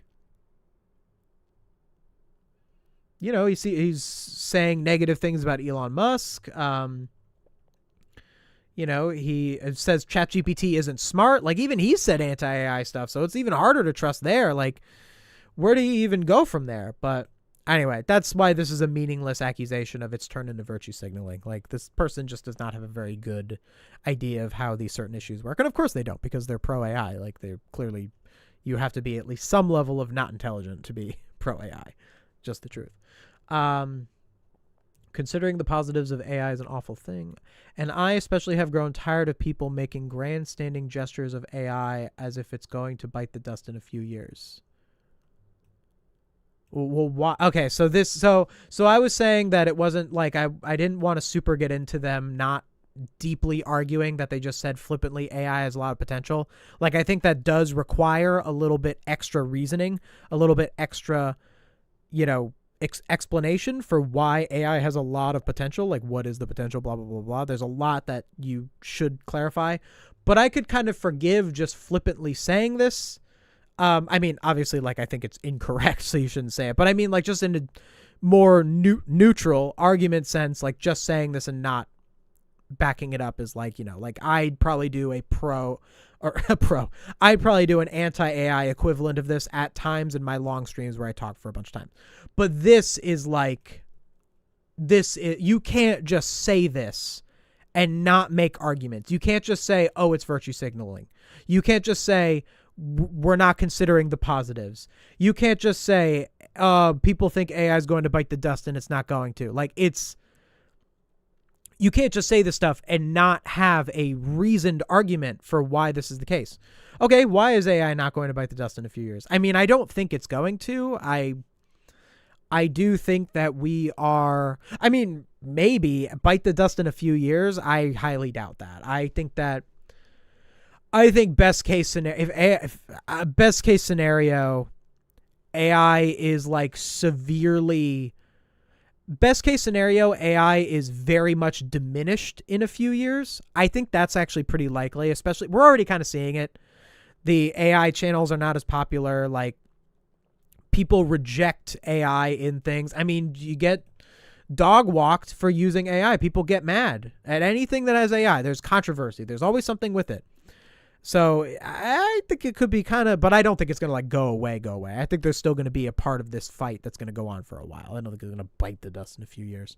Hey, thank you for the $5. Simply Nothing 96. I do like Hank's stuff. I feel as though he's worse to be talking about AI though. I feel like he isn't fully understanding of AI. Good luck on the goal. Oh, well, thank you. Yeah, we're like 3 minutes left. I think I'm going to do the AI Shark Week. I think I'll do it. I think we reached enough. I should have done 10 anyway.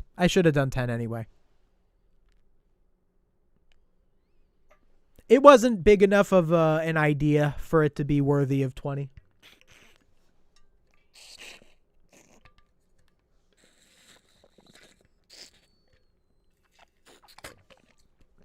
So I think you guys earned it. I think you guys earned the AI Shark Week. I think you earned it.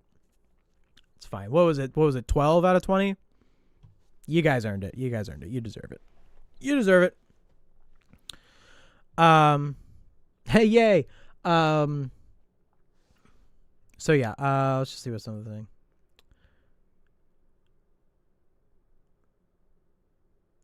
People have to attack his character because they have cognitive dissonance over the fact that they see themselves as scientifically minded progressives, and yet they have a knee-jerk reaction when they see the progressive science man using the results of scientific progress. So this is not an argument. These people never have real arguments. You can see it. The results of scientific progress. Like, notice how it's like a statement that kind of like sounds fancy, but it doesn't have an actual argument. They're not stating why the AI is good. They're not stating why it's helpful. They're not stating why this person should use it or any sort of stuff like that.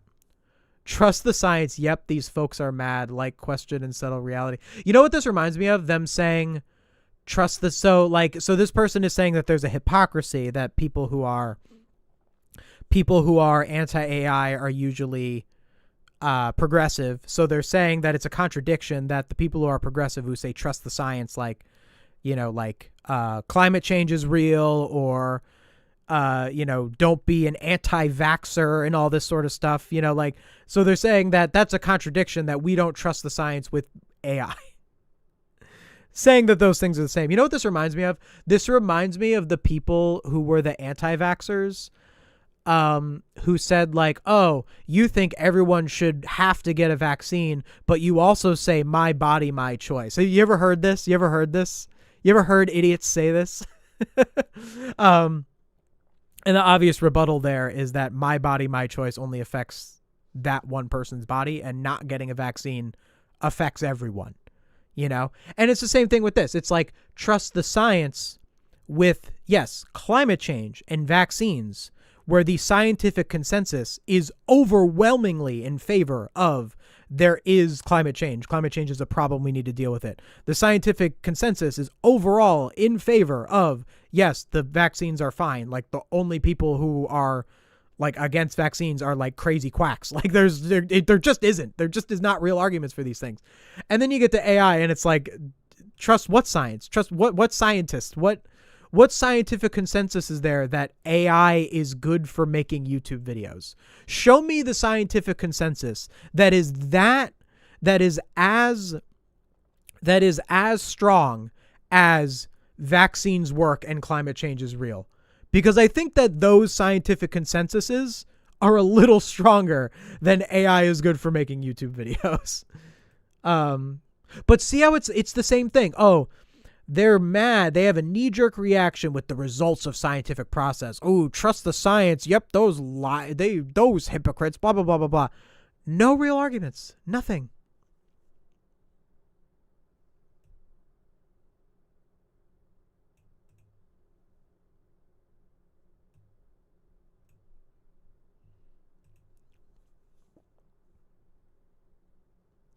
Funny thing is, top 1% commenter. Oh, you know it's going to be good when they're a top 1% commenter on AI Wars.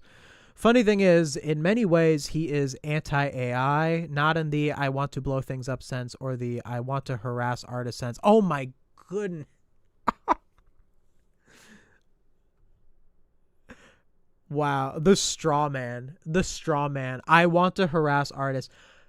Criticizing people is not harassing them. Did you know this? I want to blow things up. What has been blown up? Show me what's been blown up. Show me what's been blown. It's ridiculous. Harass artists. But just in the sense that he thinks lots of uses of AI shouldn't be a thing and speaks intelligently about the potential harms of the tech. Yeah, so whatever. He's also a science guy. He didn't have much of an argument beyond that. It's absolutely disgusting.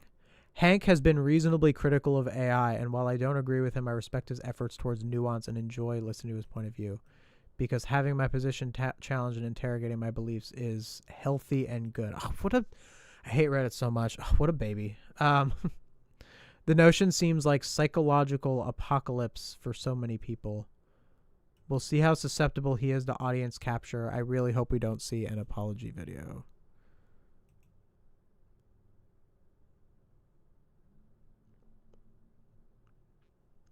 LLMs consolidate data for easy reference. Like Wikipedia, LLMs cite their sources. At least Gemini does. Like Wikipedia, LLMs can occasionally be wrong. Like Wikipedia. Teachers say you should never rely on LLMs while using them themselves, like Wikipedia. Okay, so this person is conflating it as it's just a way to research. That's what they're conflating it as. And as we just saw with my example, this is why I show people how AI works. I hate to waste the water doing it, but it is important. Like, see why I showed you? It doesn't do that. It tries to talk to you. It tries to give you more than what you ask for. It is not like Wikipedia. It's not trying to just give you the sources. It sucks you in and it tries to do more than that. Because if it didn't, it wouldn't have any reason to exist. If it was just like Wikipedia, then not as many people would use it. It wouldn't get hyped up in this whole like bubble of all this sort of stuff. It wouldn't exist in the same way if it was like Wikipedia. It just isn't. I see no issue here. My problems with AI are the ways that tech oligarchs are using it to cut jobs and milk investment, blah, blah, blah. As far as I'm concerned, an individual using it for research is not really at fault for that. Okay, so this person fell for the it's just for research thing. So, like, this person just thinks that it just gives you research when it doesn't have all these other problems. Again, if it did just give you research, like, that would be fine. If it actually gave you like a list of things, there could be problems with that too. But as we saw, that is not what it does.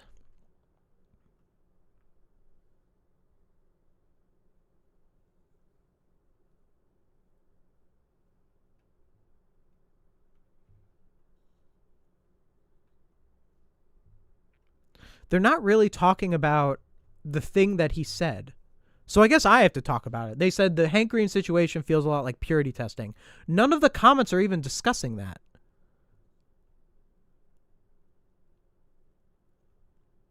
I mean, maybe some of them are. Why would he need to tell his viewers he used AI for anything? I don't know. I think you have a right to know as the viewer if someone used AI. And I think the very fact that he lied about it, that is a very big indication that he knows that it's wrong. The fact that he didn't even say, I use AI for research, like, why would you not bring that? Like, why is it that they had to go and look for tells? Why was it not when he did his video?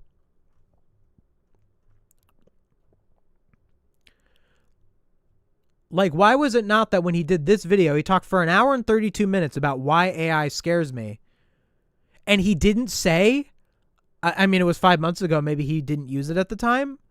But, like, he talked for an hour and 32 minutes about why AI scares me, and he didn't say, yeah, sometimes I use it for research. Like, did he? If he did, I'm wrong. Like, if he did, like, let me know. Like, I didn't watch his whole hour and 32 minute, but the fact, like, I don't see anything here where it's like, oh, yeah, Hank has been upfront about how he uses AI to research. Like, he had to be caught doing it. So the very, like, well, I think a better question would be, why would he need to tell his viewers why he used AI? Why would someone not tell your viewers? Why would you need to hide it then? You know, would I hide that I went on the SpongeBob wiki to look for the amount of times that the Krusty Krab got destroyed for my video where I ranked all the times the Krusty Krab got destroyed?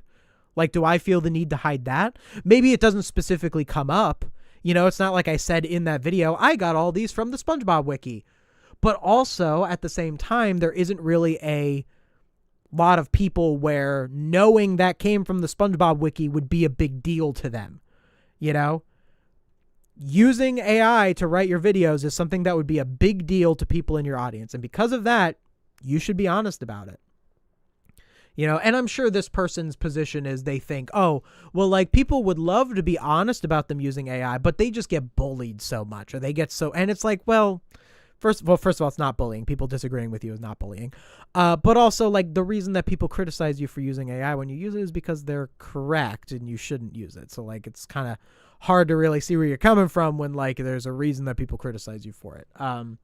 But also, like, if there's a kind of thing and, like, that thing is good, like, let's try to take it from that perspective. Like, let's say there was I'm trying to think of an equivalent. I feel like the amount of people who see it's bad kind of shows that it's bad. Like, I can't even think of an equivalent. But, like, if there was a thing that was good, but your audience would get mad about you using it, it's still kind of messed up to lie to your audience about using it. Like, you should just own it. You should own it then. Like, let's say there was a lot of people who were against Photoshop, and they were mad at me for using Photoshop in my thumbnails. They were mad because I Photoshopped actual images from the show, and I didn't use MS Paint to make my thumbnails. And they were like, what? You didn't use MS Paint to make your thumbnails? You used Photoshop? How dare you? And they were all mad about that. And let's say that that was the thing. I know that would be irrational, and the AI stuff is not irrational, but let's just take that for granted. I feel like at that point, I would still have to own it. I would have to be like, no, here's why I think Photoshop is important. Here's why I think Photoshop is fine to use in my thumbnails, and I would just have to own it at that point. Wouldn't lie about it and try to be sneaky, you know? Like, that's worse. But, you know, the lying and the using AI are both bad. It's not bad just because he lied. It wouldn't have been fine if he used it and then he said and he was upfront about it. I still would criticize him for that. But I do think that there's something to be said in the fact that it's there. To be fair, in a lot of people's minds, using AI means helping along environmental collapse, loss of human employees, and fueling tech giants who don't seem to care about humans and stole others' work to make AI in the first place. And also, the destruction of the arts. This person kind of left that out. From this point of view, Hank using AI, knowing he's supposed to be an environmentalist and humanitarian, is hard to reconcile. Yeah, so this is probably someone who is anti-AI in this AI Wars, because AI Wars is supposed to be neutral, but it's not.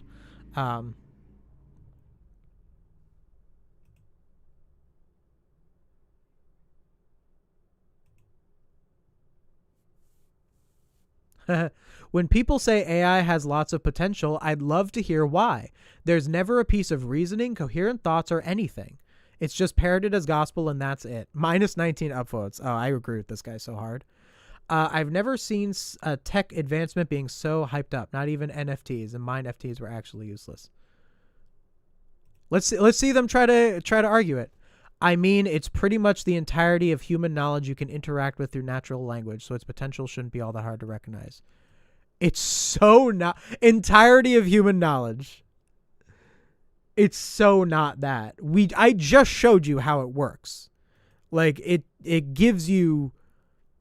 It's so not that. And also, like, it's not you making it. Like this doesn't address that when you use it to write a YouTube video, there are artifacts from the AI that leak into your YouTube video that dilute your human intent. What does that have to do with interacting with the entirety of human knowledge? Also, you could that's also kind of Wikipedia is already the entirety of human knowledge you can interact with. I mean, it's not the entirety of nothing is the entirety of human knowledge. That's ridiculous. But like we already kind of had that. Oh yeah, and then it's compressed so omissions and mistakes are frequent, and on top of that it gets biased by its owners. Happy you brought up the fact that they stole the whole corpus of human creativity, which is disgusting. Ha! This guy's so right. You asked for a coherent thought as to why people say it has potential, and I gave you the answer. Everything else you said has nothing to do with your original question. Sure, AI has downside. Nobody said it was perfect, but the flaws you mentioned have little to do with the technology itself, but are flaws as we as humans possess. Oh, see, that's another logical fallacy. Oh, well, like, it's not the technology itself. It's how people use it is the problem. Okay. Who's going to be using it then? You know, this is like the people who say, like, well, you know, there's all the AI scams and the AI channels and the things that are trying to get your attention. But like, if you just use it responsibly, it won't do that stuff. Okay. How do we stop the people who are going to use it irresponsibly? What is the meaningful way that we can stop people from using it irresponsibly? The only way I could think of is banning it outright for everyone. And although those might be valid concerns, humans being flawed doesn't mean the technology itself can't have merit.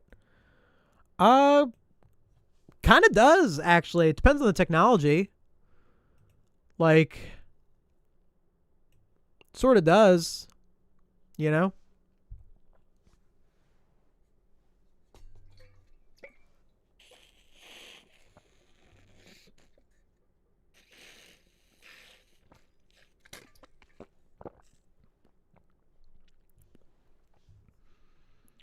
I have personally used AI to automate a tedious but not easily repeatable task in my workplace in my free time.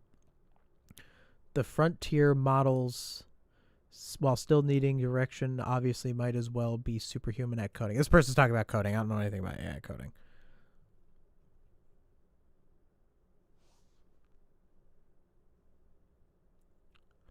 People say AI has so much potential because it can potentially do literally anything. Messiah complex. This is a Messiah complex. So let's forget about potential uses and talk about things that it's already capable. It can summarize content. Summarize content is bad. You don't want it to summarize content because you're not, like I said about the difference between me watching the episode of the show I'm reviewing and AI summarizing it. It just makes it like, or that one guy, there was one guy very early on in this channel where I said there was a guy who said he like read 75 books because AI summarized them. So let's say you use AI to summarize a book. Oh, okay. Like, it's just taking out all of the stuff in the book that isn't important. But here's the thing. If there was something in a book that wasn't important, it wouldn't be in the book. That's what a book is. It's all the stuff that's important to the subject that the book is about. This is why people who write books have editors, to take out all the stuff that's not important, so that the final book has stuff that's important. So there's no reason to have AI summarize content or translate it to another language. That's not like, that's a translator. You're adding something to the list that is not the thing that he is talking about. That's the problem. Or simplify it to help you understand something complex. So summarizing it. Okay. All right. So here's 3 things that AI could do. Here's 3 great uses of AI. Summarizing stuff. Translating stuff to other languages. Summarizing stuff. Cool. All right. It can function as a sounding board to bounce ideas off of. Don't do this. Your ideas will be garbage if you do that. Only do that with people. You will get worse results. This incentivizes you to not interact with other people. This weakens human communication. Oh, but I don't have any friends to show my short story to. Make some. Find people to do it. You are not... Anything that you think you are the exception to with, oh, I can use AI because I'm the exception, you are putting yourself down for no reason. You're like, why should you... Because you don't have as many people who are supportive of your writing, why do you have to have the worst way of bouncing ideas off of something with the robot that's going to make your work stunted and worse? Why do you have to do that, but people who do have that support system can do it with people and get a better product out of it? Why does it have to be worse for you? You know, I just think it's weird that there are people who think less of themselves, that they have to bounce ideas off of the... And let's be real, most of the time, like, I'm sure there are people who genuinely don't have a very good circle, and, you know, there's so many different circumstances. Everybody's lives are different. Let's be completely honest. Most people who want to use AI as a sounding board to bounce ideas off of could find a real person to do so with. And they don't do it because they're antisocial, because they don't want to share. They don't want to put their stuff out there. They're afraid of getting feedback from a real person. It's a problem with them. It's not the world was unfair to them. I know that's definitely possible for some people, but we got to stop treating everyone with kid gloves and say it's not your fault. You know, sometimes it is your fault. Sometimes you just need to be more social. Or create a list of ideas to help you brainstorm. Don't do this either. Because then the only ideas that you will use, like imagine if I did that. Let's do it right now. Let me refresh this. Let's do it right now. Let's see. Here's what I'm going to do. I'm going to show you an actual list of videos that I'm planning on doing.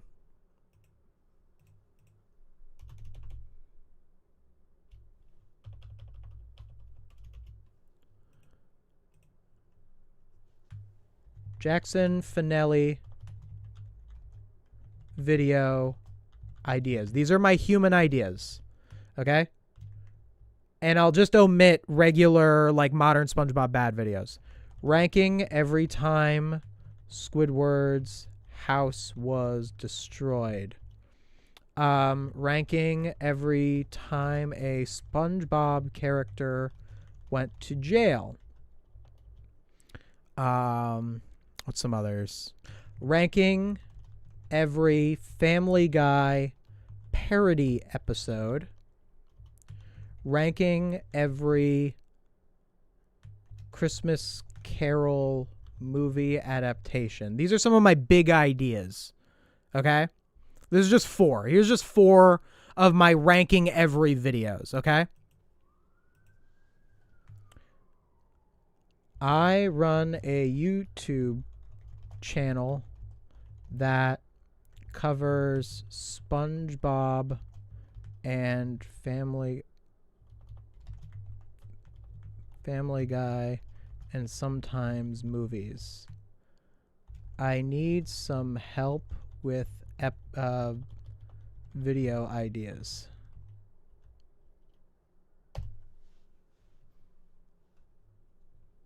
See what it says. Deep dive and lore analysis. How SpongeBob quietly became a workplace sitcom.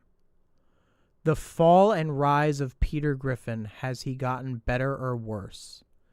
Simpsons versus, so it's no villains are safe. This SpongeBob versus Family Guy, who handle movie parodies better. No villains are safe video. Movies that feel like extended Family Guy cutaway gags. What happens when animation directors direct live action movies? The darkest episodes in kid cartoons and animated shows. Ranking every SpongeBob era, golden age versus modern. Top 10 references in Family Guy you might have missed. Do you just feel how generic these are? Like, you're just limiting yourself so much. And maybe there's, like, certain ones that are here. I mean, it's stealing from actual creators. Like, maybe someone can make a good video about movies that feel like extended Family Guy cutaway gags. But if you get that idea because you asked an AI to give you a list of ideas, it's not coming from the right place. Look at my ideas here. Ranking every Family Guy parody episode. It's going to be a huge project. I'm really excited for it. Like, I came to the conclusion. I got this idea. I came up with this idea when I was actually talking about the Family Guy episode, the recent viewer mail episode, viewer DMs, and they did the Lord of the Rings parody. And I thought, what if I ranked every Family Guy parody? Like, what if I talked about which ones were the best, which ones were the worst, all that sort of stuff. And I came to that idea through, like, my own organic thoughts.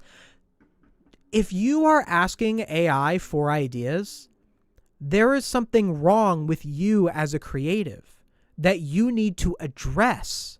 You need to address why you're not creative enough to come up with your ideas. If you need an AI to tell you that you need to do a video on the fall and rise of Peter Griffin, then you are not going to do a good job writing that video. Because you weren't introspective enough to even come up with that idea in the first place. So if you're not a good enough creative to even come up with ideas, coming up with ideas is the easy part. So you got bigger problems. You might as well just have AI write the whole video for you. If you can't come up with the idea, well, actually, you either should learn how to come up with the idea or not be a creator. Hopefully just learn to come up with ideas. I believe in people's ability to succeed. But yeah. If you're having trouble searching for something online or remembering a piece of media you've seen previously, it can aid in the search. So can any search. It can create or edit images to the specifications of the user. Okay, ruining the arts. Like, you lose whatever image is created loses human intent. They are not, that's bad. That is a bad existence. I do not want this to exist. Creating or editing images. It can generate a song using your, oh, this person's really pro AI. I cannot imagine, like, if you, I think the music one makes me the most angry. If you actually are okay with AI generating music, you need to be, and I say this with, it's baffling to me.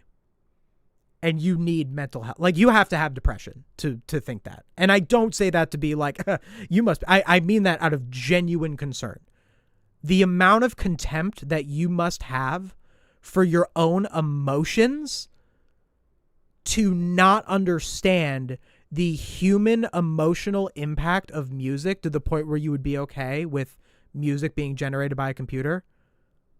I'm not saying this to be like flippantly like, you must be mentally ill. No, I'm saying you have a genuine issue and I'm worried about you if you say this. I was like ripping on this person. I actually am genuinely worried. Like, I actually feel bad for this person. Like, I want to say with the most amount of empathy, as much as I think that it's terrible that this person is arguing for this and that they are like making the world worse by arguing so in favor of this, that just breaks my heart. I'm so, like, the fact that there's a person out there that feels this way about music, it makes me sad. No matter how much I disagree with them, that makes me sad. Like, it does. I can't even continue being harsh on this person because I just, like, that actually is, that actually just makes me feel so sad for this person. or even just following your prompted vibe create its own lyrics. Okay, now it's just saying that, dude, okay, another problem with this argument is like the person who argued this knows that AI makes images.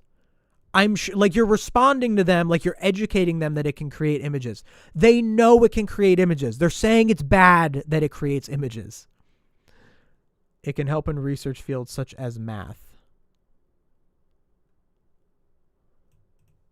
Okay, math, like, that's calculator stuff. We've had calculators for 80 years. Like, it's, you know, well, we've had calculators for longer than that. I guess the abacus is a calculator, so I guess we've had calculators for thousands of years. But, you know, like, machine calculator, we've had it for a very long time.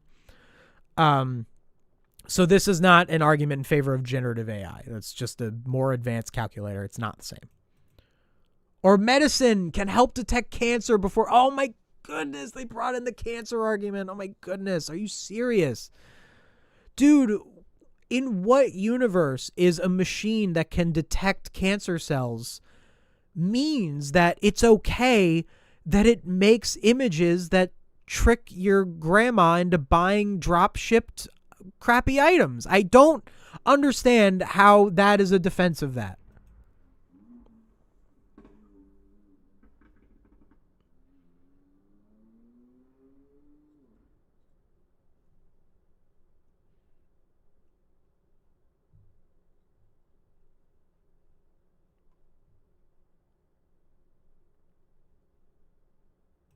All right.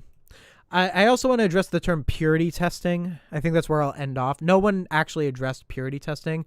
This person said the word purity testing and then they didn't bring it up. But purity testing is basically the idea of if you aren't X thing, then you should be ridiculed.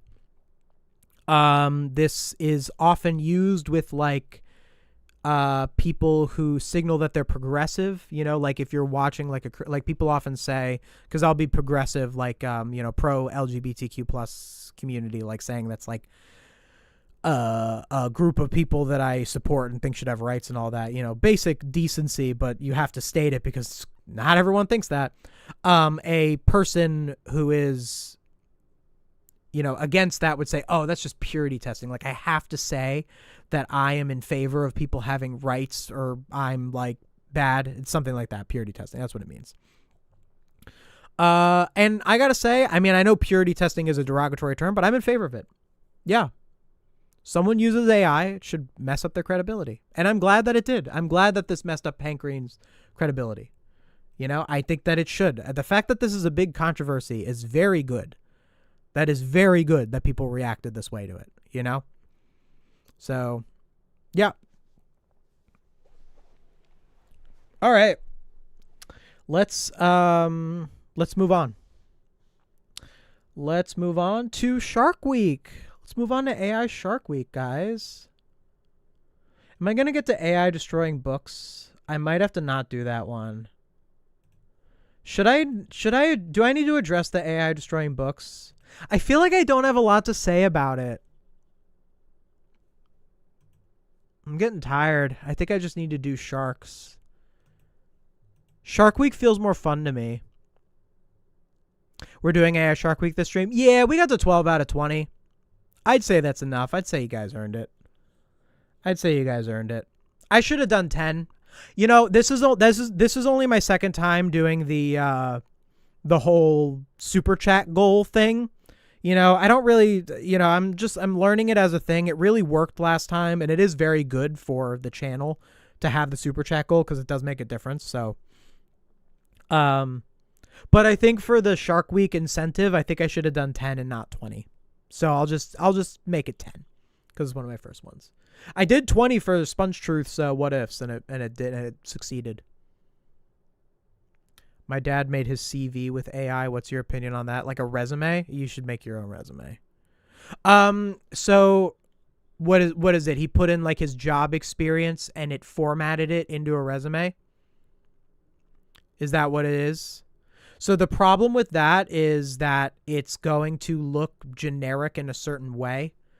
Like there's going to be something that it does. I think in theory, the idea of plugging in all of your info and then an AI formats it in a certain way, that's not really AI in the way that I describe it. Because a CV is a resume, so your dad would have to put all of his. Your dad would need to put in all of his info anyway, so I don't think it's really generating anything that's bad. But it also might make your, I'm just picturing all those like AI flyers, and I'm picturing like a resume equivalent of that, and I don't think I like that.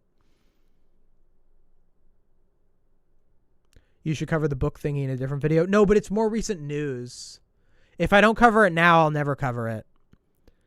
If I don't cover it now, I'll never cover it. AI is terrible for CV resume. Oh, interesting. I don't know. Do I look like a guy who sends out resumes? I'm a YouTuber. I'll send out resumes. I actually, the last time I sent out a resume was probably like a year ago. So, but I didn't use AI to make them. I do need to use the restroom. All right, we're going to do AI Shark Week. We're going to see how long it takes. We're going to do AI Shark Week. And then we'll see if I want to cover the books thing. Maybe I will. Maybe it'll just be a short one. But I'm going to use the bathroom first. So I'll be right back.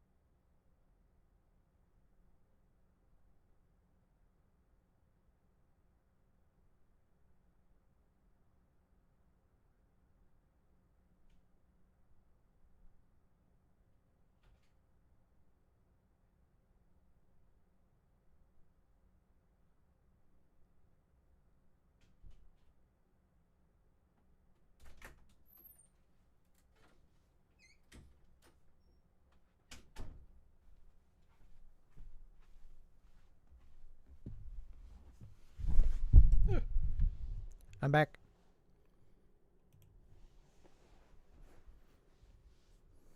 I have returned.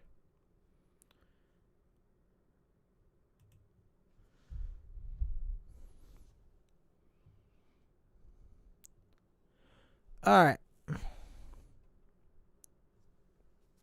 I hope you mentioned the demonization of sharks during the segment. Of course I'm going to mention the demonization of sharks.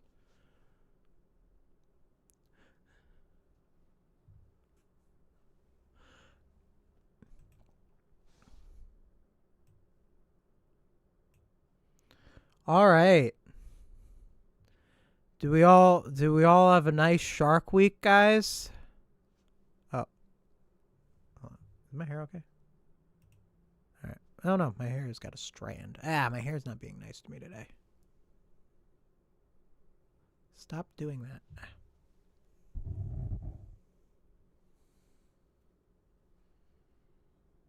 Okay. All right.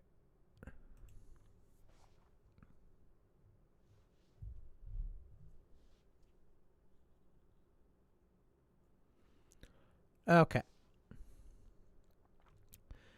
Do we all have a nice Shark Week, guys? I didn't. Because of this. I didn't watch any Shark Week. I just saw these posts on Reddit and got mad about it. Alright, this is AI Shark Week. Look at that.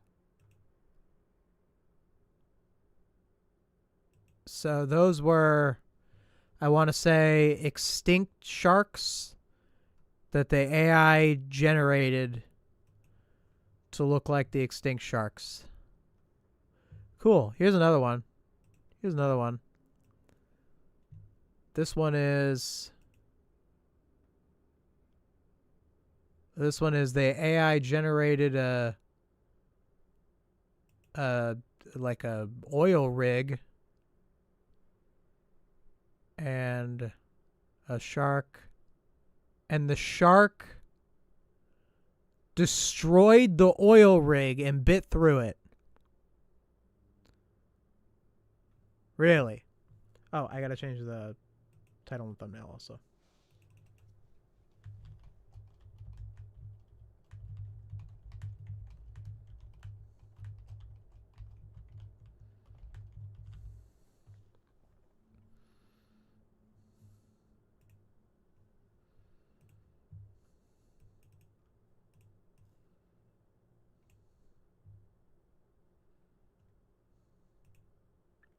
All right, change the title and thumbnail.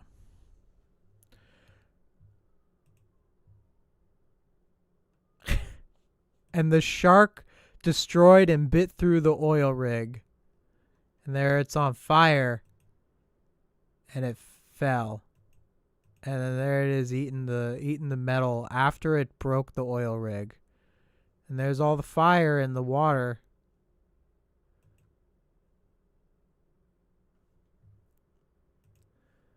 All right, cool.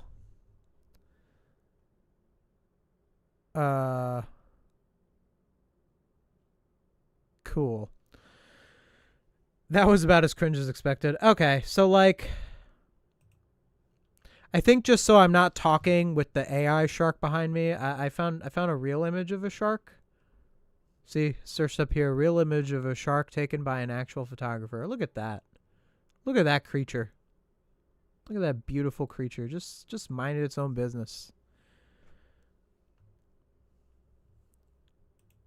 What a wonderful creature that we should appreciate the existence of. Jerks that put this out don't get that. All right, let's talk about the ancient shark ones. Let's talk about what Shark Week is. What is Shark Week? You know, it's a thing that we all like heard about. You know, like you've heard it. Shark Week. Yeah, Shark Week. Have you ever sat and watched Shark Week? Probably not. You probably heard of it. It's a very marketed thing. Shark Week. I remember it was a thing a long time ago, too. You know, Shark Week. I remember one time, I think the most actively I ever watched Shark Week would have been when I was maybe about 13. It was either 2012 or 2011. Maybe 2013. But it was around that era, you know, right around the time where people still watch like normal TV. It was before YouTube was really big, before like streaming was really big. So like normal TV was like a thing. You know, that was most of what I watched back then. That was back when, that was back when you would flip channels and stuff instead of doing streaming. I know that stuff like kind of existed back then, but like, you know, Shark Week was a thing. You know, it was like, ooh, we're going to watch Shark Week shows and all that. And what I remember the most of Shark Week when I watched it all those years ago was the conspiracism. And I remember that, where I watched a lot of Shark Week, I guess you call them shows, on the Megalodon shark. If you don't know what the Megalodon shark is, Megalodon shark. The Megalodon shark is, I can't trust what is AI and what isn't, you know? Yeah, here's an image of a guy here's an image of a guy making a model of a Megalodon. Megalodon shark, it's just a really big shark. It's just a shark that was as big as it's just a shark that's as big as a whale. That's what a Megalodon shark is. But it's not like a whale shark, because a whale shark is like, eats like plankton and stuff. You know, whale shark, you know, they're cool because they're big and all, but like the whale shark, you know, it's the size of the whale shark and the ferocity of the great white shark. That's the Megalodon shark. And the Megalodon shark is extinct because a lot of ginormous carnivorous animals on Earth are extinct because nature just didn't really favor them. You know, like large animals like the megalodon shark couldn't really survive evolutionarily. I think, when did megalodon shark go extinct? When did megalodon go extinct? I don't want AI. Natural History Museum. Sure, you can have my cookies. Natural History Museum. Okay. So, the earliest megalodon fossils date to 23 million years ago. And it became extinct just 3.6 million years ago. Oh, wow. It became extinct millions of years ago. So I thought it was like thousands of years ago. So this thing has not been on Earth for a long time.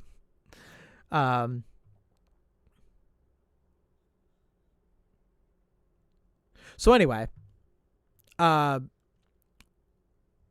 Shark Week would do these shows, multiple, not just one, multiple, about the megalodon shark still existing, that it's still out there, that it's in the ocean. Oh, so much of the ocean is not explored. Oh, there's this thing where like a giant squid was eaten in this way. We estimate that there are 7 megalodon sharks still in the waters. And to like 13-year-old me, that was real interesting. Wow.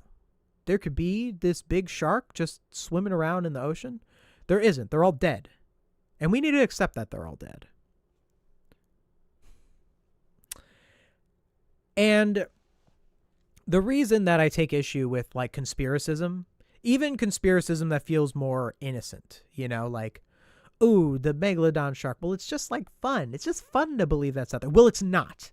And you need to accept that it's not.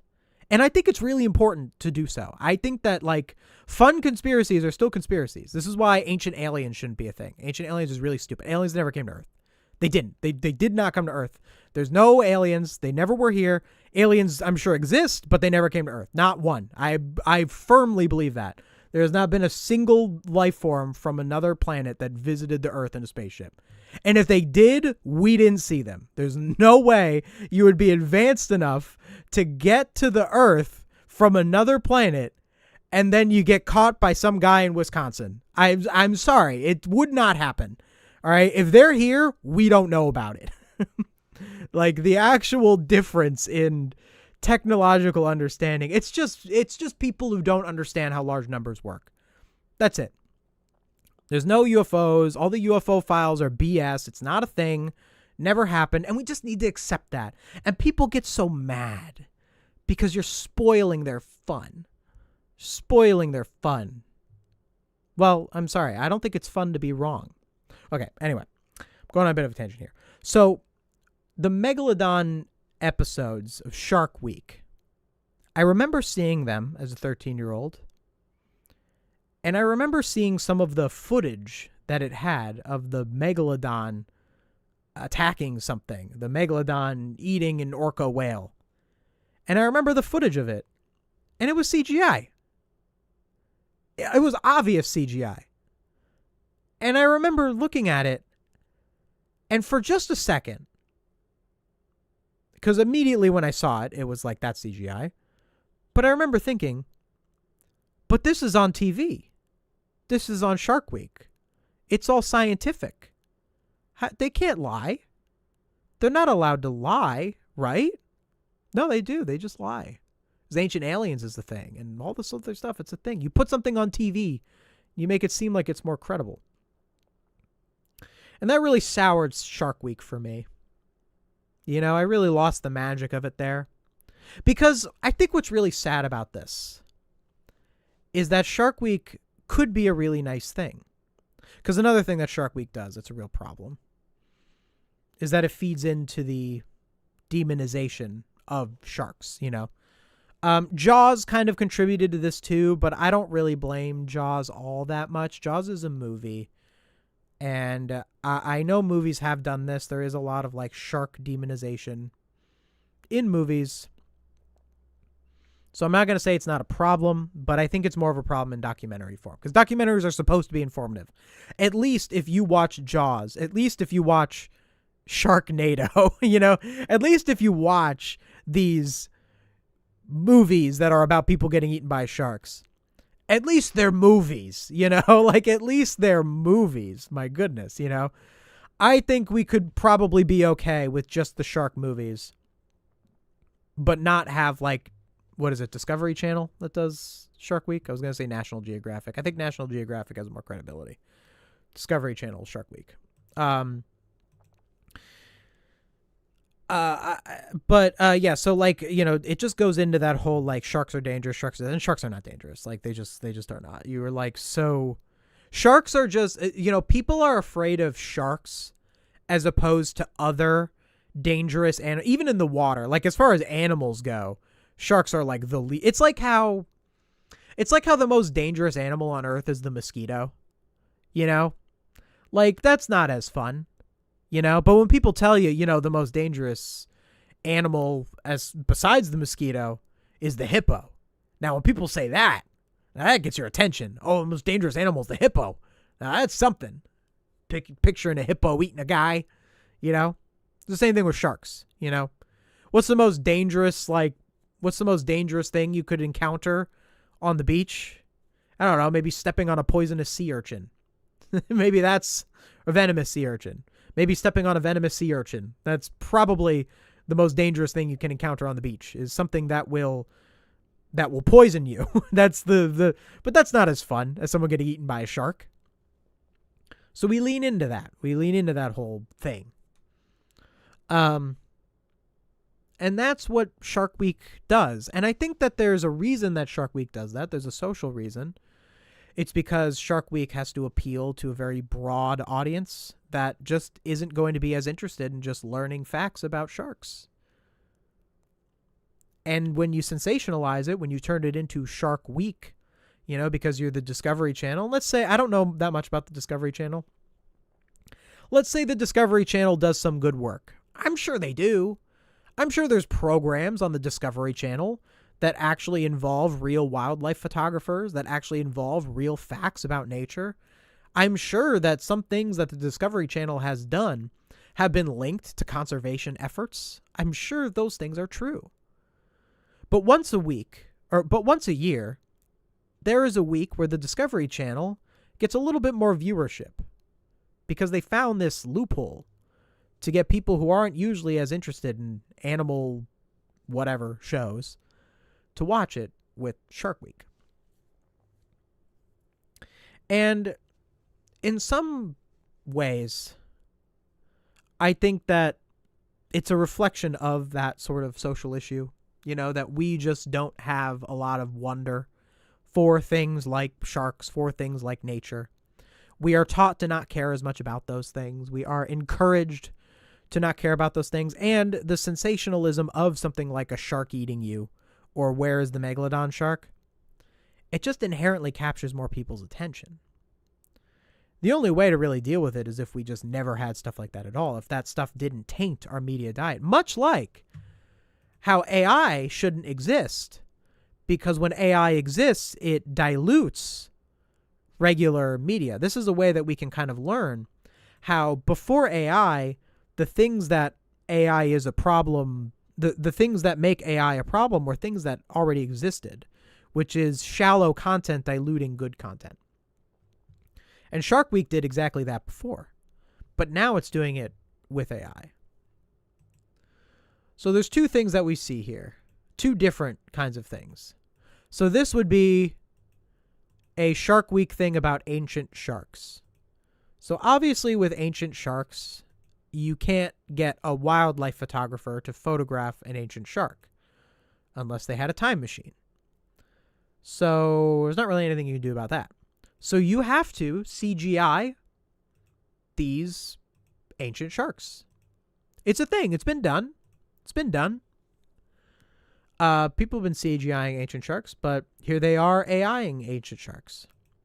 So you might be asking, what's the difference? What's the difference between AIing a shark and CGIing a shark? Well, first of all, if you're CGIing a shark, you have a level of control and discretion over what it looks like. If you AI the shark, you could maybe prompt it a few times and be like, close enough. But there's got to be inaccuracies on this, you know? But I think another reason why there's a problem with AIing these sharks is that there is a value in a person designing the shark, in having a artist rendition of what these sharks looked like. Could a megalodon eat a human in one bite and be through? I think a megalodon could swallow a human without even biting it. Depends on how big its throat is, but they're big boys. Or they were big boys, because they're all dead now.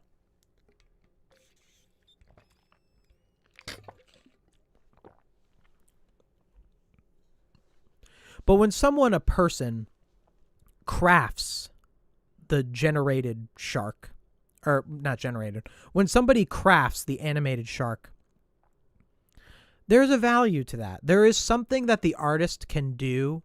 There are, much like how an artist who is trying to, because it's different than art that is like narrative media. Like, this is different from if someone was animating a character in Finding Nemo. A character in Finding Nemo needs to look a certain way to express the character's emotions and all this sort of stuff.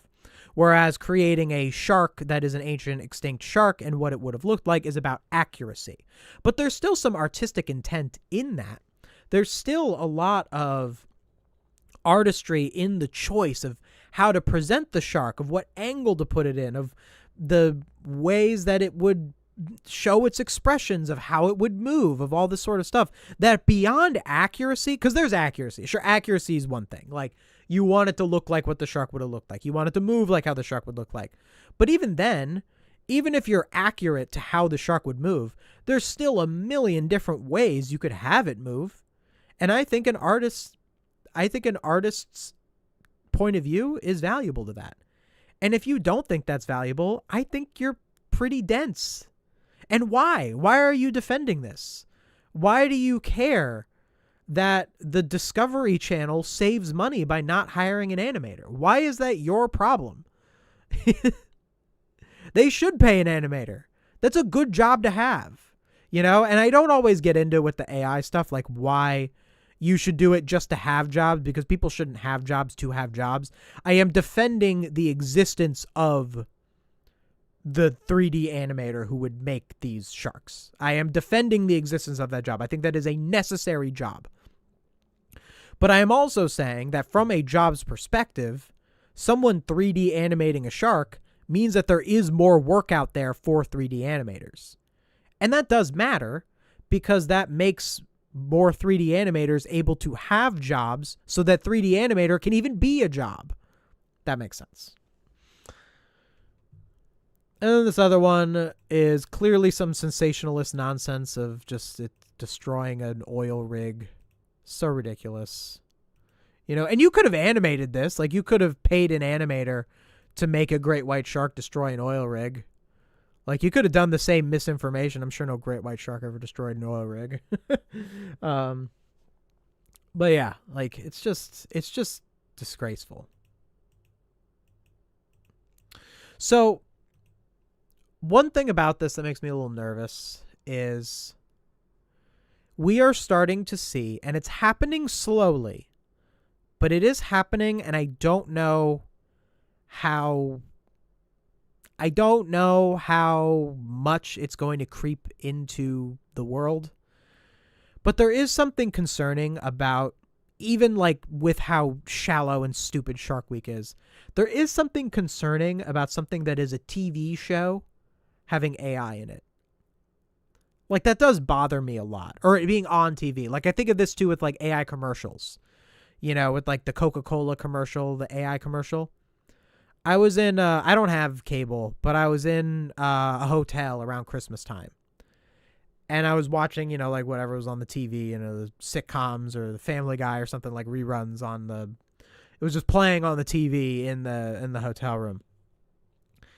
And, you know, go to the commercial breaks, and every so often it would be that AI Coca-Cola commercial. And there was something that felt so off about AI being on TV, which is funny because I don't really watch TV anymore.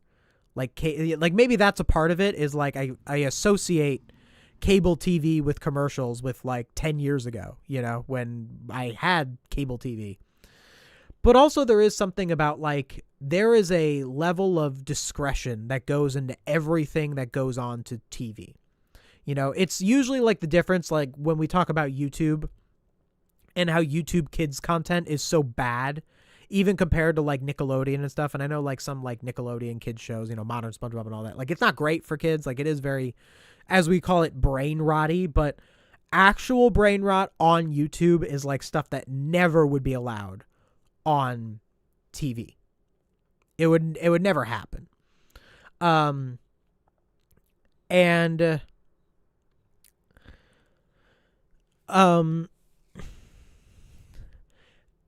it just has this level of, okay, like these sorts of things through the Discovery Channel. Like, it's one thing when it's Sponge Truths. It's one thing when it's a TikTok video, AI Fruit Love Island. It's one thing when it's that stuff. That's just a random person or or, you know, it's usually not. It's usually sometimes probably someone who's a little bigger. Maybe they are like a tech bro or an investor in sorts of things. But it's not like an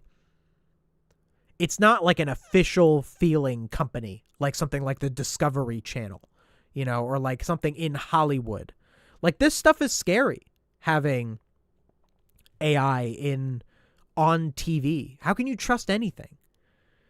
And that overall diminishing of quality would just be catastrophic. And it just would make the world worse. Like, do you really want to flip on TV and it's just like, oh, here's that show. Oh, great. They're like using AI to get one over on you.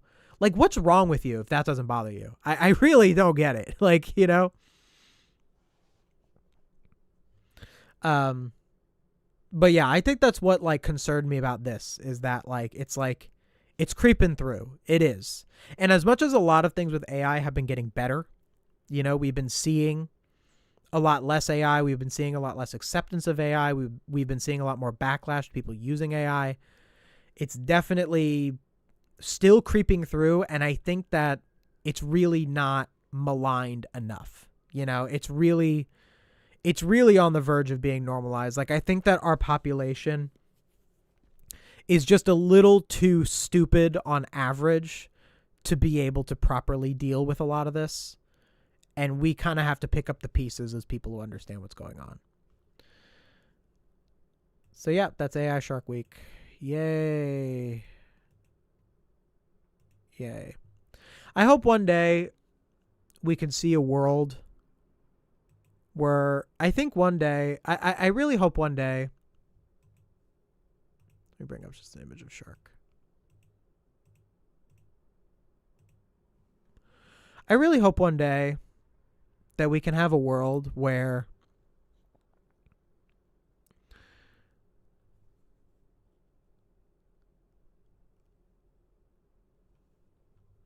if you weren't concerned about their finances before they started AI, why start now? Shills are nuts. Yeah, exactly. Like, people who aren't these big, like, it only benefits the people who like own the production company. Like, it's so few people that it matters to that it actually helps.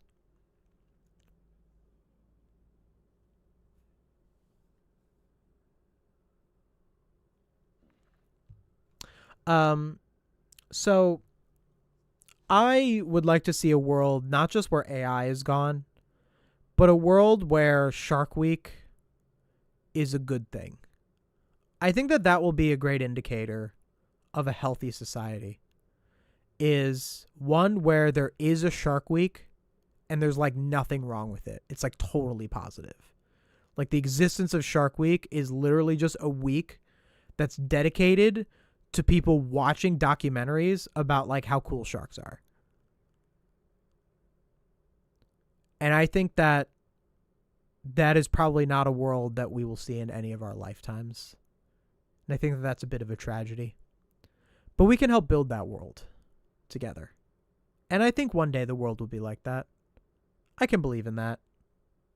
And I'll at least fight as hard as I can to get us to that world while I'm around, huh?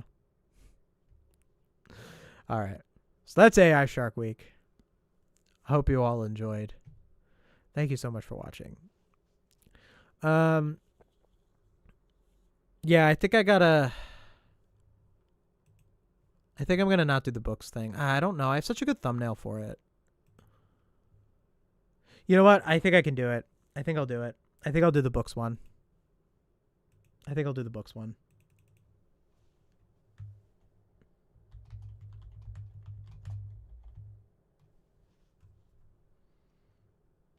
I think I need to. A quick one.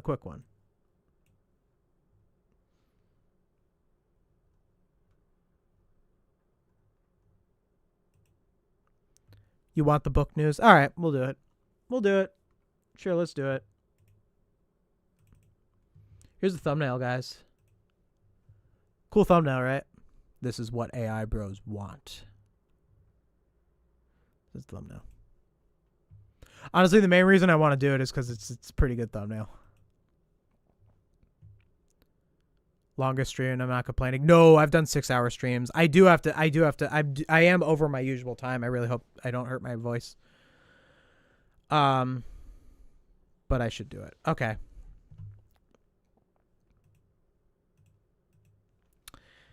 Anthropic destroyed millions of print books to build its AI models. So what does this mean? What happened? Let's talk about it. So, okay. So I at first thought that this was going to be one of those issues where there was a lot of misinformation about it and like the headline isn't really exactly what you think it is. There's a little bit of that, but it's kind of exactly what you think it is. It's kind of exactly as bad as you think it is. So what happened was Anthropic specifically, probably the other AI companies are doing this too. So they bought a lot of books because it trains their AI models. Okay. So like, that's like kind of the thing is like AI models work. So a lot of people think that AI works by like scanning the internet and giving you options. That's not exactly how it works because you would run into certain legal issues with like copyright and stuff when you just like scan the entire internet. There's a lot of things. I mean, they skirt a lot of stuff with copyright. It's a whole thing, but basically the reason that Anthropic is doing this is because they want to train their AI on more obscure books so that there's fewer AI tells. So you know how like we rip on like, you know, Sponge Truths and all this for like stuff like it's not this, it's this, or and honestly, I think, you know, like these sorts of AI tells. They're, I think, trying to combat that a little bit and just give their like AI thing more to say. So by doing that, they get these books and they scan the books and that goes into the model, or that goes into the AI model. And the major controversy with this, oh, I forgot my actual title I wanted to do for this. I have a much better title for this actually.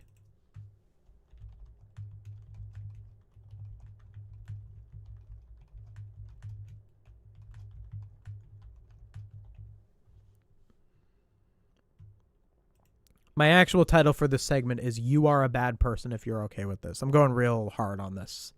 I'm going real hard on people who are okay with this. I really have no patience for people defending this. Okay, so what this does, so the reason that this is controversial is because they're buying books that are like kind of like rare or not super well known, to the point where some of these books could be like the last or some of the last copies of a book that exists. And so you might be thinking, why are they destroying them? So why are they actually destroying the books? So they're not destroying the books on purpose. That would be too like obviously evil. The reason that they're destroying the books is kind of twofold. One is that the actual physical process of scanning the books themselves would take too long if you actually like opened the book. Like you would like what it does is it's a machine and it cuts the book at the spine and then it puts all the pages into a thing and it scans each individual page. So it kind of destroys the integrity of the book. Now from there it's like, well, the pages still exist. Like why do the pages get destroyed? And that's where it gets into kind of shady territory where it's like they're destroying the pages almost kind of willingly. One, because they don't need them anymore. Like they don't care. Like what they're going to try to preserve it. Like that's not worth their time to do. Like they aren't going to try. And I'm not saying that to defend them. I'm just saying that that's their mindset is they're like, what, I'm going to sit here and keep this in a warehouse, you know, with whatever book this is. Like they already did what they wanted with it. Like they might as well throw it away. You know, if that's your mindset, you know, your anti-intellectual mindset. But also,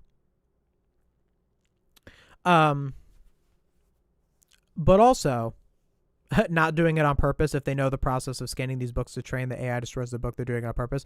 Yes, you're correct. Yeah, that is correct. But what I mean is by not on purpose, I mean they're not destroying them like for the love of the game. You know, like they're not like the actual like cutting of the book's spine is like the justification is them going like, well, we wouldn't be able to actually scan all these books otherwise. That's the like I'm not saying that's I think they're wrong to do this, but that's like what it means is like it's good to know that that's why it's happening. So the books being destroyed just comes after that. So like the main controversy is that some of the books could be like rare or like one of the last copies or like this or that and the other thing, you know. And it's like kind of a, you know, burning of Library of Alexandria kind of feeling of like you're destroying knowledge, that sort of thing. And I titled this segment very provocatively. I called it "You Are a Bad Person If You're Okay with This." And the reason I called it that was one, because I like to be a little spicy with this sort of stuff, especially when it's a position where I think that the people who hold the opposite position are abhorrent. You know, like there are some things that I argue about where I think that the people who disagree with me aren't like bad people for it. This, I think you are. I do think you are. And I think that it's not so much the destruction of like potentially rare books or just the destruction of books in general that's the problem here. But you also have to think, what is this for? Why are they doing this? Because like, for example, if destroying these books led to a good outcome, like it ended world hunger, like let's say there was a magic wizard who could turn books into food, but every 100 books has to be a rare book that's almost out of print. Maybe that might be a good trade to save people's lives.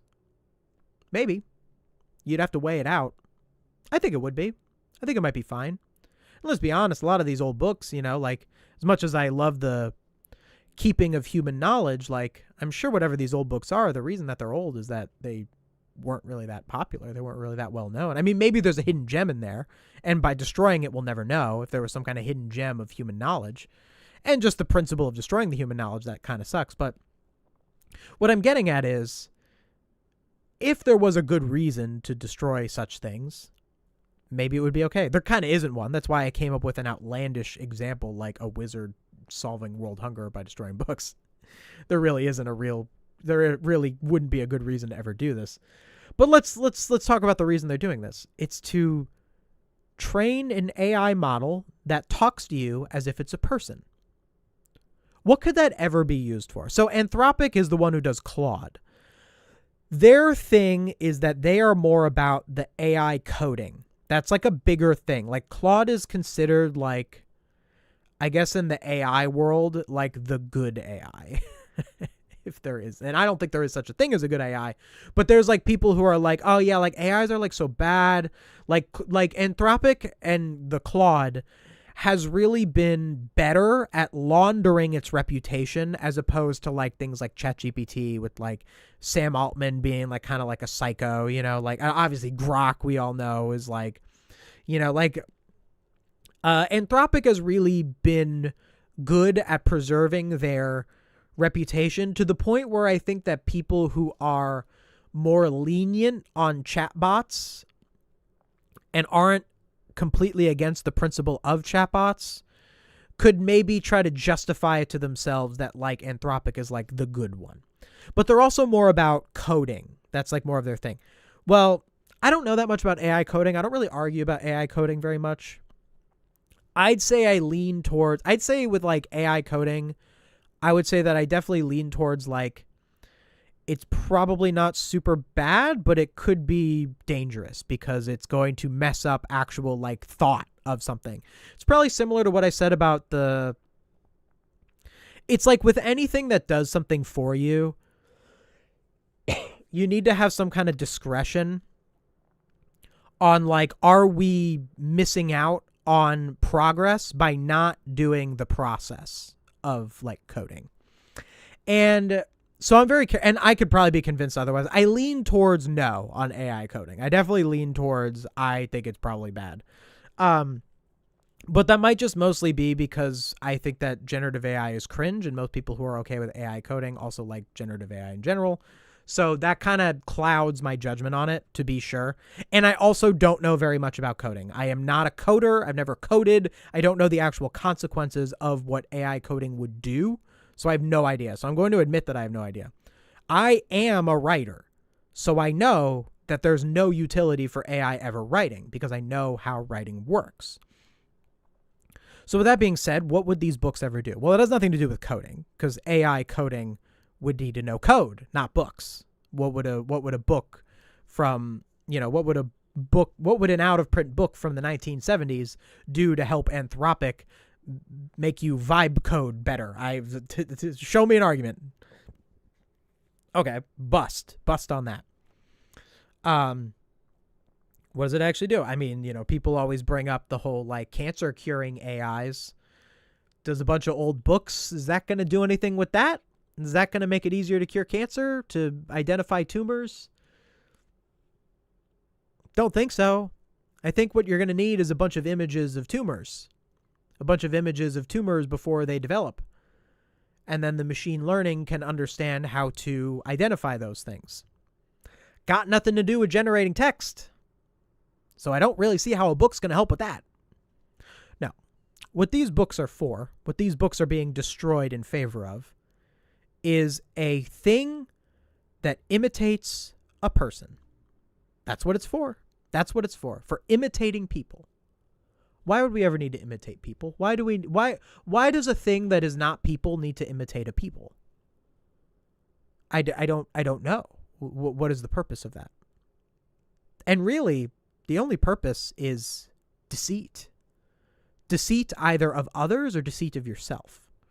Deceit of others in the sense of the obvious one, like scams, you know, AI writing out scam emails, sending out scam emails. It can produce more scam emails, more possible prompts for such things. It can produce it faster than any person could ever sit and type it and come up with different things to say. There's one thing. Acting like it's people, acting like it's a person. Comments on Reddit. Probably be a couple of comments in this very Reddit post that are bots trying to have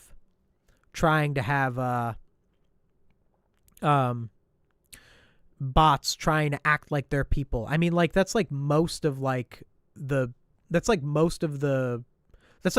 Twitter now, right? Didn't it come out that like most of Twitter is like foreign bots pretending to be conservatives because really conservatism isn't that popular, so bots have to prop it up like it's a real ideology. Like, sure, it's good for that. Impersonating people. Having text be presented to people that people who see that text think was written by a person but actually wasn't. That's one thing that it's for. It could also be for creative writing, writing a book, writing a YouTube video, writing a movie. As we've demonstrated, there is no reason to ever have something generated do that. What would be the point? What's the point of an AI-generated book? Really, what is the point? If you understand what the point of art is, there is none. If you think that art is just about wasting your time looking at something, then you could believe, oh, what's the difference between an AI-generated show or a AI-generated book if it's just the whole point is to waste my time? But that's not the social function of the arts. The social function of the arts is to broaden our perspectives, teach moral lessons, challenge power, all this sort of stuff, get us in touch with our emotions if it's like music or something, you know. There is a social function of art. Art provides things beyond base entertainment. And if AI is out there diluting that in favor of it just being base waste of time entertainment, that makes the world worse. It makes us less empathetic and more antisocial. It makes us less thoughtful and less empathetic. So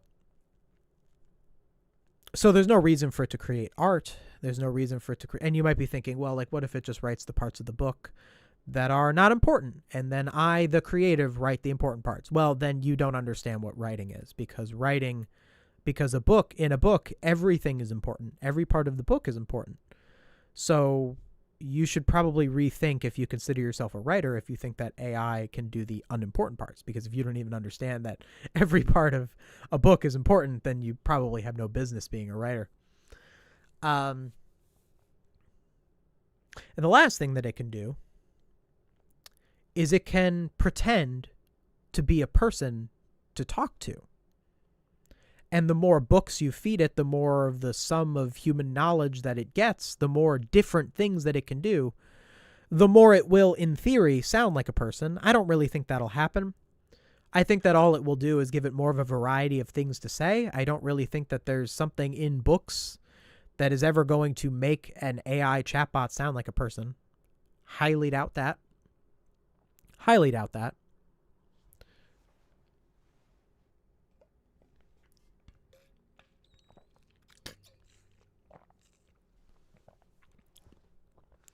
Would you sacrifice the cancer-curing AI for the removal of AI for our society completely? Just a thought experiment.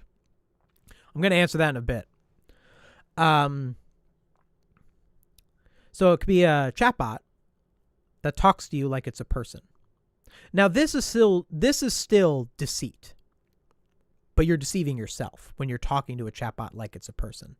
And the most extreme version of this is obviously the AI girlfriends or AI companions or all this sort of stuff. Like, that's the most extreme version. We all know about that one. I don't know if Claude really does that.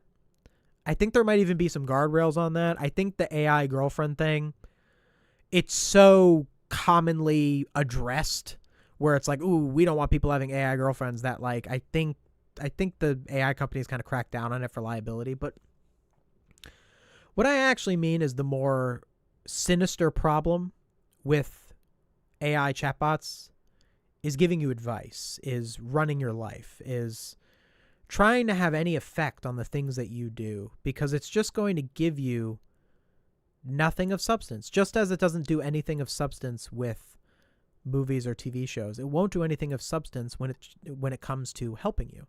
It can give you some base information, and then from there you're going to use confirmation bias to convince yourself that this is good, because it gives you a sometimes dopamine rush, especially because it flatters you.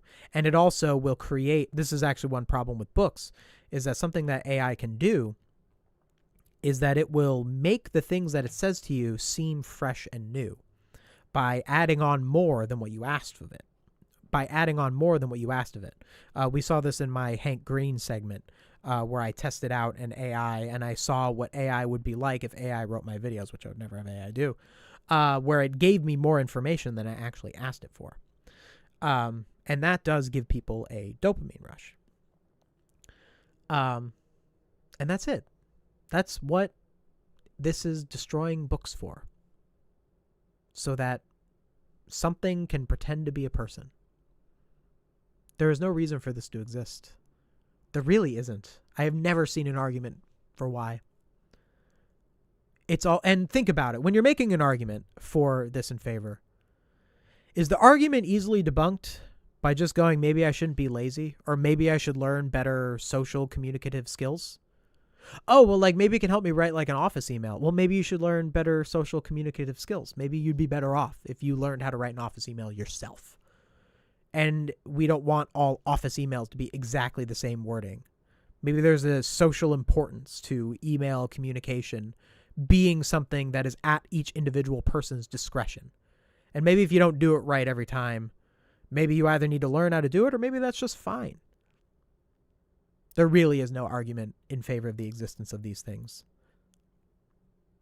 And the reason that we are being collectively gaslit into thinking that there is anything okay about these things is because of just widespread logical fallacy and just how much these things tried to convince you that it's normal that these things exist, making them advanced search. Confirmation bias is a big one. Someone uses an AI for an advanced search and they feel like it was so useful.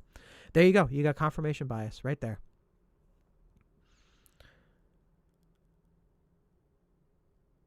Wait, they literally destroyed books? I thought they trained off them. No, they destroyed them. They had to destroy them in order to analyze them, and then after that they just threw them away. There was nothing they could really do with them.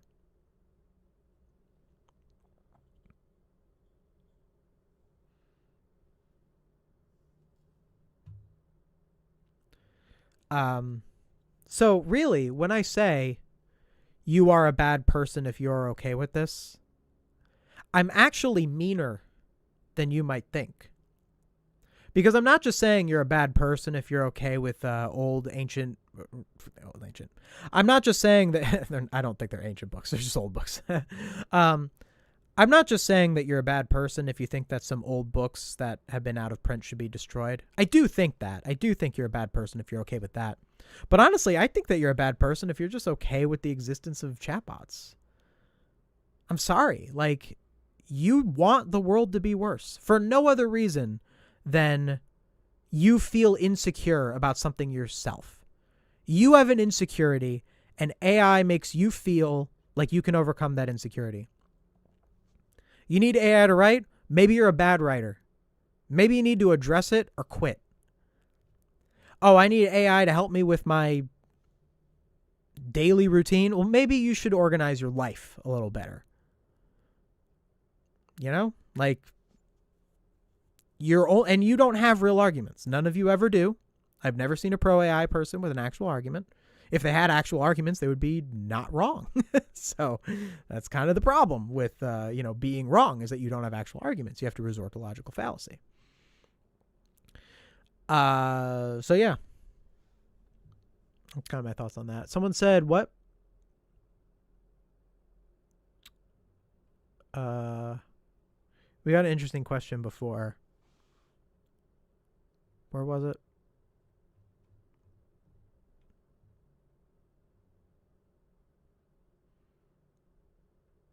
So someone asked a question earlier, and they said, would you get rid of all AI, like including cancer detecting AI? I think it's a fun question for sure, but it definitely leans into a bit of logical fallacy, like traps.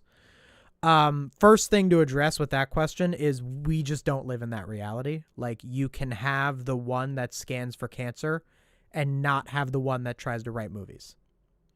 Like, you just can have, like, those things are not related to each other. They just aren't.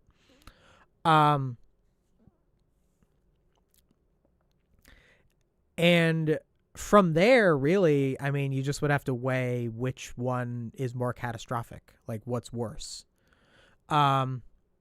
It's probably the obvious answer. I probably would rather it have, depending on how good it was at detecting cancer. Like, if it was ideally 100% of the time, or even 90% of the time, or even 50% of the time, if it just detected cancer and saved millions of people's lives, from knowing that they have cancer and they can get things removed immediately, that probably would do more good than the harm that would be caused by AIs that write movies and the existence of sponge truths and stuff. I think it's a pretty easy answer to a question.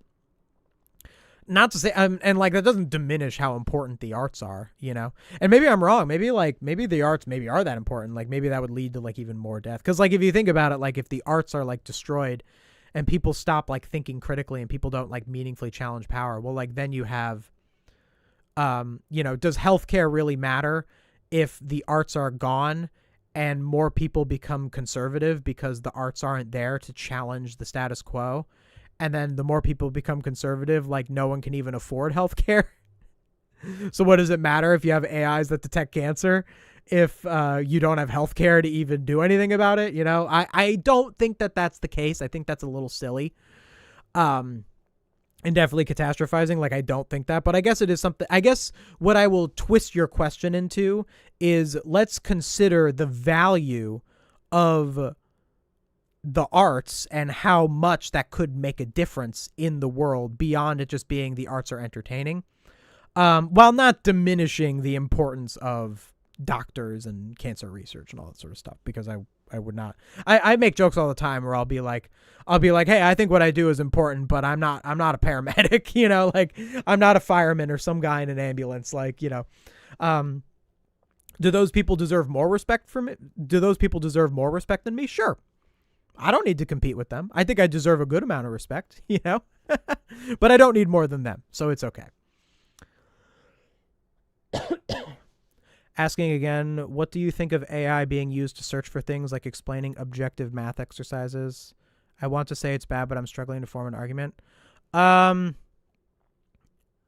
explaining is so I have said that AI being very advanced search would be world-changing technology, and the fact that the AI that could be advanced search is being muddied by destroying books so it can be a chat bot that flatters you, and that makes people like me, like I don't use AI for advanced search.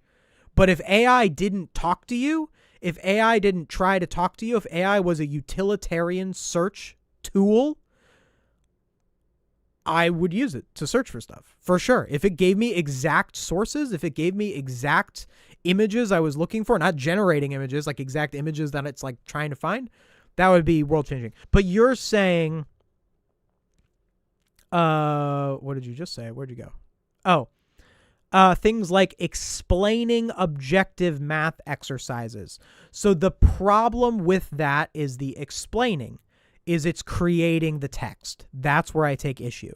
If it went and found an exact explanation of that math exercise from someone else and gave it to you, that would be great. But the fact that it's explaining it, the fact that it's creating the text, that's the problem.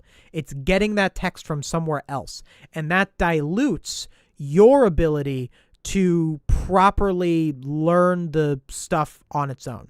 And again, there could be niche exceptions. Or there could be like niche moments where like someone could say to that, they could go, but I had it give me an answer and that was correct. So, aha.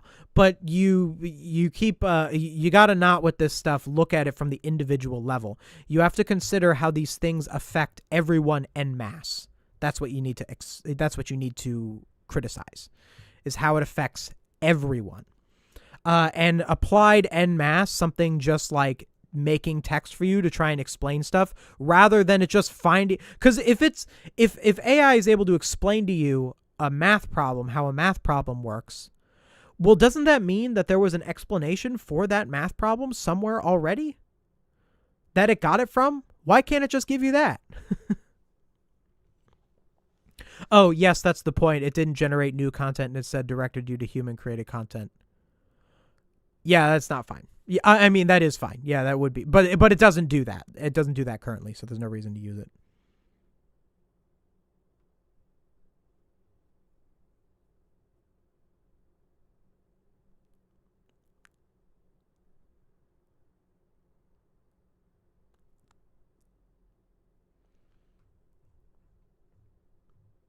But yeah, all right. I think that's all I got to say. Yeah. All right. Thank you so much for watching, everybody. And I will see you all next time. Bye-bye.